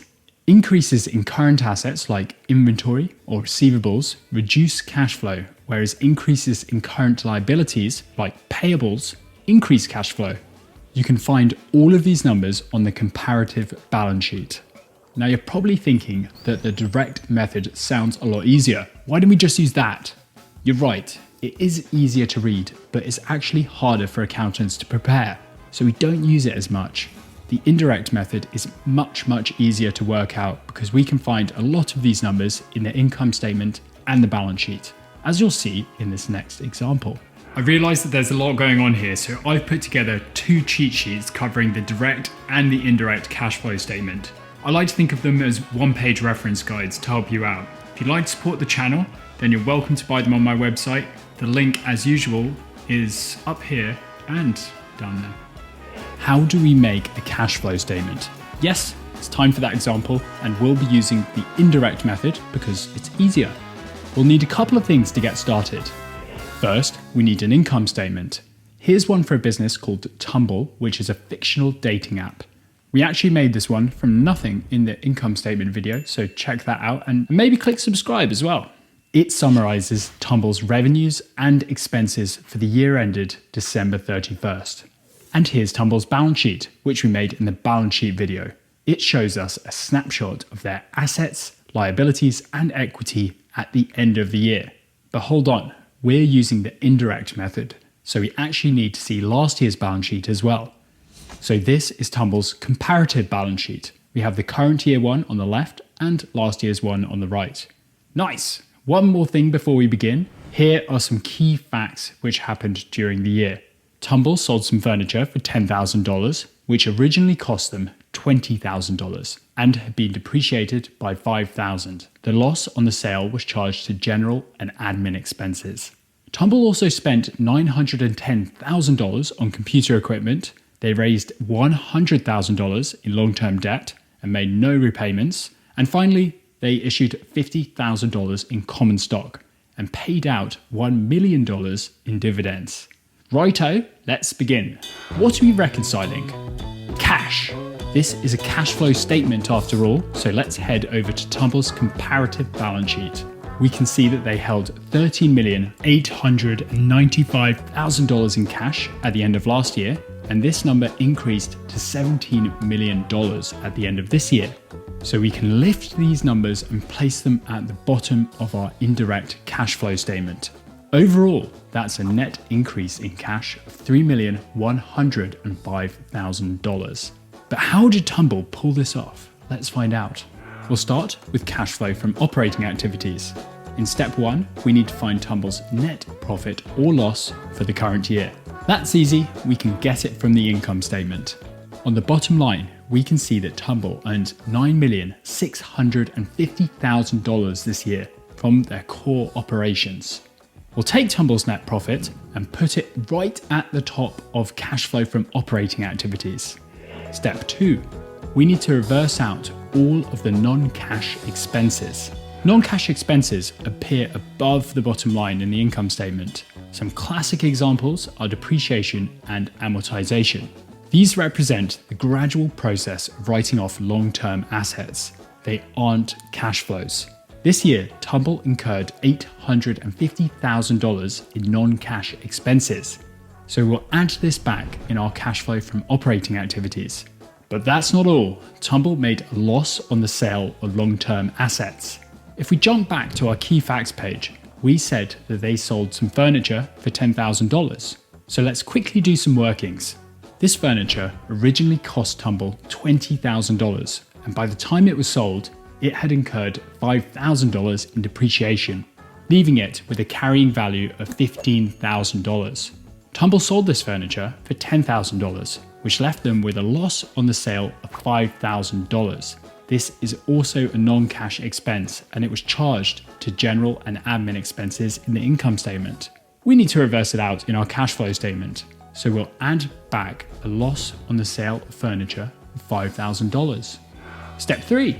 We need to adjust for the movement in Tumble's working capital. Working capital is the difference between current assets and current liabilities. Ignoring cash, current assets are typically made up of inventory and receivables, and current liabilities are payables. We can find the movement in all of these on Tumble's comparative balance sheet. It doesn't look like Tumble has any inventory, but they do have some receivables. Accounts receivable, other receivables, and prepaid expenses, which add up to $40,050,000 in the current year, and $8,850,000 last year. That's an increase in receivables of $5.2 million during the year. An increase in receivables reduces cash flow, so we subtract $5.2 million from cash flow from operating activities. I like to think of it this way. If receivables have gone up, then Tumble is owed more money, which isn't good for cash flow. Payables work in a similar way. Tumble has accounts payable, taxes payable, accrued expenses, and some deferred revenue. All of this adds up to $14.4 million in payables in the current year, and last year they had $14,850,000 in payables. That's a year-on-year decrease in payables of $450,000. We subtract decreases in payables under cash flow from operating activities, because if payables go down, then more supplier accounts have been settled, so there's less cash. When we take Tumble's profit, add back their non-cash expenses, and adjust for the movement in working capital, then we can see that they had a net cash inflow of $4,855,000 from operating activities. A couple more things we need to do here to finish this off, but first I'd like to say a big thanks to all my channel supporters. You guys motivate me to keep on making more accounting tutorials. If you'd like to sign up, then you can click the join button. Next up is cash flow from investing activities. We're done with operating activities, so the rest of the cash flow statement is the same, whether you're using the direct or the indirect method. On our key facts page, we can see that Tumble spent $910,000 on computer equipment. This is a cash outflow from investing activities because they bought long-term assets. But Tumble also sold a long-term asset. Remember that furniture we talked about? Tumble made a loss on its sale, which we called a non-cash expense. We added it back in cash flow from operating activities, but we also need to record the cash receipt on the sale of $10,000. This sale isn't part of Tumble's core business, so we record it as a cash flow from investing activities. When we total it against the purchase of computer equipment, that leaves us with a net cash flow from investing activities of $900,000. This time it's a cash outflow, so the number's negative. Cash flow from financing activities. Financing activities involve raising or repaying cash or capital used to fund a business. On the key facts page, we can see that Tumble raised $100,000 in long-term debt. This is a liability to a third-party bank, and this year they made no debt repayments. They issued $50,000 in common stock, which is a capital contribution from the shareholders who own the business, which increases equity, and they paid $1 million out in dividends back to these shareholders. That would have decreased their equity. We can pull all these numbers through into cash flow from financing activities. Tumble received $100,000 in cash from long-term debt. They raised another $50,000 in equity, and they paid out $1 million in dividends. So that's a net cash outflow from financing activities of $850,000. Almost there. When we total the cash flows from operating activities, investing activities, and financing activities, we can see that Tumble had a net increase in cash of $3,105,000 during the year. This matches the movement in cash that we saw in the balance sheet, so we've reconciled this cash flow statement using the indirect method. Oh yeah! Before we move on from financial statements, I'd like to share what I believe is the key to understanding them. Specifically, the balance sheet and the income statement. So let's do this.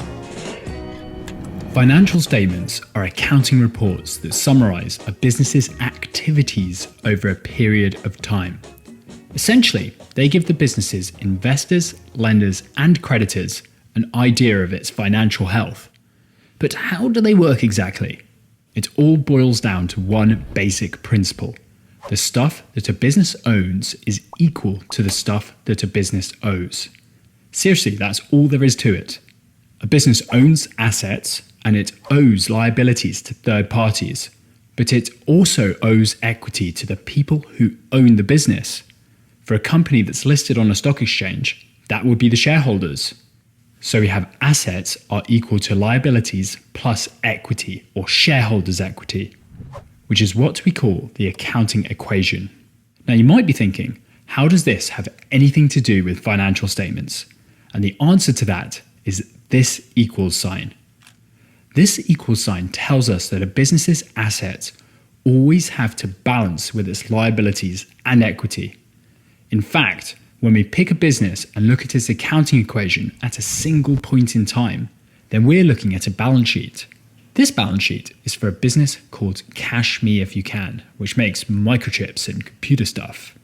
And what we're looking at is a snapshot of Cash Me If You Can's assets, liabilities, and equity at a single point in time. Essentially, it's a summary of what they own and what they owe on December 31st. Great, but at the start of this video, I said that I'd show you the key to understanding financial statements, and we haven't quite got there yet. Here's the balance sheet, but where's the income statement? Let's go back to the accounting equation.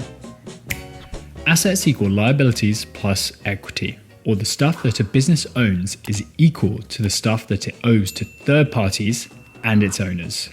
But let's focus on equity. What kind of stuff does a business owe to its owners? Two things. It owes them their capital contributions and the business's retained earnings.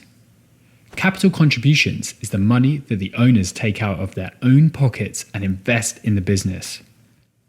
For example, if Cash Me If You Can issues some shares and you buy one, then you've made a capital contribution. Now you're a shareholder and you're a part owner of the business. Okay, so what's the deal with retained earnings then? These are the business's accumulated profits that it's holding on to for the future. And this doesn't mean a huge pile of cash that just keeps on getting bigger and bigger. Cash and profit are two very different things. Profit is the financial benefit that a business gains when its revenues are bigger than its expenses. And a business's accumulated profits held for future use is called its retained earnings. This is what's left over after we add up all of the profits that the business has generated and take away what's been withdrawn by the owners. And that looks a little something like this. Retained earnings are made up of opening retained earnings, which is last year's retained earnings carried forward into the start of this year, plus current year profits, which is the difference between revenues and expenses, minus current year withdrawals, the profit distributions to the owners or shareholders of the business, which I'm pretty sure you've heard of. We often call them dividends. I like to think of this as the expanded accounting equation, and in my opinion, it's the key to understanding financial statements. Let me show you why. If we jump back into Cash Me If You Can's balance sheet, we can see what the business owns and what it owes on December 31st. They own $1,551,000 in assets and the same amount in liabilities and equity, because these two sides of the balance sheet are in balance. Now, if we zoom into the equity section, we can see that Cash Me If You Can owes $1,342,000 to the owners of the business, its shareholders, of which $100,000 is made up of capital contributions that the owners have put into the business, and $1,242,000 in retained earnings, or profits held for future use. Now here's where things get interesting. If we expand retained earnings, we can see what they're made of. Last year's retained earnings, which came to $1,215,500, less the current year dividends, which were $10,000. This number is negative because these profits have been withdrawn by the shareholders. And we can also see that this year, Cash Me If You Can generated $36,500 in profit. Where did they get this number from? Current year profit comes straight from the income statement, which looks like this. The income statement summarizes a business's revenues and expenses over a period of time. It's financial statement, just like the balance sheet, but this one tracks Cash Me If You Can's performance over a 1-year period and tells us how profitable they are. Pretty cool, hey? So if you go back to the accounting equation and expand it out, we can see that retained earnings is the key that links together two of the most important financial statements, the income statement and the balance sheet. So here we are at the end of the accounting cycle, step 8. It's time for us to post closing entries. What are closing entries? Closing entries are tucked away at the very end of the cycle in step 8. We post them at the end of each accounting period, after we're done creating financial statements. But what are they exactly? Closing entries are journal entries that reset temporary accounts to zero. They transfer their balances into retained earnings, which is a permanent account held in a balance sheet. Remember, a journal entry is a record of a financial transaction, and retained earnings are a business's profits held for future use. But what are temporary and permanent accounts? Let me show you. If you've watched my videos before, then you're probably familiar with DEALER. But if you're new here, DEALER is a handy little acronym that can help us remember debit and credit accounts. It stands for dividends, expenses, assets, liabilities, equity, and revenue. Dividends, expenses, and assets are normal debit accounts, whereas liabilities, equity, and revenue are normal credit accounts. But here's the thing, some of these are temporary accounts and some are permanent. Any idea which is which? I'll grab a drink while we think about it. Got it? No worries if not. Here's a little trick to help you remember. Red ale. Revenue, expenses, and dividends are temporary accounts, and assets, liabilities, and equity are permanent accounts. Well, I don't know about you, but I'll cheers to that. Actually, it's a bit early. Yeah, we'll put that away. You can find DEALER and Red Ale on my closing entries cheat sheet, which I'll leave a link to down in the description, just for you. So, permanent accounts, assets, liabilities, and equity. These guys live in the general ledger, and their balances are always carried forwards from one accounting period into the next. On the other hand, revenue, expenses, and dividends are temporary accounts. These also belong in the general ledger, but they only correspond to one accounting period. Once that period's over, they need to be reset to zero. And we do that using closing entries. If none of this is making sense, don't sweat it. I think this example might help clear things up. Happy New Year! This is a trial balance for a business called Unter, a latecomer to the world of ride-sharing apps. A trial balance is an accounting report showing the current balances in every general ledger account. And this is an opening trial balance because the date is January 1st, the start of Unter's new financial year. If we flick back to the accounting cycle, we find ourselves right here at the very beginning. Now, let's see how Unter's temporary and permanent accounts change as we move around this. At the moment, they have some assets, some liabilities, and some equity, ALE, which means that all of these are permanent accounts making up Unter's balance sheet. But hang on, where's revenue? Where's expenses and dividends? Trial balances often have filters applied so that they only show accounts with numbers in them. If we expand this out, then we find the usual suspects: revenue, expenses, and dividends, RED. These are Unter's temporary accounts, which were reset to zero at the end of last year. Okay, great. Now let's skip through steps 1 to 6 and get on to the good stuff, the adjusted trial balance. Unter drivers have been diligently moving customers from A to B for a whole year now, and we find ourselves at December 31st. Here's Unter's adjusted trial balance. A whole year's worth of transactions have been posted and adjusted so that this represents a true and fair view of their business. As you can see, all of the temporary RED accounts have got numbers in them now. These show us the revenue that Unter has earned, the expenses that it's incurred, and the dividends that it's declared during the past year. Now, Unter can create some financial statements. Revenue and expenses are temporary accounts that make up Unter's income statement. This summarizes Unter's performance over a 1-year period. We can see that they've made a tidy profit of $3,950,000. But while the income statement only looks at revenues and expenses, Unter's balance sheet is made up of everything. All of Unter's permanent and temporary accounts belong in here. Assets, liabilities, and equity are permanent accounts, whereas current year dividends is a temporary account. And current year profit feeds directly through to here from the income statement, which, as we saw, is made up of temporary revenue and expense accounts. Unter has earned $3,950,000 in profit, and they've declared $500,000 in dividends. Step 8. Time to post the closing entries. I'm going to show you 2 ways to do this, the long way and the short way.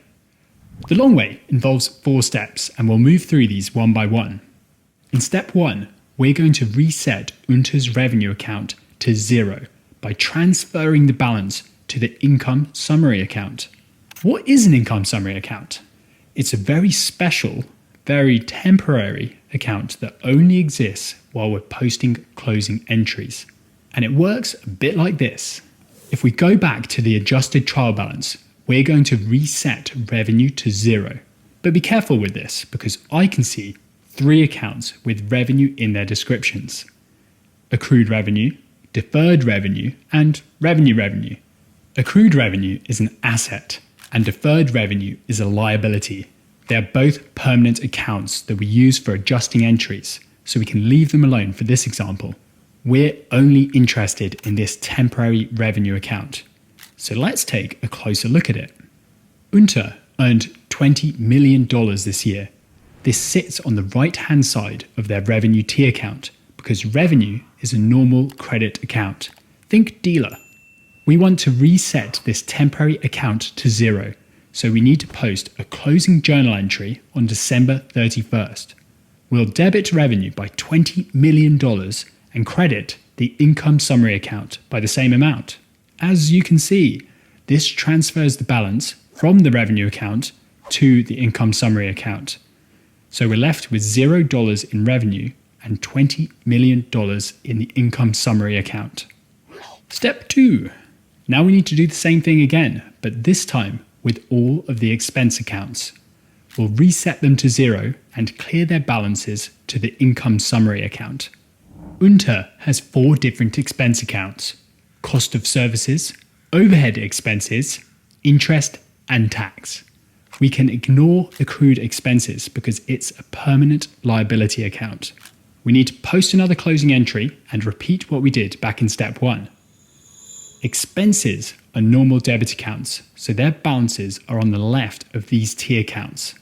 If we want to reset them to 0, then we need to post equal and opposite credits to each account for cost of services, overhead expenses, interest, and tax. And that leaves us with a total balancing amount of $16,050,000, which will debit to the income summary account. In every journal, the total in the debit column has to match the total in the credit column.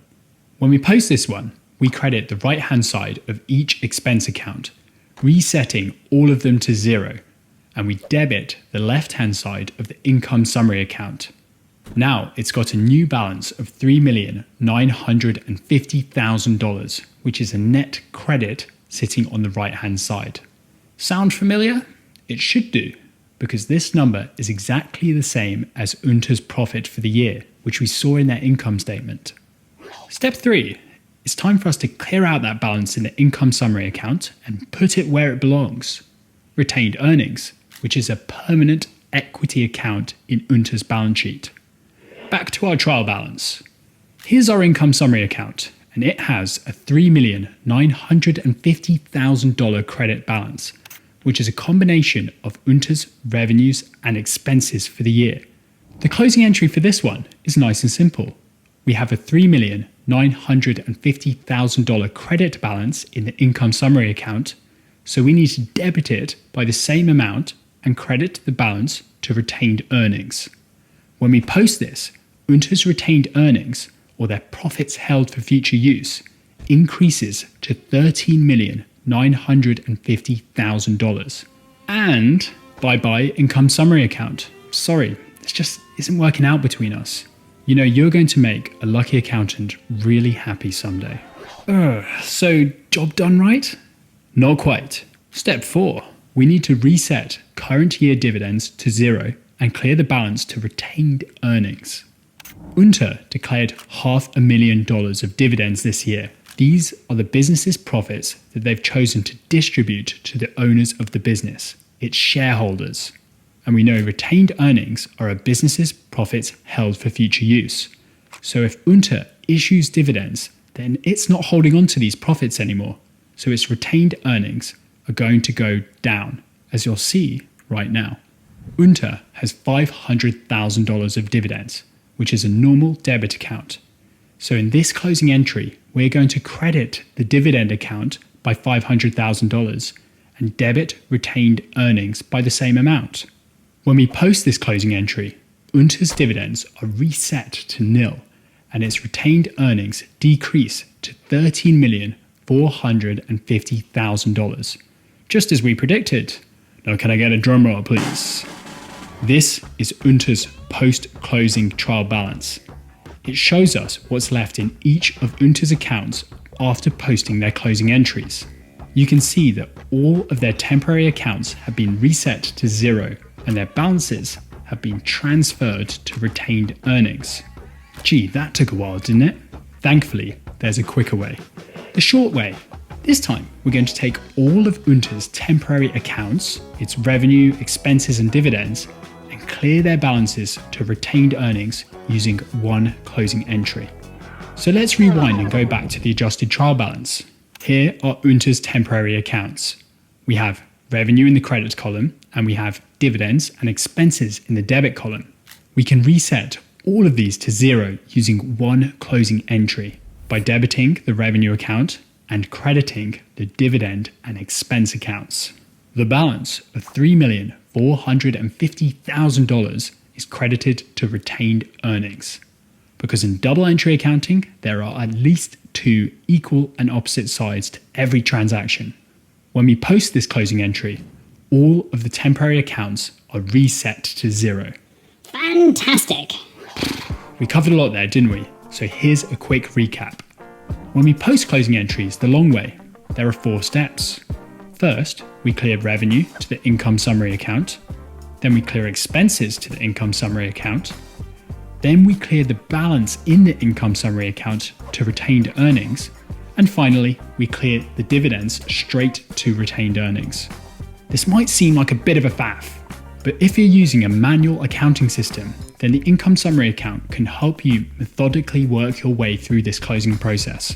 With the short way, we clear all of these temporary accounts to retained earnings in one go. Often this happens automatically if you're using modern accounting software. But whichever method you're using, we get to the same post-closing trial balance, which usually looks like this, filtered to hide accounts with 0 balances. The post-closing trial balance for this year becomes next year's opening trial balance. So there it is, the whole accounting cycle. If you made it this far, then give yourself a big old pat on the back because you deserve it. And if you've got exams coming up soon, best of luck. I hope you crush those. Thanks for watching and I'll see you soon.